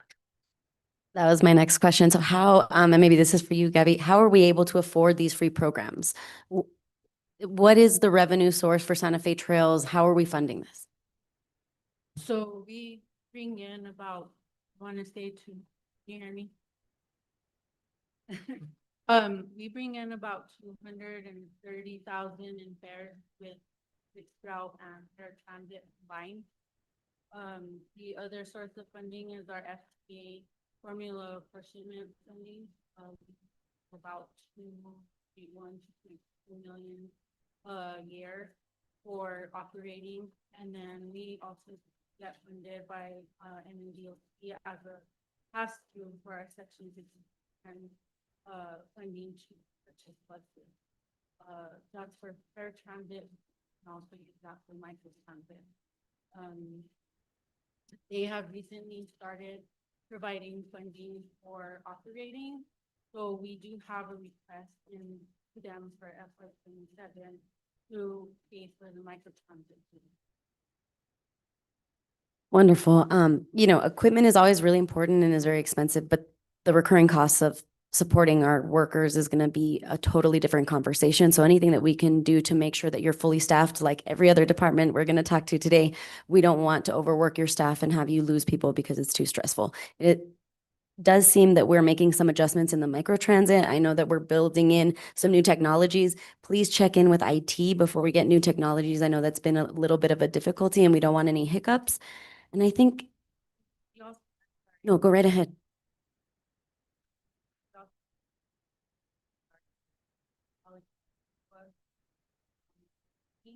And then we also share the transit pass with the NPRC. The last 3 years, before and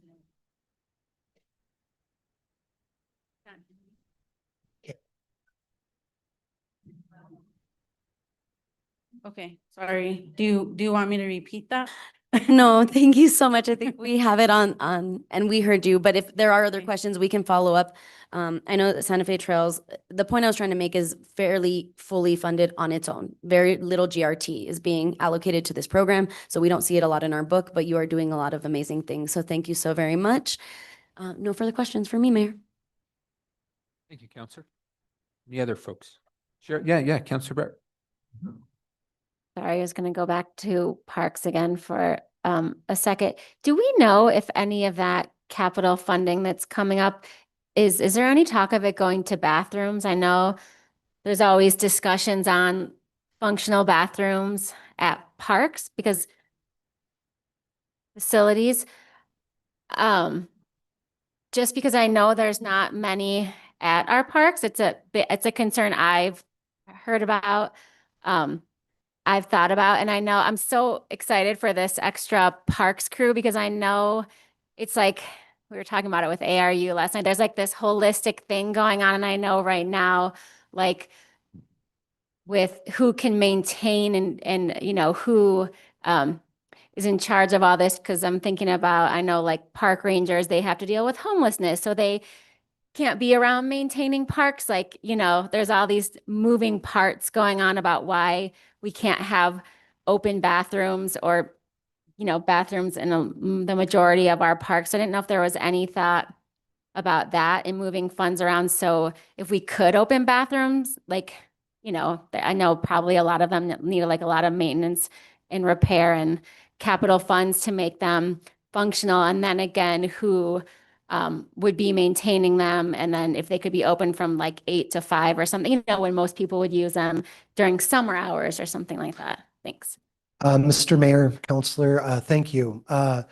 I can speak to this generally. At the moment, I'm not aware of any plans to build or staff any restrooms and parks.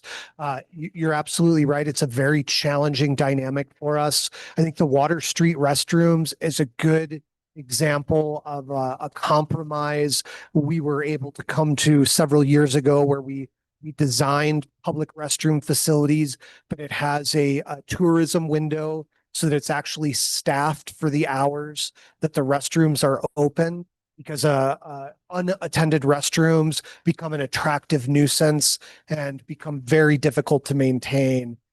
As an example of that, we do have public restrooms in the rail yard park, and the facilities division maintains those, and the operation of those is done in conjunction with the rail yard stewards who we contract with for work in the rail yard park, kind of opening and closing those. And we often have to keep them closed when there aren't people there to supervise, because just a lot of damage and misuse takes place that creates they become more difficult to maintain. So I think as Director McDonald is working on plans for new parks, perhaps there's interest in building ranger stations that are staffed with attendant restrooms, but I don't believe there's currently plans to do that anywhere. I might be misspeaking.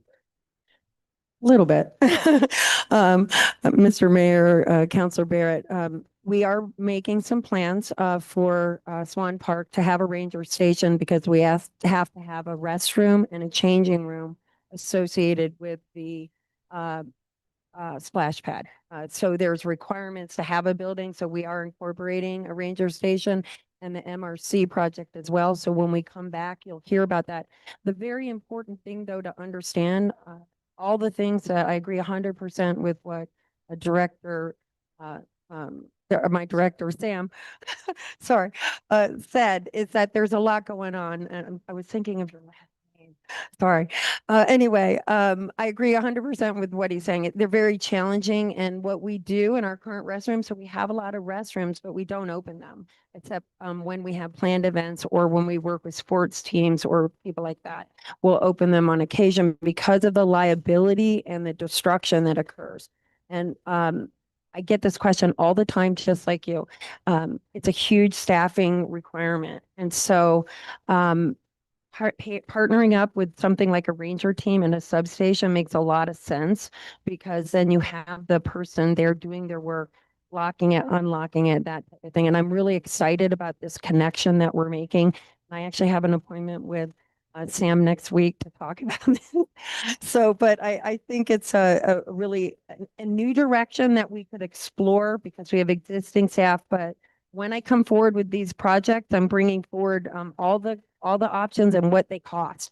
And you all are going to have to decide how you want to deal with it. Oh, I appreciate that, because, when we were all running to, all these questions, like, are we a family-friendly city? And these are like livability questions for me too. Like, it's something free to do in the summer. You can go to the park, but you're at the park with a 3-year-old and they always have to go to the bathroom.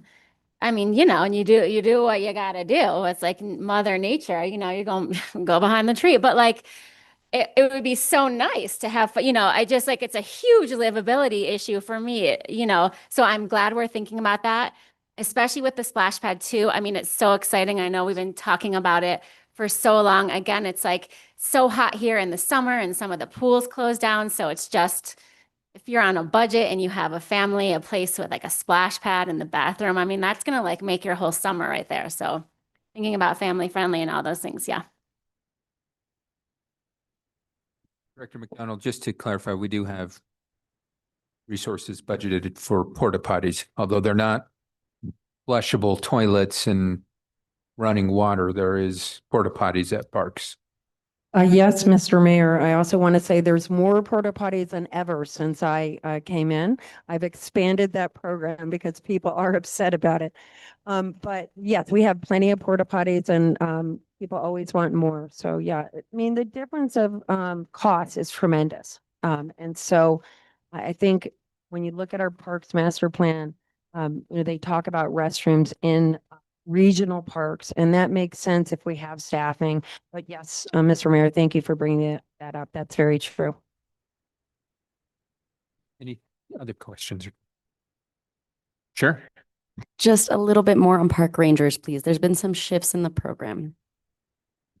Or has there? Maybe I'm misinformed. Has there been any shifts in the program for park rangers? Mr. Mayor, Councilor Castro, you're asking me if there's any shifts in the program? Yes, we have hired a new park ranger superintendent, Daniel Alt.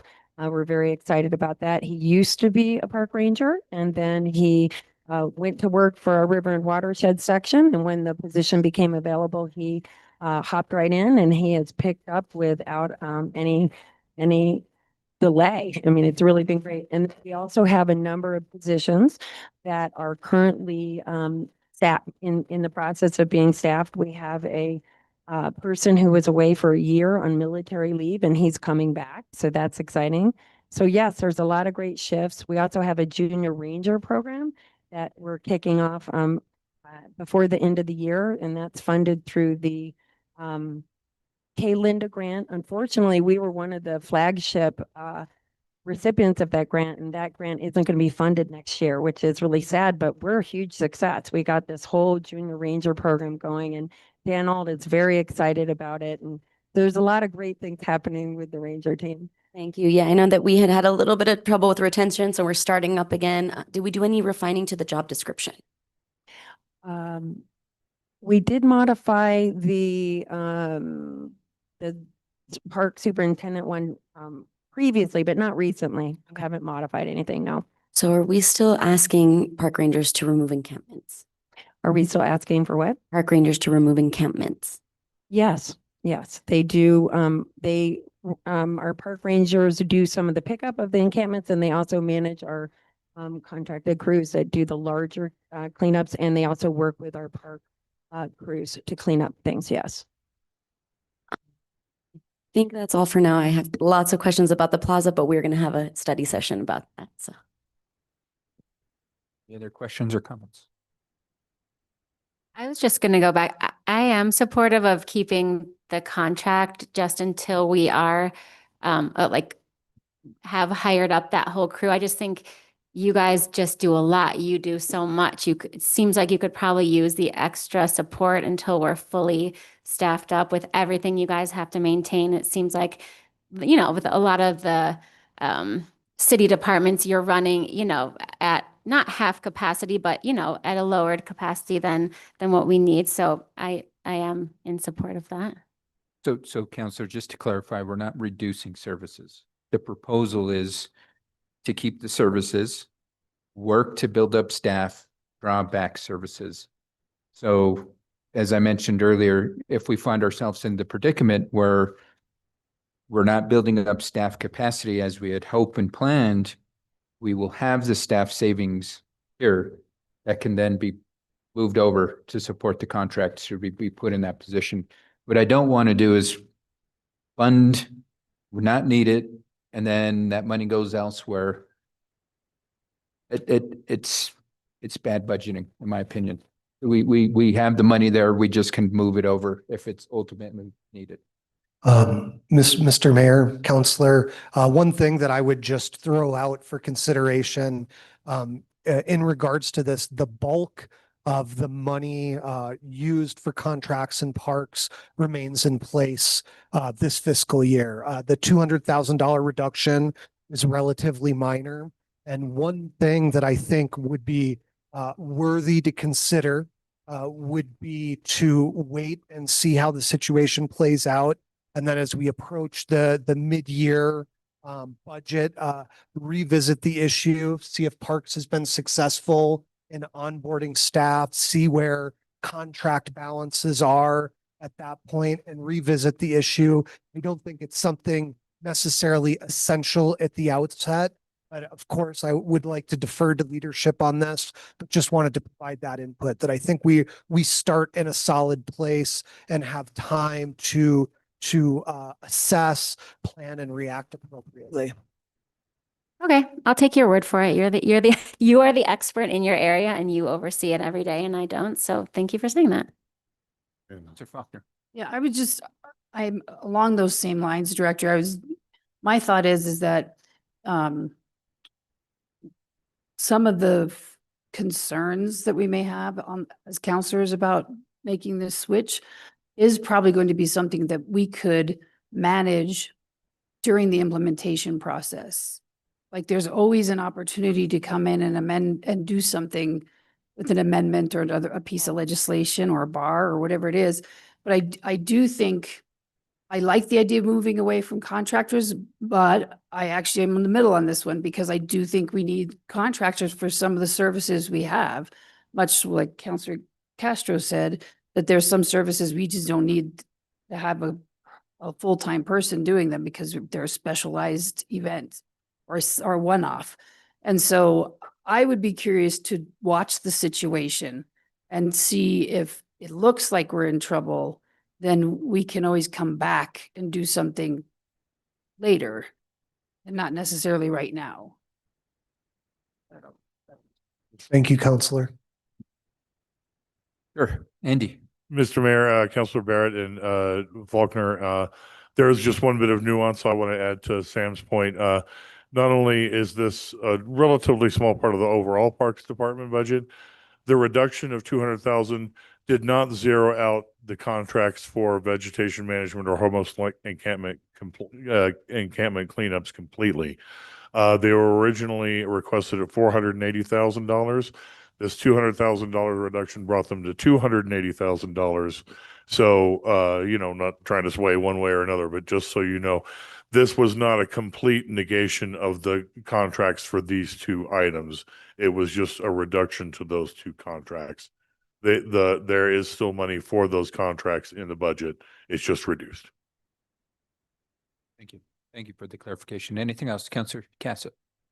Thank you, Mayor. I apologize. I maybe have misspoken as to my intention. My intention was to add a new parks crew and to have them go to parks maintenance because we have 77 developed parks and hear that we're not getting to them enough. And so what I was wanting to do with keeping contracts whole is really keeping a contracts crew for medians, keeping a contracts crew for assisting with cleanup so that an additional crew would really be going towards regular park maintenance. So I apologize if I did misspeak and my idea was, hey, let's see what happens this year and understanding what it would look like with another crew in there and then being able to assess job duties. So,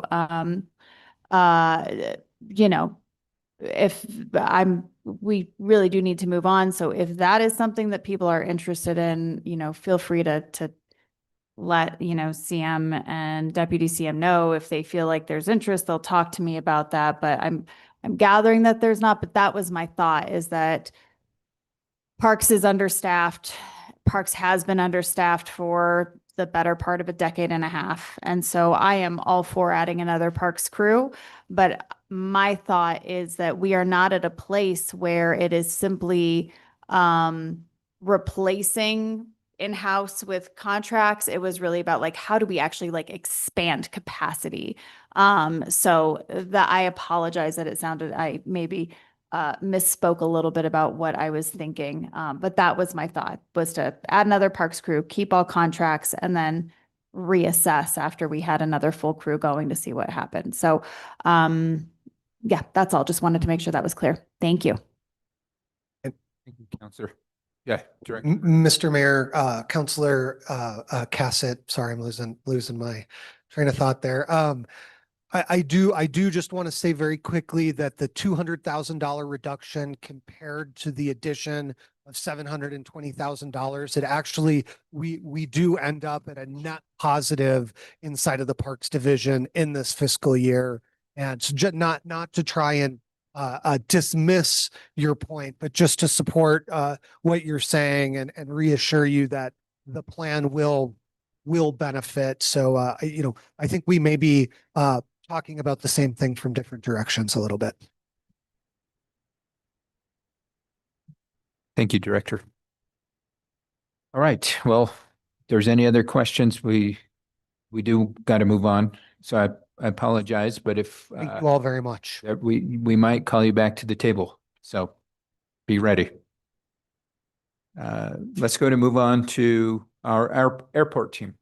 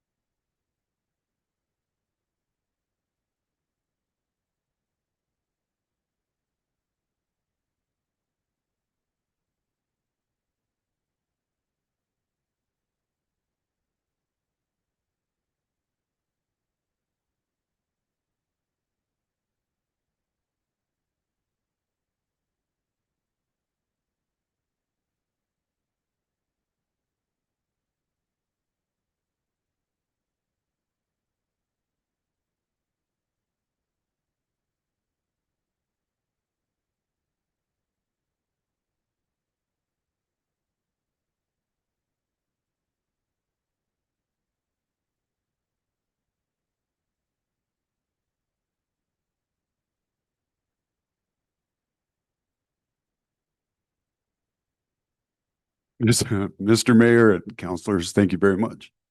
I had two goals, and that was to make the mic work right away and not sound so aggressive when I'm talking to you folks. So failed one of them already. So thank you for having us here and looking at our proposed budget. It is a little higher than it was last year. And I was going to run through the items that we have proposed and why they increase. But instead of talking about dump trucks and terminal baggage claims and stuff like that, I kind of wanted to bring up some of the reason why we're asking for that and some of the things over the last year or so that my team, we've noticed, and that's getting out there in the community and letting the public know what we actually do at the airport and maybe that it actually exists. We've had an open door policy for the last year or so. Had a lot of people that I never thought I would meet come in and just, they're interested in building hangars. They're interested in property. You know, I met a gentleman on a bike the other day and I had no idea there's a big bike race coming up here in Santa Fe shortly. And showed him what the facility had as far as bike storage, what we were proposing with 599. And then, you know, just people coming in from Florida wanting to move to Santa Fe and interested in airport space. So my goal is, and to continue doing it and to drive revenue, is to keep advertising. Personally, we really overextended our marketing budget last year. Basically ran out. We had a few billboards and some radio ads, but I really think the face-to-face contact is making a huge difference in the airport and the way it's perceived. I'll open if you have any questions. Thank you, Director. Any questions? Councilor Fagali, and then I'll. Thank you. I have a question about this proposed airport access road that I guess goes to Jaguar Drive. Do we need another road? And also are people, I mean, I guess people are coming from the south, but I don't know. You're right off of 599. Why do we need a road off of Jaguar? So the road, I guess, has been discussed way before my time. I've recently seen drawings and designs for it. We've had a couple of public meetings. The public meetings have been very well received. The public wants a different route to the airport, one that's more visual, one with easier access. Here recently, we've had FedEx and the pods and Amazon cargo facilities built up on that road. I planned to be here at 11 o'clock today. I was actually a few minutes late because of the pods and the Amazon traffic. Eventually that road's going to need to be replaced. I'd like to have a better access road that cuts the time from the freeway off, something that's cleaner, something that we could have, you know, actual utilities like gas and hotels and restaurants. There's amazing, if I didn't even know it was out there, but if you Google 599 access road to the Santa Fe airport, there are tons of fabulous like utopias and designs out there. I think it's really a good revenue generation. The majority of that property is ours. And I think, you know, until we get a bigger terminal, we need to look at non-aeronautical revenue to keep growing this airport. Thank you, Councilor. Councilor Castro. Along the same vein, I will use the opportunity. This is more of a comment and I have some questions coming up. I had some concern from community members around the rhetoric that was in those ads for the community input session. I would just ask that you coordinate more with our PR team in the future so we can avoid any mishaps with how we're presenting our position. I do have some concern with the price tag of that road. It is very, very expensive. What are we looking at? And I know that this is not part of this budget, so we can always talk about this later, but it is very expensive. I can, a brief description on that. I didn't really come prepared to talk about the money and what's involved. I know right now we had money from the state that was granted for design. That's already in the process. We've already had 2 public meetings on that. It's moving forward. The next one, I believe, is going to be in August, and then hopefully one after that. But I think it's needed. The way and I'll speak in my terms. That earth around that area and the dirt, there's a lot of removal, a lot of inspections that are going to be needed, and we want something that we can actually grow into. A lot of the design work is 1 lane each way, but we are building it for future if we need to expand to a 2 lane or something like that. And like I said earlier, I want it to be a community airport, not just for travel, but for community centers, for people that are flying in and can actually hold meetings there. I want it to be something that people are proud of when, they come to pick up their relatives or friends or, people that are considering moving here. So we'll have to look at I don't have a price tag on it. I know it's going to be fairly expensive, but I think we have the support of the community and the state and the city to move forward with it when that time comes. Thank you. So yeah, if you could just give us a report, I think that'd be great. We're all very interested in the project. And Counselor, just one quick note, since we're on the road. It is a priority for some of our state delegation members. So might not rise to the top of our level, but it's risen to the top priority level of some of our delegation members. And we're not going to tell them, no, don't fund this road. As long as we get support, I'm glad to hear that it's not all going to come out of our funds. As long as it's a collaborative effort, and maybe state DOT can be part of the conversation, since we're looking at the highway and 599. I would recommend we go to MPO, Metropolitan Planning Organization, where we all come together around some of these issues and just see if they have any input. Thank you, Councilor Castro. Actually, we have those folks involved and moving forward. I would love to see all of you at our next public meeting. Thank you so much. It goes extremely well. And like I said, it's well received. And people have some great ideas for the way it should look and what we should have there. And again, I'm trying to slow my pace down because I'm excited about it. So. Well, and I know that other counselors have gone to some of those meetings. In particular, I defer to folks who are in that district. So we talk about it. I just know that there's some anxiety in the community. So I want to make sure that we're as clear and transparent as we can, and that folks know that not all of these funds are going to come from us. I will move on to what's actually in the book, though. I have some of the deliverables, and I'm really excited about the accomplishments, are expansions within the terminal. How are we deciding on who these vendors are? Are these going out to RFP? How are we sort of interacting with what is happening at the airport right now? So I'm not familiar with Wolf and Mermaid in that process. I can direct that to James Garduno. But the current vendors that are coming in, that has all gone out to RFP and chosen. We actually, for the gift shop, had a huge turnout, way more. There was probably 8 different vendors there that were interested in it. And we basically, it came down to, can you do Santa Fe product, 90%, some number like that. And then obviously the rest is going to be the pillows and aspirin and some stomach medication. Wonderful. And as an airport user, it is a wonderful space. I encourage everyone. It's always been great, very efficient. So thank you so much. I know we've had some issues with security that we've overcome. You did an amazing job with that. Thank you. I just feel that we could support you a little bit more in promoting it. Definitely. Maybe we need to work with, I see Johanna again, economic development, on letting folks know big events that might be affecting your service. Correct. And thank you. That's another. So I actually had a lot of time to brainstorm back there when I was listening to everybody else, and your help with these promotions. Like there's even a Los Alamos festival coming up that brings in thousands of people. And we're in the process of getting, the Santa Fe airport as the main destination for that. And that might entail needing help with shuttles running back and forth from Santa Fe to Los Alamos, even if it's just temporary. I know there's that happens with Zozobra, and I've seen it in Albuquerque with the balloon fiesta.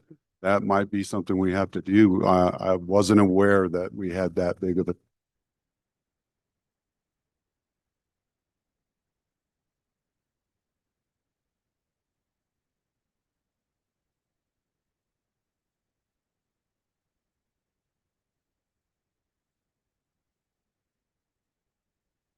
Thank you. And we did hear from the fire department today about some of the toxic chemicals that you're dealing with, and that's mostly on their end. Is there anything that we can do in terms of PPO or support for staff in terms of environmental issues?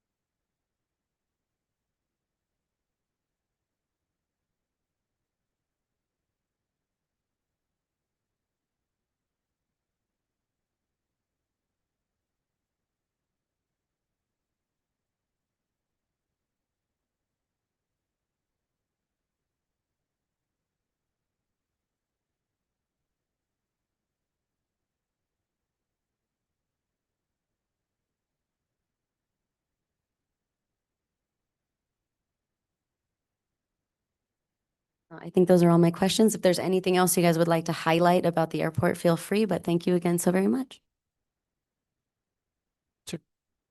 Councillor Cassett. Thank you, Mayor. Thank you all for being here. A couple of questions.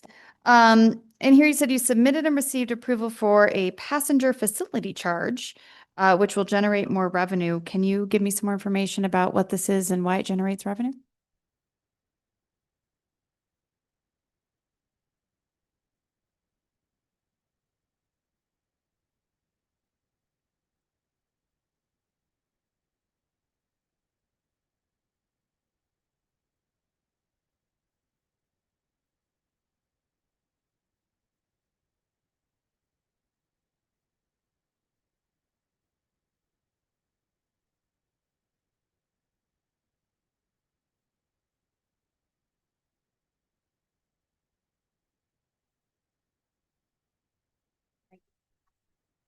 Oh. Try again.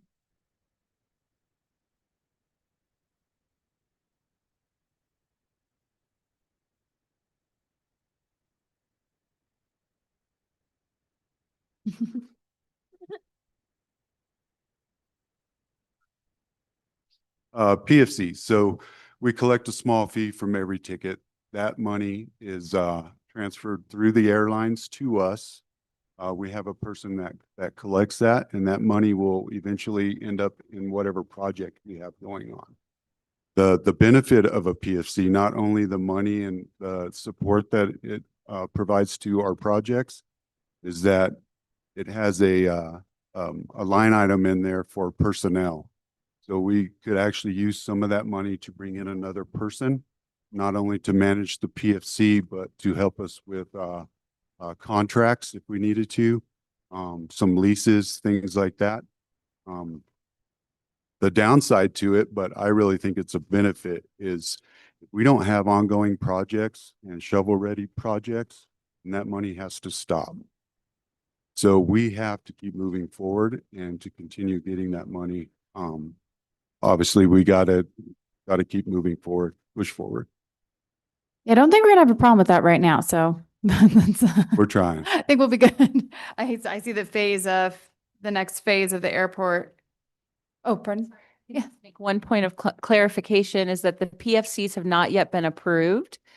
So we are taking it to the Airport Advisory Board. We've submitted the application to FAA, but we also want to make sure that it goes to the Airport Advisory Board for approval, and then it'll come to you all for approval of those charges as well, just to clarify. Got it. Thank you. Thank you. Councilor Cassett, real quick, that has been a long work in process. And we are the only airport that I'm aware of that are not charging those fees. Okay. So we're taking advantage of the situation there. It's good for everyone. Wonderful. Well, thank you. And as I was saying, it looks like we're going to the next phase of the airport terminal expansion project. So a lot of dollars coming in there. There is mention of completing the improvements to the paid parking facilities, which I know has been a long time coming. I haven't flown out in a while. I've picked somebody up, but in the past, there was a challenge with long-term parking and having to walk up a very dark area at night and there being a lot of gravel and there wasn't a shuttle to get people to the cars. And especially I had flown in by myself at like 10:30 PM at night or something. Maybe it was 8:30. They're all the same to me after 7, apparently. But it wasn't very comfortable as a woman by myself dragging my suitcase to this parking lot. How are we doing on the safety, the lighting, the paving, how easy it is for people to walk there? Is there a shuttle and being able to actually access long-term parking? Counselor Cassett, thank you. Obviously, that's a huge concern for everyone. We do have lighting now that is scheduled, so that entire lot. Mhm.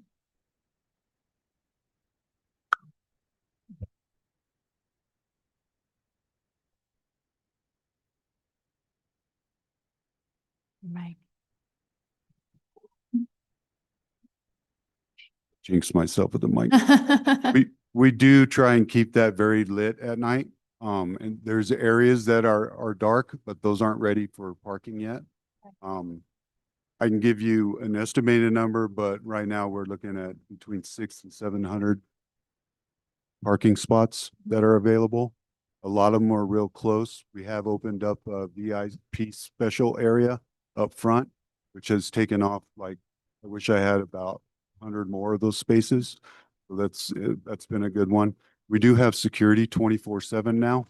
So there is always someone there Wonderful. to assist with you.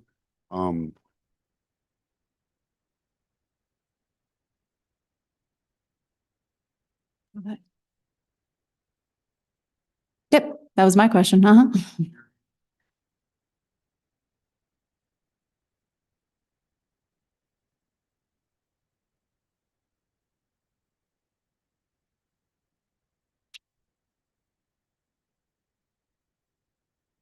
Mhm.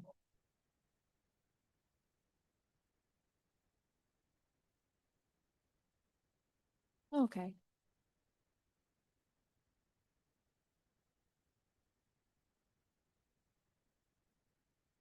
Got it. Wonderful. That's great. Oh, mic's off again, apparently. They didn't get to hear about your innovative. About this one? Oh, that one's better. And then the paving, we are still in the process of getting more paved lot. Right now, we're taking advantage of a lot of the work that's being done on the ramp and our apron area. We actually use the asphalt that comes from there to make the millings for this extra area. So you're not necessarily parking in dirt and getting stuck or getting, you come back and your car's surrounded by mud. We actually use those millings to level everything out and make it a kind of a soft landing pad for you when you get to your vehicle. Okay. All right. Wonderful. Well, thank you for that. You're welcome. Happy to, I'll let you know next time I fly in and out. Thank you, Counselor. Maybe one out. And then last, the baggage handling improvements. Is that baggage handling for staff putting it onto the plane, or is it the pickup carousel? So I noticed there were some questions on there, and we're not in charge of the bag handling, but we do provide the equipment for that. Mhm. And that consists of our cute little bag claim area that we have. We need some improvements to that, and the governor's made some really good suggestions covering that. We're also covering a lot of the areas in the waiting up front. So it's not just bag claim, it'll be making sure that everybody's not only their person, but their bags and everything are out of the weather. My mic was off now. Thank you so much. Appreciate it. Any other questions? Oh, sorry, Counselor Faulkner. It's okay. I've done a tour of the airport. Anyone who has not done it, you should go do it. There's way more happening out there than you would think. Just a little comment about the Jaguar extension. Well, kind of a question. That also has some significant economic development potential, right? In that there's businesses that want to come in. If I'm remembering from the, Yes, Counselor, like I said, I was really surprised when I tried to get some images out in that area, how many people are really interested in developing it. We are in contact with the previous person that put the road in that surrounding area, working with them hopefully. And then, just seeing, a couple of weeks ago, I attended a economic development conference, and I was one of the speakers there. And surprising enough, no one knew that was happening. So I got the word out to another 50, 60 individuals about that happening. And they're excited to see and, suck up as much property as they can. Yeah, we already have FedEx out there, right? Or Amazon's out there. So we have cargo, we have Amazon, FedEx, and we have the pod center. They're on different property than what belongs to us. We're more focused on that road that runs from the main terminal. It's west of the cell phone lot, the APD training facility, and it'll head south towards that intersection there. Yeah, I think Counselor, I don't speak for Counselor Garcia, but we talk a lot about these things. I think both of us are a little excited about how the possibility of more job creation on the south side, especially that part of the south side. And so, yeah, it's more than just making a nice entrance to the airport. There's a lot of other things that are going to be happening there if it's successful. And congratulations on managing the airport. I think you do a fantastic job. Thank you, Counselor. Any other questions? Thank you, airport team. Thank you, Mayor. Thank you, everyone. Okay, just want to do a quick time check. We've got two other departments lined up. Three? Yeah. Oh yeah, three. Planning and Land Use, Midtown, as well as Economic Development and Creative Industries. So just wanted to check in with folks. Is half an hour sufficient for each of these? Should we shift and move some of these? I'm happy to extend tonight, but we've got on here, we would end at 5, so I'm open to discussion from the body. Not extensive, just so we're not spending a half hour discussing this, but okay. Okay, so go into that time. I'm happy to follow the lead of the body. Yeah, I think if we're mindful of time, we could probably finish by 5. My concern of moving it to tomorrow is that then we push that 12 o'clock further as well. Okay, well, we pulled one of the To today, yeah. Yeah, we pulled one of those today, so that there's time. Just want to make sure we're giving folks time. So if we want to try to get through it, and then as we get closer to that time checks, but yeah. Okay. Thank you. Okay, well then, Director Lamboy and team, the floor is yours. We were just stalling for you to get set up, so.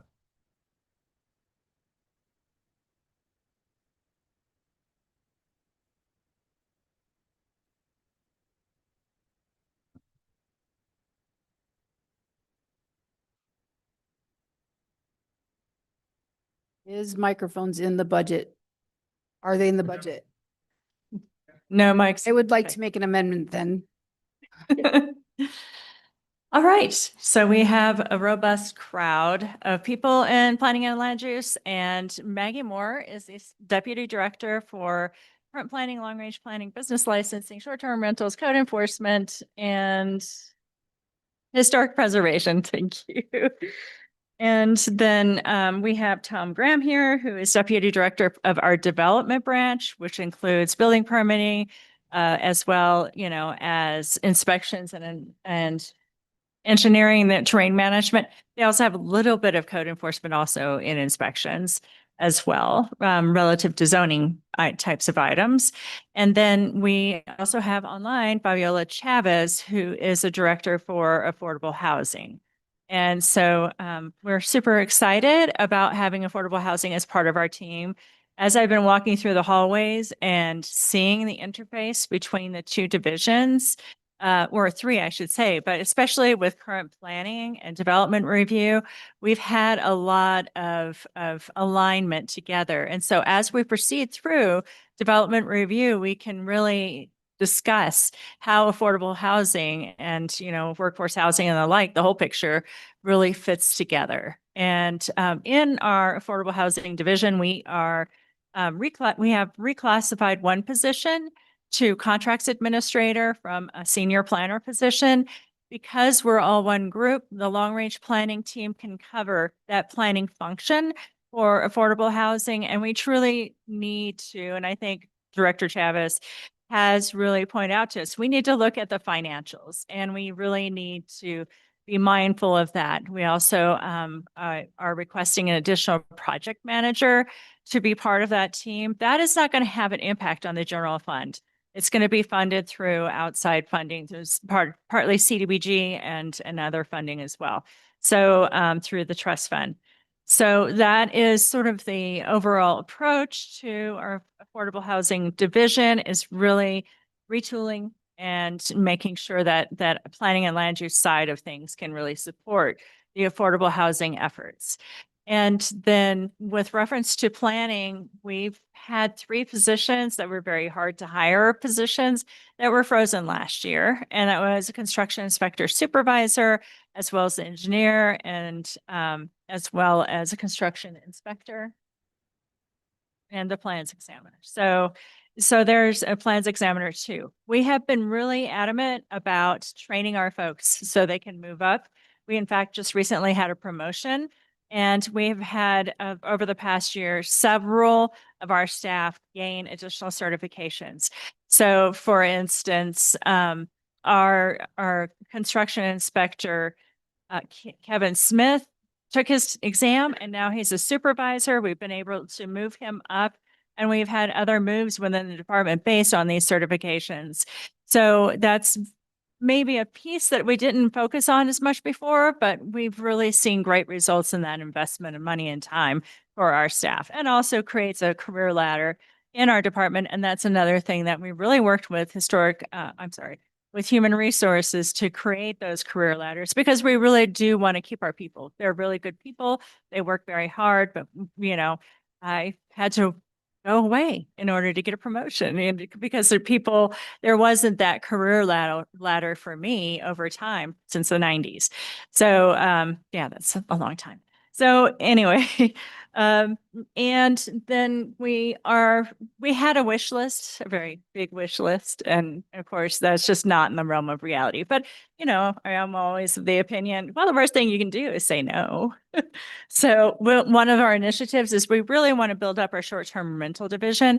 With the new software, we have discovered a lot of non-compliance, about 150 to 180 non-compliant short-term rentals, number of nights that are being rented, which also has an impact. So our code is such that you can only rent one time every week, every 7 days.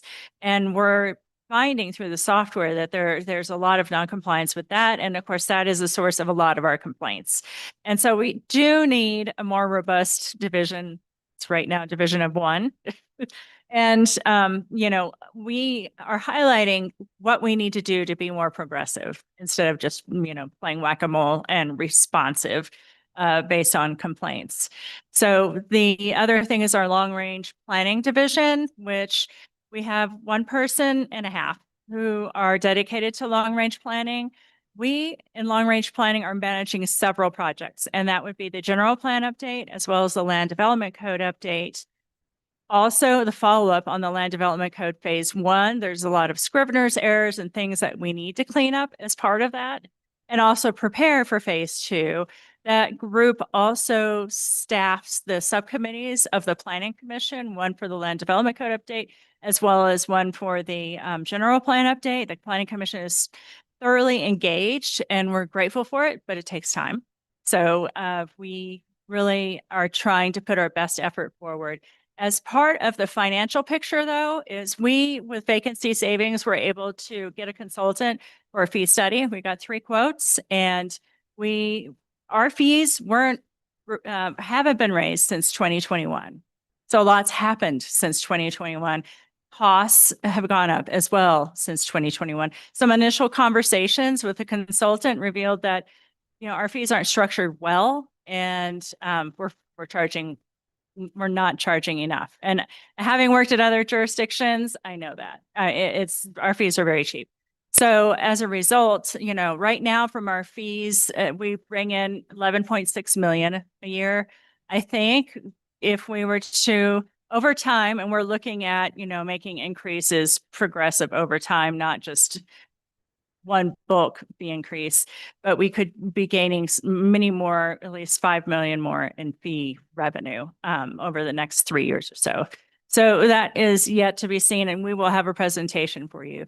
The other thing that Assistant Director Moore, Deputy Director Moore is doing is the development manual. She's fully engaged on that, as well as both deputy directors being really involved with the OpenGov transition. We've done a lot of configuration. There's been a lot of effort. And I would say ownership by all of our divisions, because they've been actively involved in the programming of OpenGov. So what the development manual has done is, as well as the exercise we did with ITT and in understanding our current processes, is we've realized our flaws, and we have them and we own them, and we can do things better. So working with Bohanna and Houston on the development manual, and then pulling together all the, adjacent work as part of that, we are making changes to our processes right now. We're implementing that right now. So one example would be with our civil engineering team. Right now, for an infrastructure permit, it has to go through building permits, and then there has to be this very linear process that happens. And what we want to do is actually have that civil engineering and, current planning team issue those permits within a couple of days. So once the final construction drawings, the civil engineering drawings are recorded, then the next day they would be issued a permit for their infrastructure. So that cuts down approximately 4 weeks. That's an implementation that can happen right away.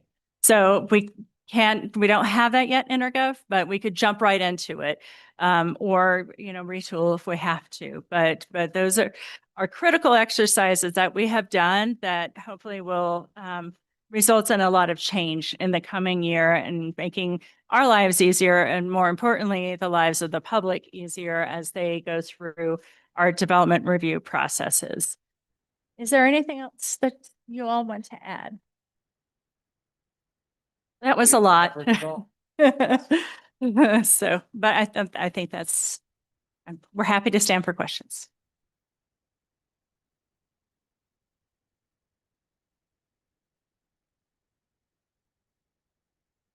Questions or comments from governing body members? Counselor Fagali. I can start. Thank you. Thank you, Director Lamboy. I have questions, but yes. So just sort of starting with, I'm not sure where in the budget these things are, but like the land use development code and you mentioned the green building code, the general plan, like what are they, like partly they come under salaries, partly they come under, I don't know, other things.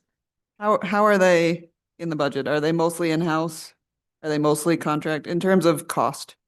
Costs are through contracts, Mayor, Councilor, and that's, so last year we had approximately $770,000 in contracts, and from the one-time funding at the end of the year, and actually there was an earlier one-time funding allocation through the last administration, we were able to get some extra money for that, but there's a lot of staff time that goes into it as well. So we really try to find balance and, be as efficient as we can with those funds. Okay. And so looking at the change in the expenditures, the enforcement is way up, like 7,000%. And inspections is down. Are those not related things? Or they are related things? The reason is because our enforcement division wasn't sort of separated out previously. Okay. And so it was part of our inspections team. And so there's the short-term rentals were sort of put into the enforcement team as well. So I think it's just that moving around of staff that caused that. So the short-term rental is now enforcement or? Short-term rentals is its own subgroup within our code enforcement division. Okay. Can you repeat what you said about the positions changing with affordable housing? You said. Sure. So we, as a part of the reorganization that Mayor Garcia implemented with the agreement of or consensus of the governing body, the Affordable Housing Division used to be part of the Office of Economic Development. And certainly there is definitely a relationship with economic development, and we want to maintain those strong ties. But affordable housing has been moved over. And so Fabiola Chavez is at the same level as our two deputy directors here. But she's listed as a director because that's what her role is for that particular programming. You said something about planners covering for some. Oh, yes, positions. yes. Yeah. Can you Thank just you, explain that Councilor. again? Yes, Mayor, Councilor Fagali, the senior planner that was part of the Affordable Housing Division has been retooled to be a contracts administrator, which is one range lower, because we do have that long range planning capacity in planning and land use at large. And so our long range planners will help with probably in our implementation plan, we'll be calling for an affordable housing plan or a long range affordable housing strategy. And so that would be covered by our team. Great. Okay. Can you talk about staffing in the historic division? I get a lot of complaints from my constituents about permits taking months or people never responding to them. So I don't know how many people are in that division and how well staffed it is. Can you speak to that? Yes, Mayor, Councilor Fagali, we have, I believe, 5 in that division plus 1 inspector. And so the caseload is high. Like I mentioned previously at a different meeting, there were approximately 535 administrative approvals last year, 120 cases that went to the H board. And part of each case that goes to the H board and some of the administrative approvals, you have to go out to the site to understand the scope of the project, meet with the applicant and the like. So there's a lot of hours dedicated to that, as well as to the archaeological review committee. So it is a lot for that team. It's a grind, and but we are working based on this work we've been doing with the development manual, as well as a review of our processes. And one of the things we're going to do, like what was done with the escarpment re-roof permits recently, is that we're going to put a set of conditions on every permit, and we're not going to require administrative approval for re-roof permits. And that's a substantial sum. Plus, that's, one of our pain points. That's where we get complaints. Pretty stuccoing, the same color is what I hear all the time. That it takes. I'll just, Director Lambo, if you don't mind, I'll just add that she mentioned the 5 positions total within that division. And we have 3 vacancies right now. So that's not helping, our response time, but we are, certainly aware, of those issues and trying to, do our best to hire new staff, get them trained up as soon as possible. And, Heather and I are, doing the work too, as much as, as we can. And are there vacancies in the planning side also? Yes, we have 1 senior planner vacancy in the current planning division. Yeah. Out of how many? There are 2 planner positions in the current planning division and 4 senior planners. Yeah. And then we have the long range planner is also kind of in that realm. Thank you. That's good for me this round. Thanks.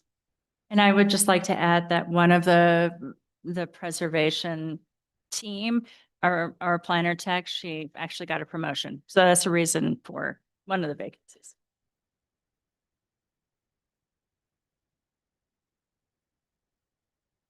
You, Council. Look along this way, Councilor Faulkner. I feel like land use is probably one of the most important departments that we have in the city.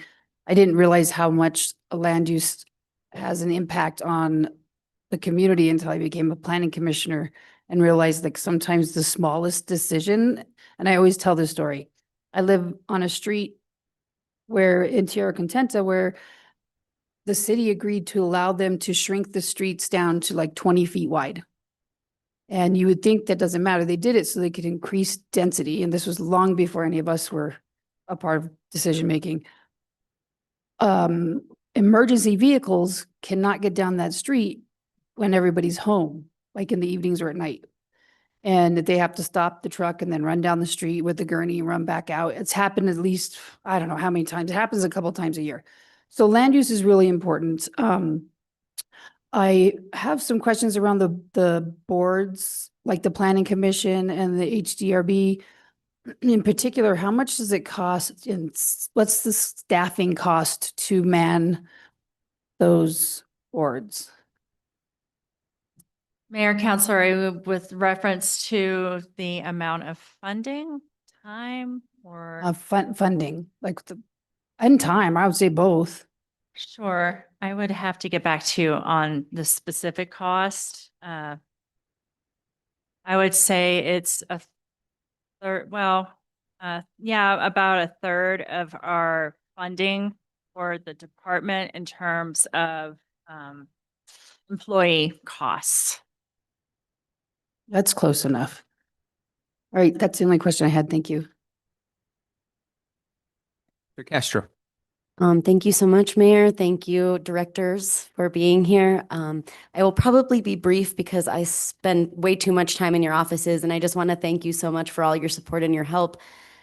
There is a little bit of hesitation that I have with the new restructuring and affordable housing. How is it going? How can we better support? I know that we have the two positions. Obviously, we need to beef up that department. That's a huge priority and task for the city of Santa Fe. How can we support you? Mayor, Councilor Castro, I believe Fabiola Chavez is online, and maybe she can speak to that, and then I'll add something if necessary.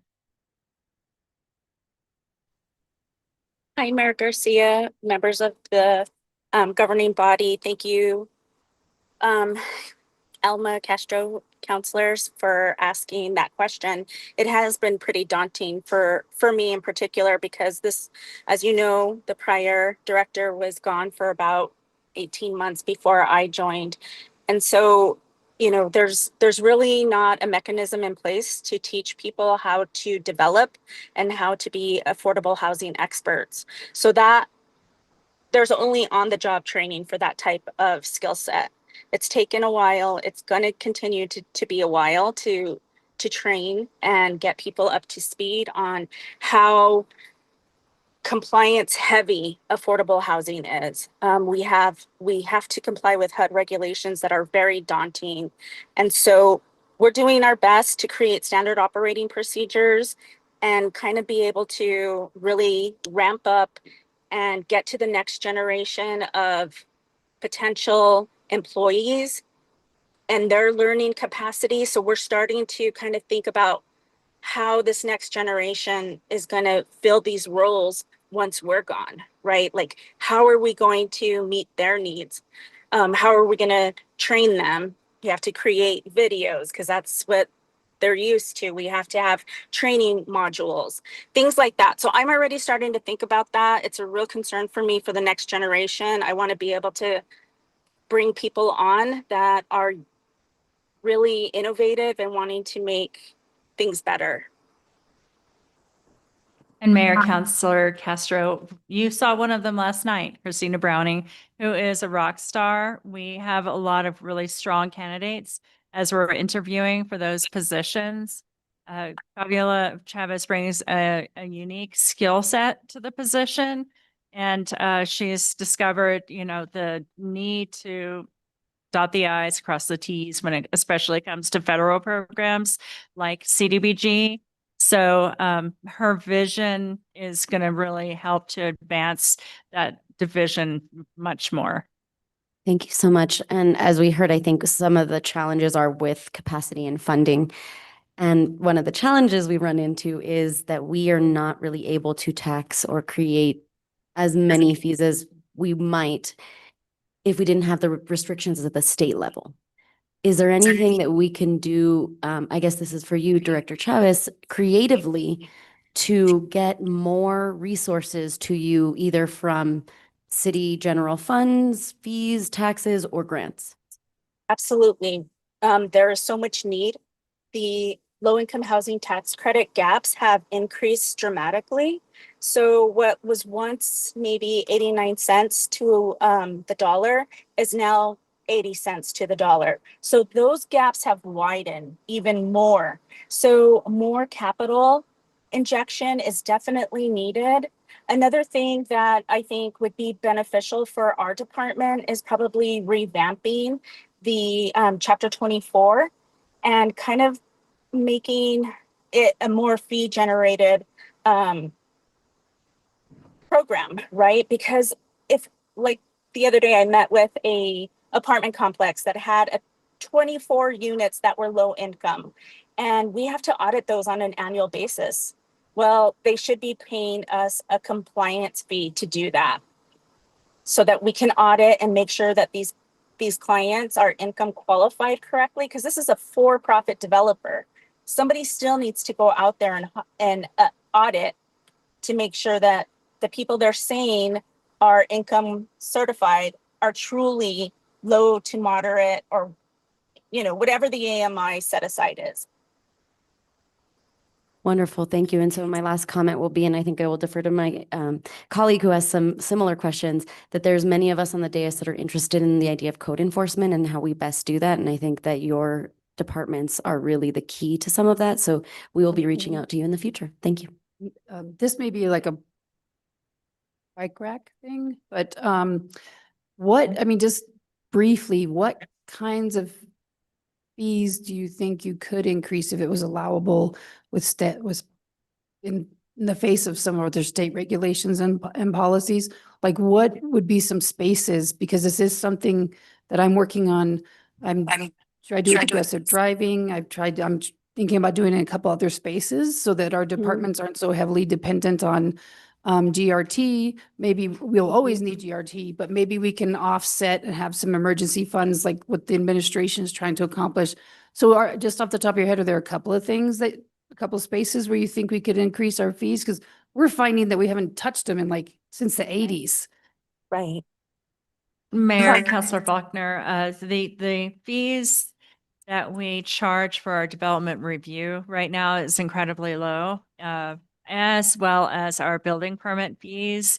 The construction valuations, we don't really audit.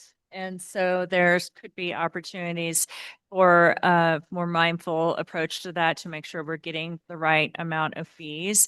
Our business licensing, for instance, an out-of-state business license costs $10. There's a lot of fees that we don't even recover the amount of time that we spend on that, like a certificate of conformance or compliance, which is like a certificate of occupancy. So there's inspections by the fire department as well as by our inspections team to make sure that and our zoning team to make sure that everything is good to open for the business. And so those types of things really need to be analyzed.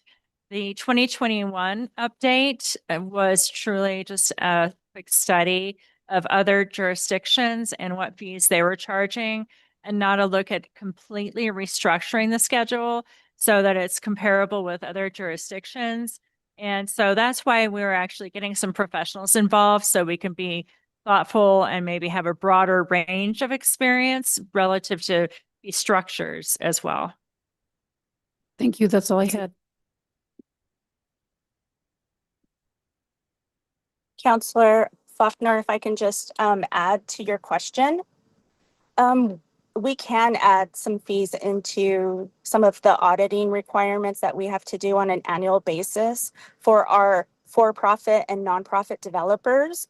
So we can add an annual fee for review of their financials, their audited financials, to ensure that these entities are solvent for years to come, right? Because if we're injecting capital, we need to ensure that they're solvent not just for today, but for the future, for however long the affordability restriction is on the property, and that's usually up to 30 years. So we have to watch, we have to be mindful of that. We have to start auditing those types of financial documents. Another thing that we could also do is the home ownership program. So the home ownership program, we don't have affordability restrictions on that. We have to start doing that, right? We want our clients to stay in place and build the equity on the property as long as they possibly can. But then if they do leave, we should be receiving a part of that equity, not all, but some of it back into our fund so that we can redeploy it for other first-time home buyers. And of course, the equity that the first-time home buyer has put into their home for investment purposes, of course, they would receive those funds back. But we can't allow people to become unduly enriched by our capital injection.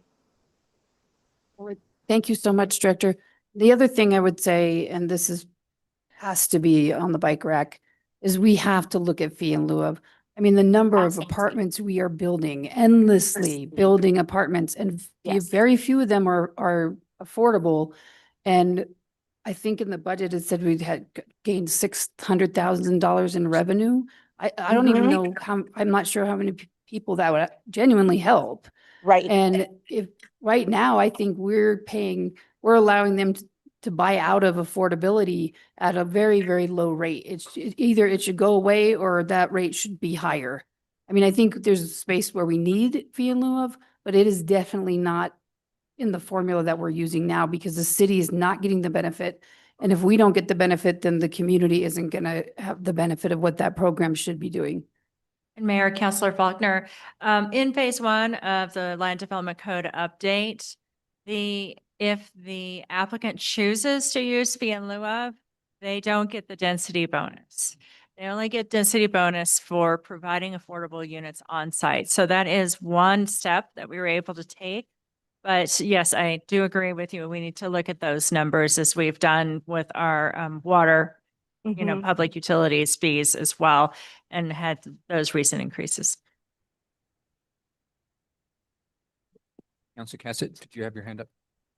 Then I'll go to Councilor Barton. I did. Thank you. I just have, thank you guys for answering my questions ahead of time. Really do appreciate that. One word of caution, as I always say, especially with the general plan and the code update, as you mentioned, there's enough funding to complete as long as not everything goes according to plan. But please do let us know, like if there is something else that needs to deep dive or, there's an extension, I really want to make sure that we do this very well. So please do keep us updated on how those are going. My only other question was, and I think Director Chavez, I think you alluded to this already, but it was that you planned that the city plans to fund contracts for income qualification and other services out of this fund. So that's out of the Affordable Housing Trust Fund. Is that those contracts for income qualification? Was that what you were speaking about previously of making sure that that individuals are renting to people who are income qualified or selling to individuals that are income qualified and having that third party check that we would be funding? So Mayor Garcia, Councilor Cassett, thank you so much for asking that question. So what the contracts are currently doing, the HomeWise contracts and the Housing Trust, they are actually working with tract developers. So that would be like the Pulte's, the KB Homes, and they're income qualifying those candidates that are coming into those tract home brand new developments. What we need to ensure, what I was talking about in the multifamily development aspect, is some of those developers that choose not to pay the fee in lieu and instead give us the units, someone has to be going out there and monitoring and ensuring that they're income qualifying the residents in accordance to their contracts. That is currently not being done. And are those the contracts that are being referenced in the budget book here under the Affordable Housing Trust Fund uses? No, that is not. Okay. It's something that is done in-house, Councilor Cassett, at the department level. So we have to start going out to these for-profit developers that set aside low-income developments instead of paying the fee in lieu, and we have to audit them to ensure they are complying, because they all come in and say, yes, we're going to do affordable housing. How do we know? Nobody's out there inspecting, nobody's checking. And so we want to start doing our due diligence to make sure we're actually getting what is in the agreements. Got it. Okay, thank you. So I apologize if I'm just not understanding. My brain is kind of oatmeal at this point in the day. Perfectly fine. I'm like, I'm not even sure I'm functioning. I don't know if I'm making words. But the sentence that I'm reading, in 2027, the city plans to fund contracts for income qualifications and other services out of this fund. Mhm. And that's referring to the Affordable Housing Trust Fund. Yes. What It was- contracts are those? Those are the HomeWise Okay. and the This was- Housing Trust Fund that income qualify the Pulte's of the world, the KB Home clients that go in, because they are required, these tract developers are required to implement 20% Yes. to affordable housing. Okay, all right, got it. Thank you. Thank you. That Yes. makes sense. I appreciate that. Yes, And then, as I said, all my other questions were answered ahead of time. Thank you again so much. Just to Anytime. add to the, agreement with the conversation, I'm under the, I feel like we just need to blow up chapter 26 at this point. I think that there's a lot of issues with the affordable housing, that the model was basically created on a previous time, and things have changed so much that, yeah, I agree. Let's raise those fees. And I was just whispering over here with Councilor Cash. I'm like, give us the money and let us, take care of some things at this point. And I'd like us to be aggressively going after properties. I want us to be Yes. looking at how we are subsidizing housing development. How do we have strategies for both affordable housing and missing middle?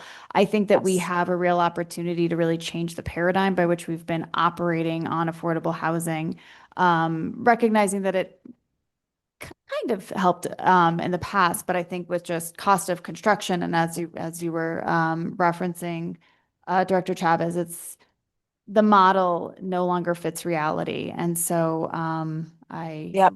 forward to that conversation, I would say this year, let's really get on it, because we know this is a crisis that we've been facing for a long time. So Dr. I Lim, appreciate it. Thank you. Thank you for your support. thank you. Yes, Mayor, Councilor Cassett, we really do need to blow up chapter 26. I agree. There's so much room for improvement. I think it's just evolved slowly over time, but doesn't keep up with the times. And I just also like to bring to your attention, like the paradigm shift includes partnerships because of that gap that we have. We, got the opportunity to meet with Senator Ben Ray Lujan recently, and around the table included the Housing Authority as well as the county. And Nueva Sequia was a project that involved a huge group of people, cobbling together a capital stack to make it work. And same with Lamplighter. So we need to make sure that the code reflects that capacity to make sure we can partner with other agencies effectively. Wonderful. Yeah, thank you. And that it reflects the fact that we need to be able to bring stuff to that capital stack, and contribute to that. So thank you for already getting to work on that. And I really look forward to seeing how this incredible team that we have in land use and affordable housing, and the team that we have up here on the dais, how we work to address this. And I have some high hopes, so hopefully we won't let ourselves down. So do we. Thank you. Councilor Barrett. Sorry, I got lost in looking at all your question and answers. I'm not trying to double your question and answers and then going back and forth. I got lost in my own thoughts. Sorry. But the other day at Quality of Life, LifeLink was here. We were talking about their funding and where do you get it? And then clients that come through there and ARU and where do they go after? And then lack of Section 8 housing, because then we have the vouchers, but then we have a total lack of Section 8 housing. Is there a plan for that? Or what do we do about that? That, we help these individuals and we get them on their feet again.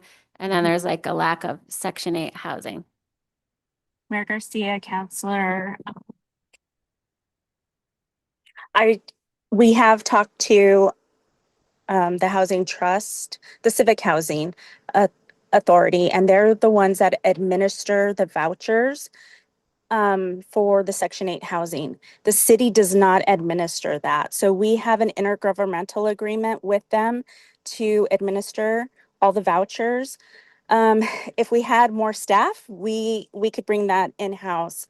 But for right now, with all the income certifications and qualifications, we just don't have the capacity to bring that in-house. Okay, just a thought, because I didn't know, how that all came together. What about renter protections? I know it says home ownership support services. That's different than that, but I just thought a lot of these services, I don't know what the connection is there, but renter supports and then home ownership support services. Those are two different questions. So Councilor Barrett, thank you for your question. So the counseling services come out of like financial counseling services. So that's what that paragraph meant. So it's any type of income qualification, financial counseling that clients may need to enter into home ownership. And the Section 8 housing and the project-based vouchers, that's all handled through the Civic Housing Authority and then also the county's housing authority. They're the two entities within the city of Santa Fe that handle vouchers. There was discussions a while back that we could potentially bring in some vouchers into the city. But again, we would have to put in a very large grant into HUD, and we would have to also probably hire a consultant to draft the grant and even see if it's feasible for us. But again, if we don't have staff that can really because you can't just income qualify candidates, you have to go to the residency and make sure that that home or apartment fits the regulations based on HUD, what they say is a safe place to live. So it's not just, okay, yes, you're income qualified, go right ahead. We have to actually go out and inspect, do a thorough inspection of the apartment or the home. Okay, so this is probably the city has thought about it before, but then too cumbersome, so never like took action on it or just too much of an investment. Right. It's very, again, administratively burdensome.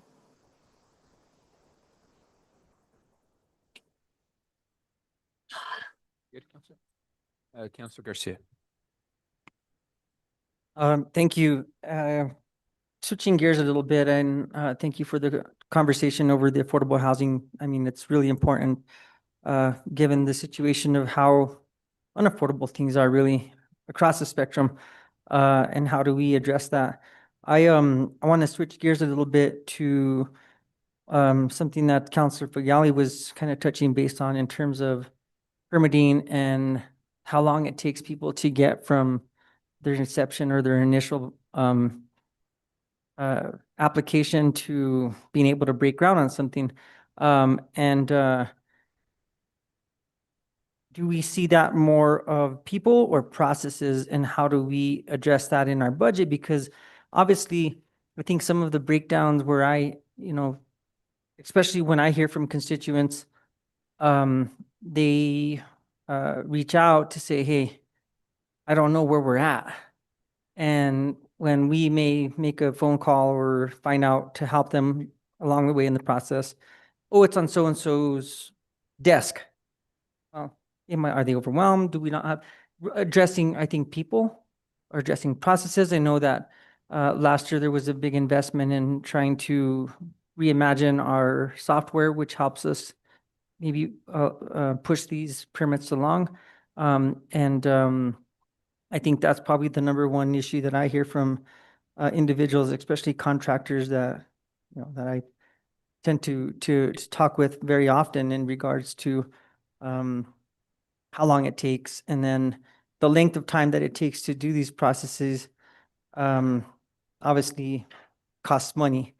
And so that translate that into either not having people wanting to come and build here, and or inflating the price because it's so difficult.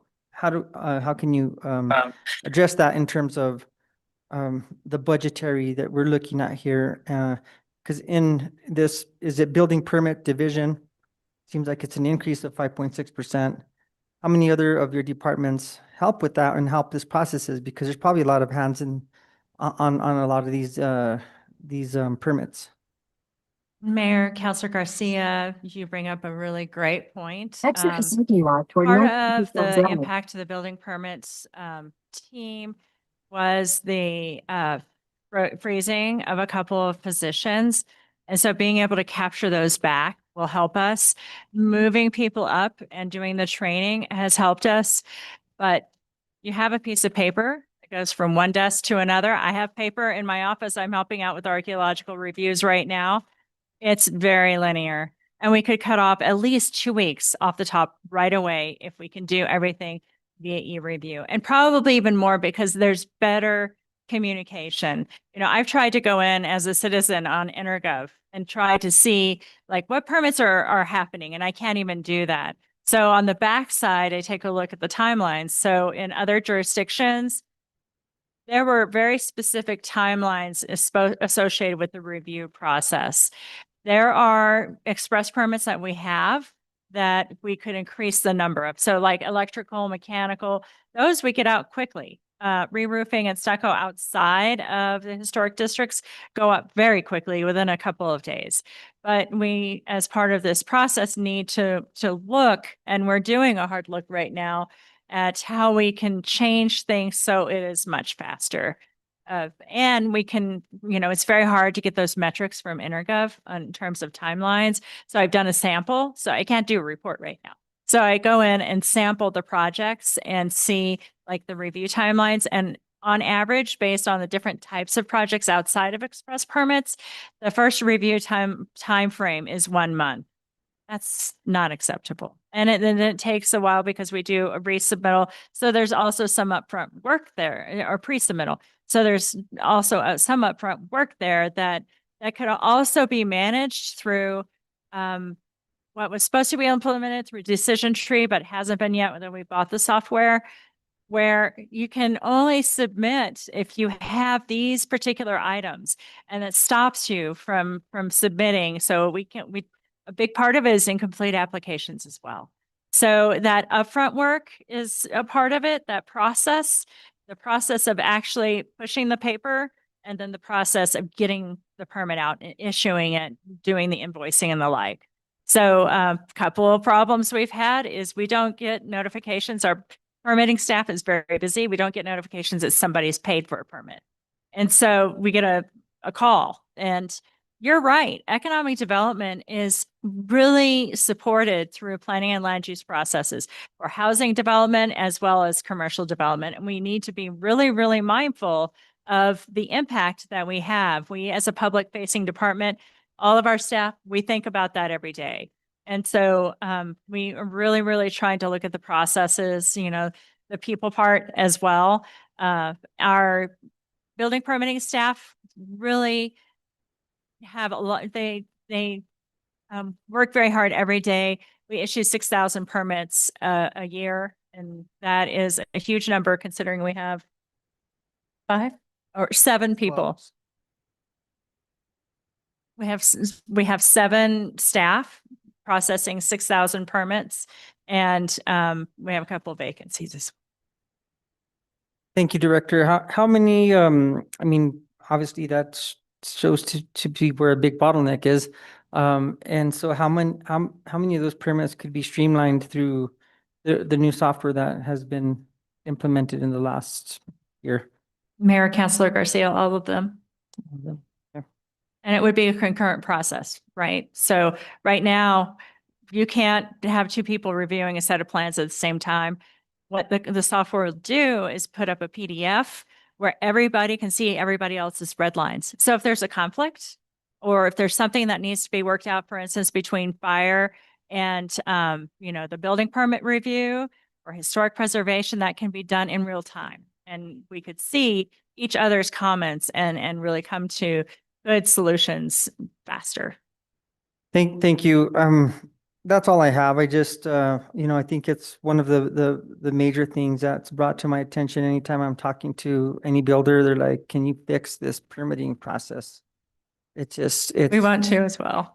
And I'm like, you'll be a hero if you guys can get that done for us because it's just so tedious. But thank you. I know that it's not just building permits that you're dealing with. You're dealing with code enforcement. You're dealing with a lot of things. I mean, that are coming through your department that is time consuming for your staff and Manager Moore with your work on just these things that we've had to review in finance department, and that's a lot of time, just extra that people don't really realize. So thank you for your work.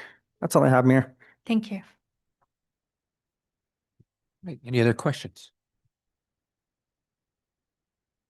Just trying to wrap my head around all this affordable housing stuff because there's just so much to be done. I know we're gonna have a study session, but just trying to gather up all this information and think through how many people need to be at the table when we discuss all these issues like long-term planning, which you were talking about, having these planners work on a long-term affordable housing plan, which I'm assuming is gonna touch on all these points and just looking holistically at it.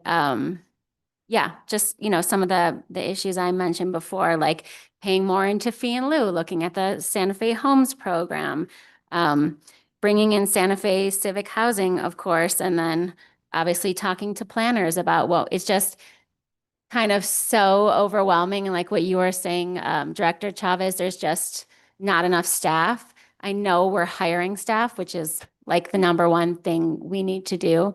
And so maybe looking at it after that, but even what you were saying too about inspections, I know you're probably working on this, like a cohesive plan right now. Are we in the midst of that right now? Like a comprehensive plan? Yes. Councilor Barrett, Mayor Garcia, we are in the process of starting that comprehensive plan, and also about our land, right? And how we're going to start utilizing that to capitalize on it for future generations, right? We want to be able to sell the land for fair market value, and then also go and purchase new land so that we can have it in our portfolio for the next generation that comes in to affordable housing, so that they have some type of mechanism to work with.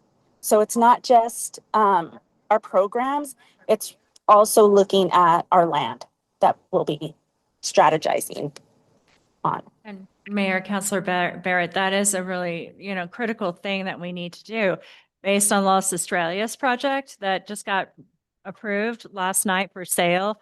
There's also a lot of smaller pieces of land in the general plan update.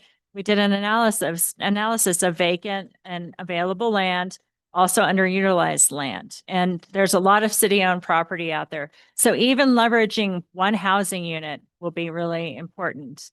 And, Director Chavez has lots of connections relative to very quick manufactured types of homes that, are, it's not like a manufactured, like the trailer that you would see in Country Club Gardens or something like that, but it's actually something that could be, built off-site and brought to the site quickly.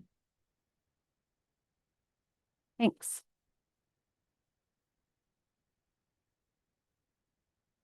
Thank you, land use team. Yeah. Going to do a quick time check again. We got two more folks lined up. What's our folks' thoughts?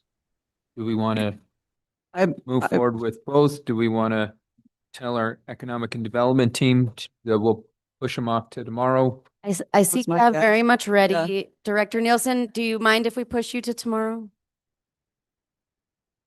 It looks like staff is here and we're just. All right. Well, I don't know. So, Don't you have MPO, right? no, it got canceled. BPAC got canceled for BPAC. tonight. So we have the room. I knew it was a meeting. Yeah, I said MPO because Thursdays, there's something that has to do with something with wheels. But Okay. yes, we do not have a meeting later, but I don't know if folks, I don't know, I can't see them. I don't know if they can stay past 5 if we need to. I don't know if we can stay past 5. I think Director Nelson has been here for a while, so I would hate to waste her time and. Let's do this. Okay, let's do it. Okay, here we go. Floor is yours. Thank you, Mayor, members of the governing body. This is my first attempt to handle this microphone this afternoon, so please bear with me. I'm not one for podcasts, so this is the closest setup I'll get. The proposed budget for the Metropolitan Redevelopment Agency this year saw a 13.5% increase. That increase represents 2 additional full-time employees, one of those being an admin manager as proposed, the other being a project manager. You can see here of that $674,847, about 60% of our budget does go towards those salary and benefits. We have even gone as far as to use some of the vacancy savings from the past year, having a vacant director position. Those vacancy savings being used towards an urgent request to hire. So not only have we already opened those 2 positions with HR, we have also gone ahead and interviewed folks, and I was just running out into the hallway earlier to make calls to references. So we're moving forward, and I'm very excited. This part of the process has been it's already been brought to the Metropolitan Redevelopment Commission by myself and Mayor Garcia. They're very supportive of us bringing on additional staff, and I hope that you'll see the amount of work that we're doing and the variety of projects we're taking on shows that we really do need this support.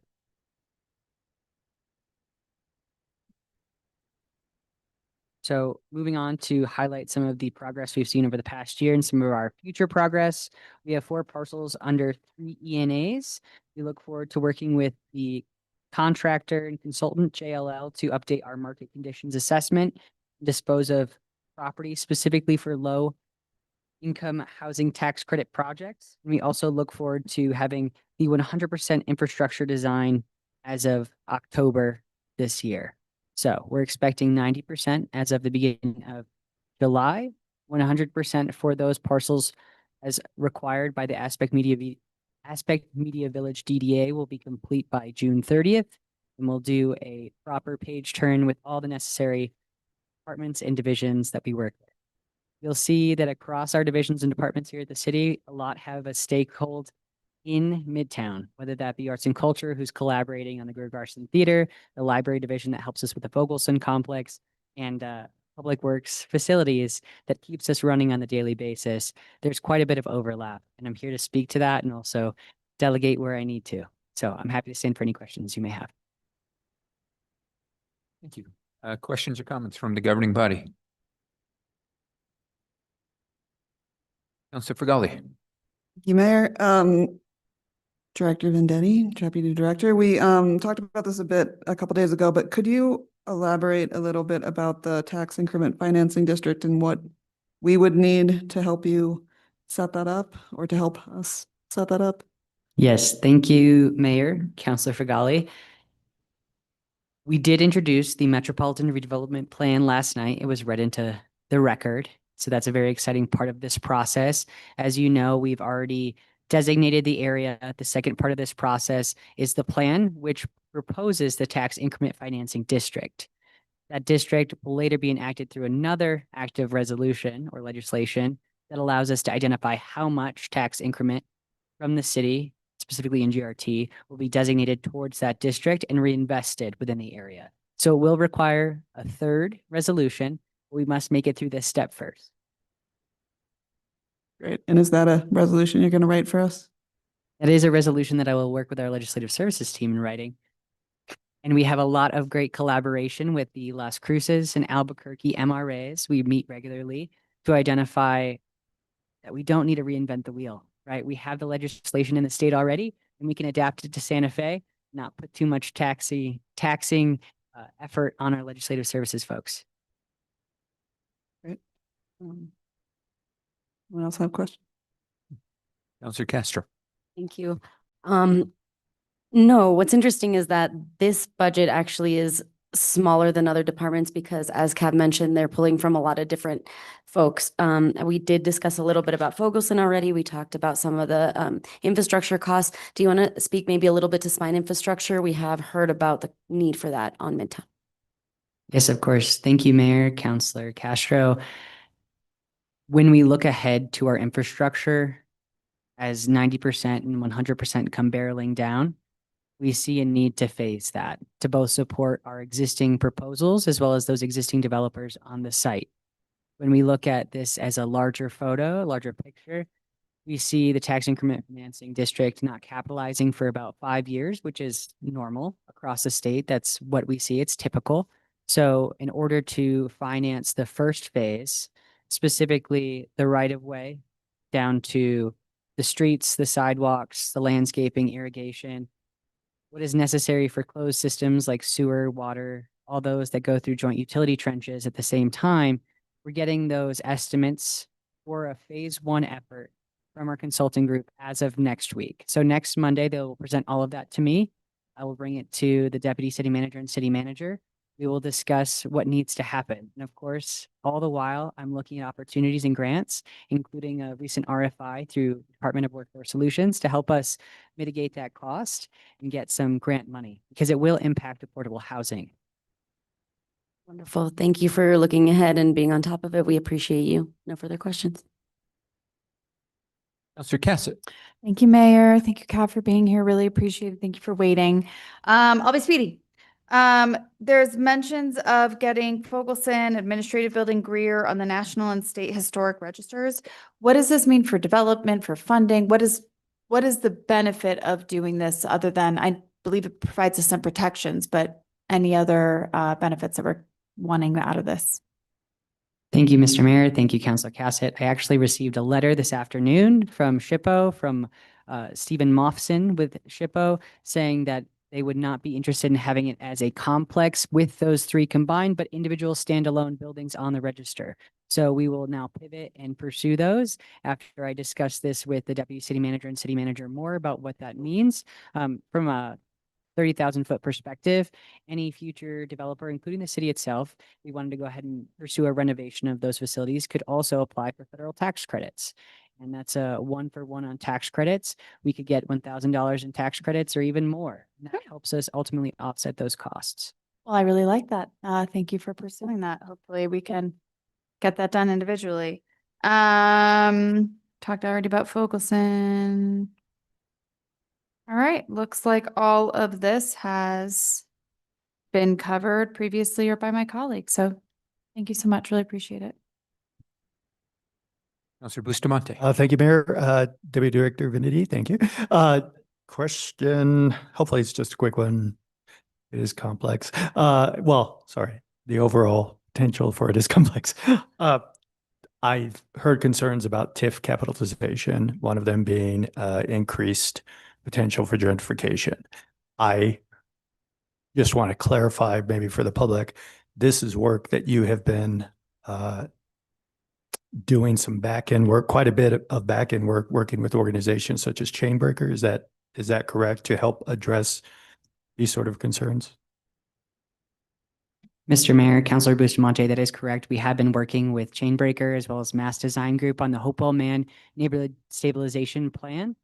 And that is an effort that was called for through the Community Development Plan back in 2023 when it was approved, to make sure that the development of Midtown, as well as the bolstering of this commercial area, would not ultimately gentrify or adversely impact the Hopewell Man or other neighborhoods nearby.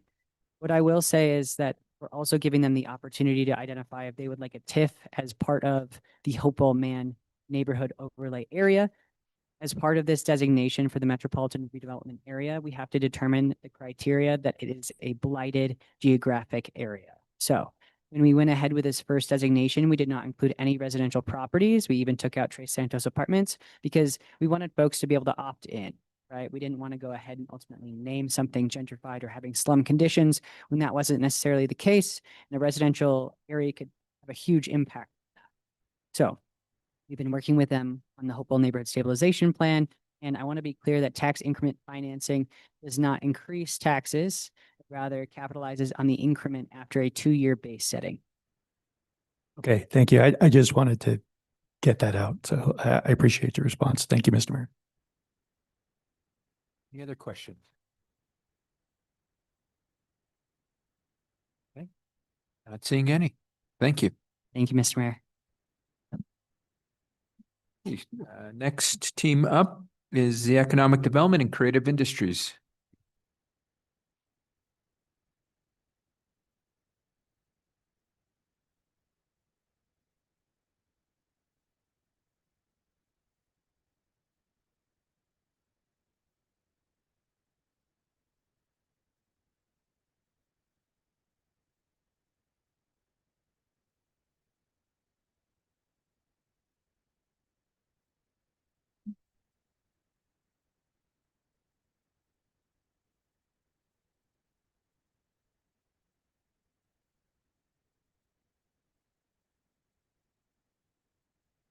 Great, good evening. Floor is yours, Director. All right, thank you so much, Mayor. Good evening, counselors, city staff. My name is Joanna Nelson, and I'm the Director of the Economic Development Division and newly formed Department of Economic Development and Creative Industries. So thank you so much for your time. We know it's been a long day. I'm joined by my colleague, Director Chelsea Johnson of Arts and Culture. Can you hear? Okay. All right. And then our Business Operations Manager, Loretta Oldeen. And unfortunately, Director Jennifer Labar Tapia is traveling, and hopefully we'll bring back good news from the film front. So thank you very much. I've prepared a little bit of an intro, and then would love to take your questions about the proposed budget. And I'd love to give a quick shout out to our staff and our colleagues that are watching. It's been a long day. We've been watching intently and really appreciate all of your engagement and questions. This work that we're presenting to you tonight would not happen without them, and we're really appreciative.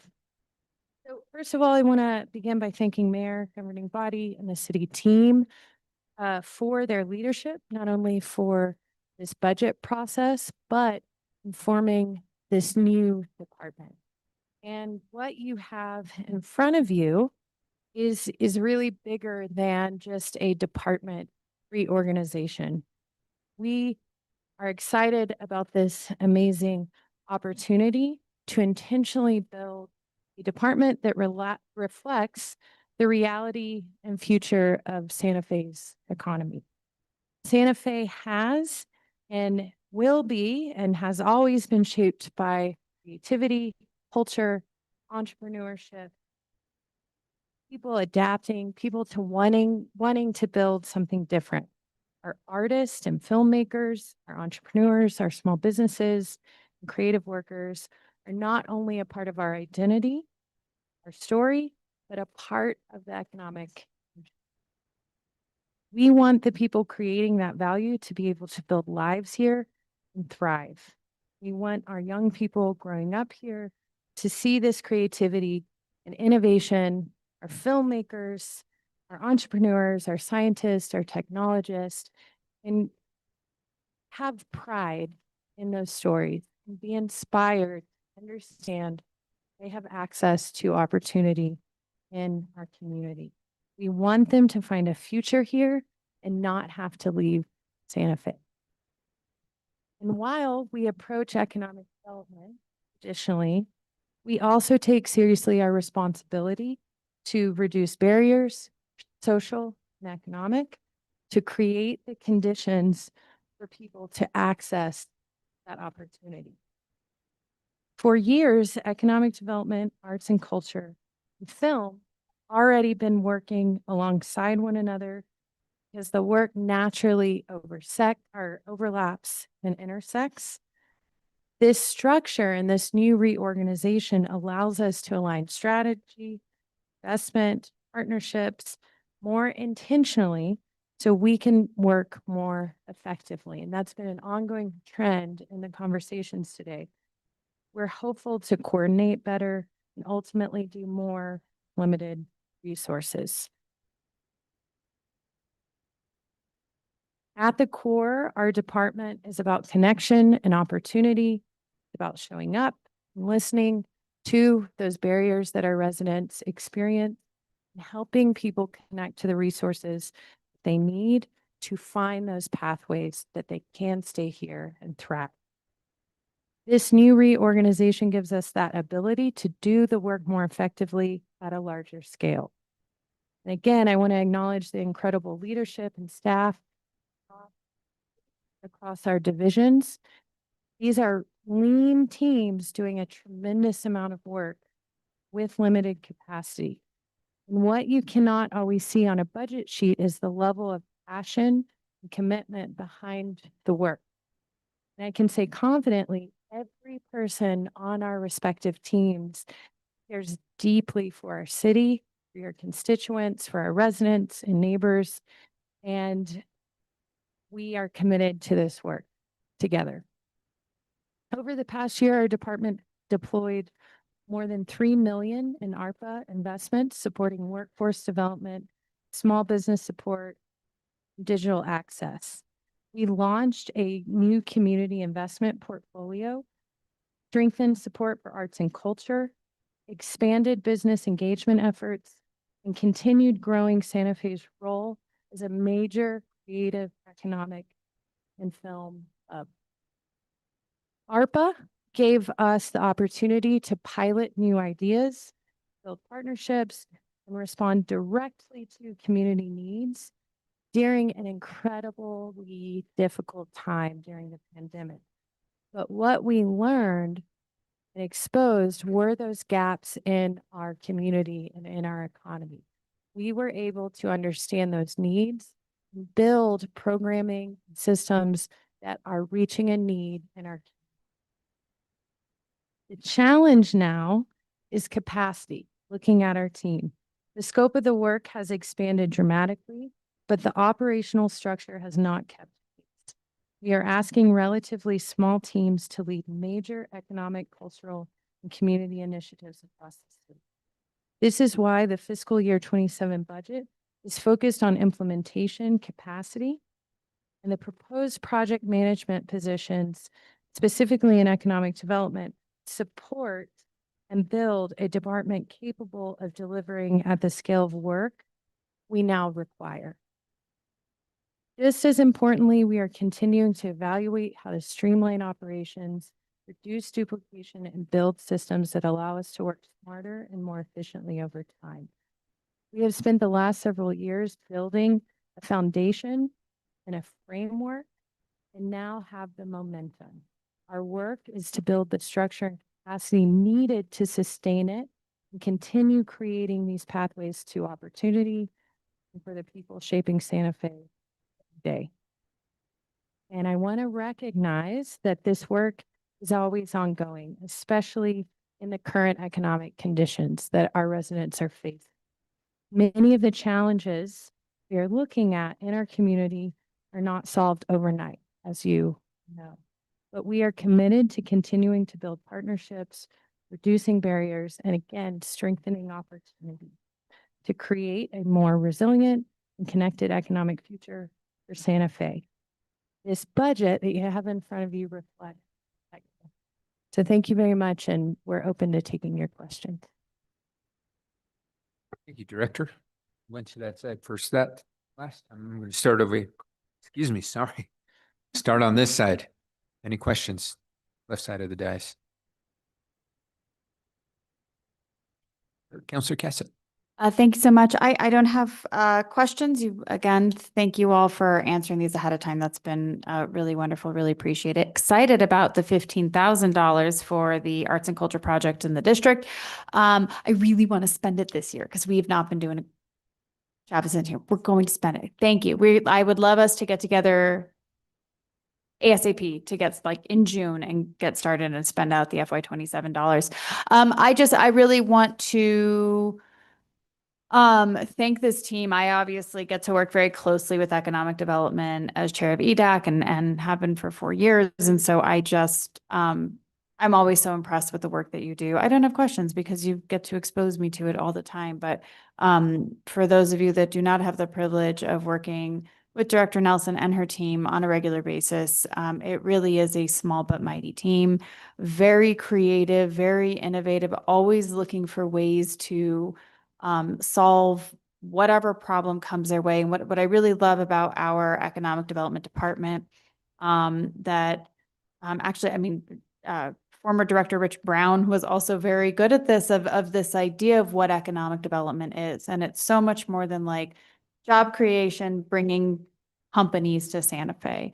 Really very adaptive to what Santa Fe is. Arts and culture being within economic development as well as film, I think is a really wonderful mix because it really does highlight what is special about Santa Fe. But you know, we've taken on things like we're talking about affordable commercial space and how do we deal with that issue in the city of Santa Fe. We've been talking about the funding for Apprende came out of ARPA with economic development. I mean, so really just a wonderful department that's looking at all the various things that are going to impact economic equity and growth in our city and for our individuals. So I just wanted to have the chance to sing your praises. So thank you all so much. Really appreciate everything that you do and for being here. Councilor Castro. Okay, I also want to sing your praises. Thank you so very much. But I do have a little bit of a different answer to one of the questions of what we fund. So going back to the 15,000 this year, but the 10,000. So that is what you fund as a department. And then we each sort of have our own fund to promote and put into the community. Chelsea or Director Johnson, would you just give us a little bit more on that? Here, I'll just take this one. All right. Thank you, Mayor Garcia, Councilor Castro. We have written up some updated guidelines too that I'll send out to all of you that outline exactly what the funding is for and how you can better use it, because it often comes at the end of the year that, yes, people want to spend it down and haven't had a chance to yet due to various capacity issues. So your question is about the 10 or the 15, just moving forward. Could you more about how we should be utilizing it, which you're going to tell us, maybe how it had been utilized in the past to support community? Great, thank you. So there's a couple ways that you can use it. Sometimes counselors might come with a specific initiative that they want to bring to their district, right? And sometimes what we can do is we can connect them with good work that's already happening. So for example, in District 3, the city councilors applied their arts and culture funding entirely toward Las Posadas this year. Great example. It was something they were already doing, and we connected them with those funds to help support that. Previously, councilors have supported things like the Canyon Road Summer Walk, an Art by Bike initiative that we did in conjunction with MPO. You can fund a local organization. It could be anything from Zozobra to the Literary Festival to the Silo Rufina Arts District. There's all kinds of ways that you can use those funds. And the impetus really is that we trust that you know your districts best.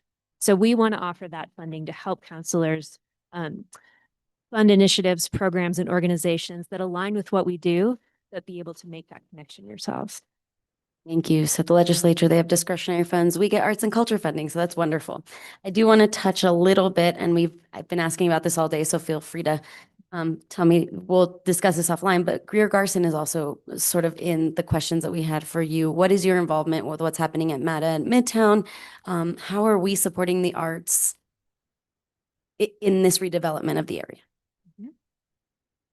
Well, arts and culture, this mic is a little bit squirrely, pardon.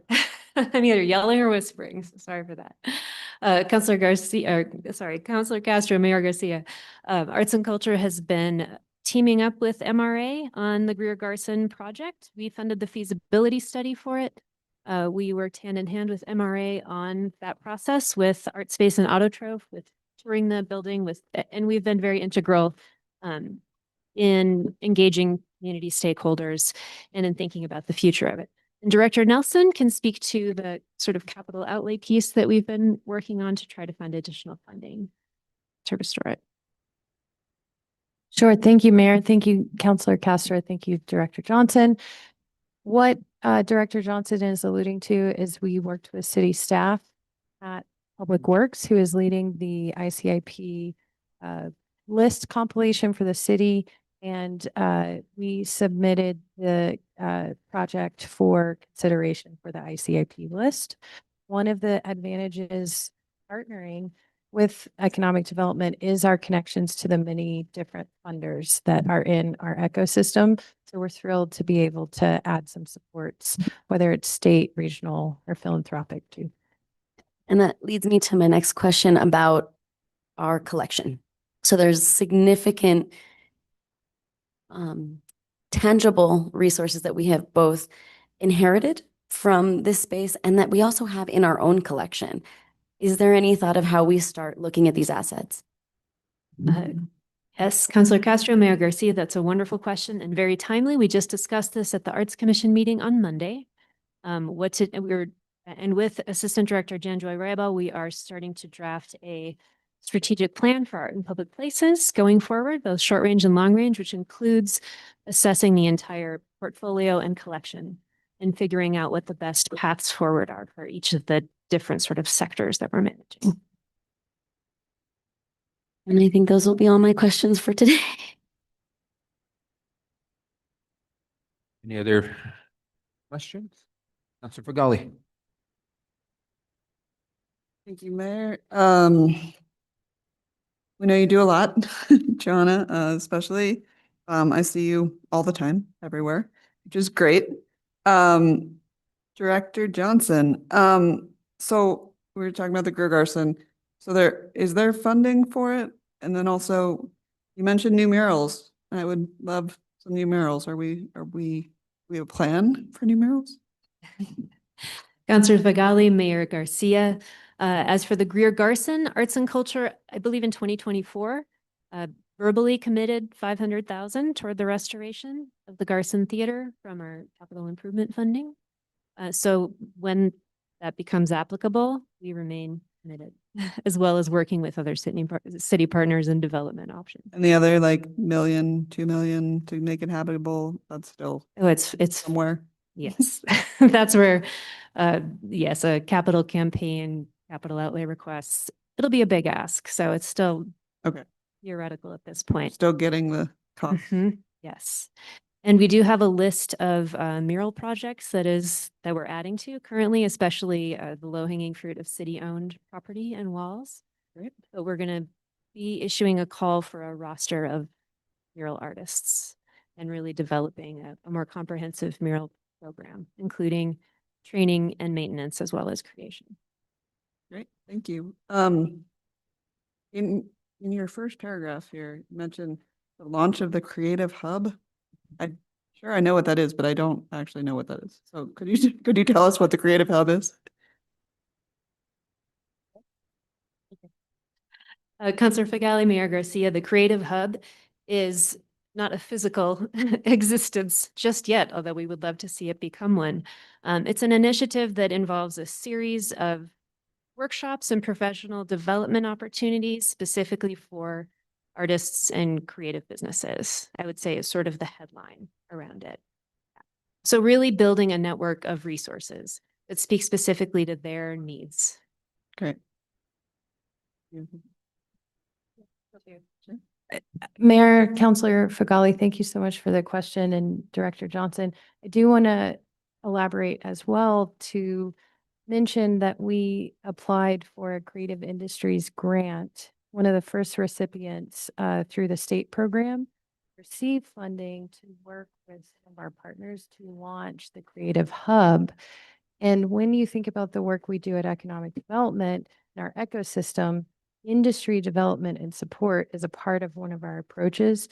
So supporting creative industries and the Creative Hub is just one of those sectors. And it's been fantastic working with Director Johnson and the Arts and Culture team, as well as other community partners to really get that going.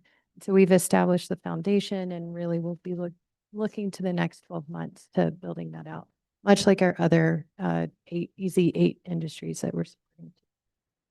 Excellent. Yeah, and I just want to thank you for having all these community initiatives, Equal Grounds. Counselor Castro and I were just at a downtown business meeting. Your department does so much out and about, and it's really great. I appreciate them. Thank you. Any other questions? Comments? Hey, thank you so much. I appreciate it. That's it? That's. Okay. Right. And I'll, Right. Thank you, Mayor. Thank you, counselors. okay, so I'm going to hand the baton off to our deputy city manager for the last portion. Well, thank you so much, everyone, for all of your questions. Thank you to the staff. Thank you to the budget team. At this time, we've concluded generally the presentations that we had scheduled for today. And as a reminder, we did move ITT from tomorrow's schedule to today. So tomorrow we would start at 10 a.m. If we're going to stick with this schedule, we would start at 10 a.m. back here with human resources and then go into general government, which includes municipal court, city council, city attorney's office, mayor's office, city manager, internal audit, risk and safety, and finance. We would do finance and then community engagement. We do have lunch scheduled for tomorrow as well. And then we have the whole rest of the afternoon, depending on where you want to go with that. So at this time, are there additional requests for information? I know I've been sending a lot of emails to you all. So maybe you need some time to sift through those. I sent out the templates, which provide the line item expenditures and revenues. We've also been sending out the dashboards, which provide the goals, objectives, and KPIs through third quarter. We've been sending out some additional information as it comes up, like the contracts list for community services. And then, of course, we've been capturing our things here in the bike rack. But at this time, I just want to maybe turn it over to you all and see where, if there's additional information you would like to get in advance of tomorrow, or just kind of roll with the schedule as it is. I have not had a chance to read through all the stuff we asked for, which shame on us. No, just kidding.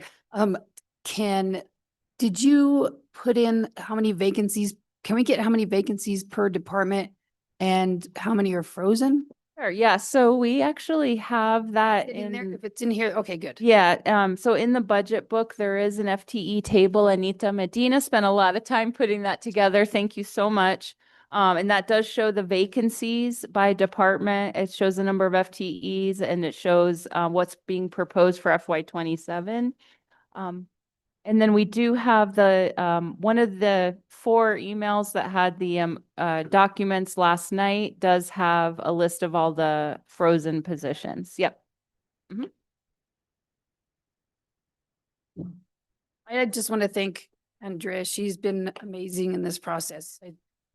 Staff has been great this whole time. I think we need a round of applause.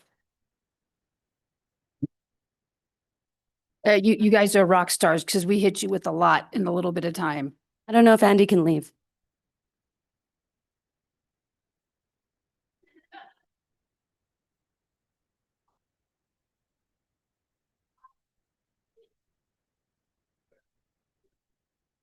Any other requests before we adjourn for the day? Yeah. Announcement. Sure, Councilor Forgot. Tomorrow is Bike to Work Day. And if anyone, before we come here at 10 a.m. wants to go to South Capitol, where the trail and the train station are at that junction, there will be free breakfast burritos and donuts starting at 7:30 in the morning. So if it's on your way, or if you feel like going a little out of your way, come join us.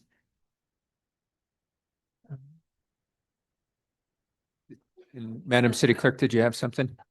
Mayor, yes, may I please enter into the record the consideration of a resolution for the budget? We did that last night, I thought. We introduced it? Yeah. Okay, never mind then. Okay.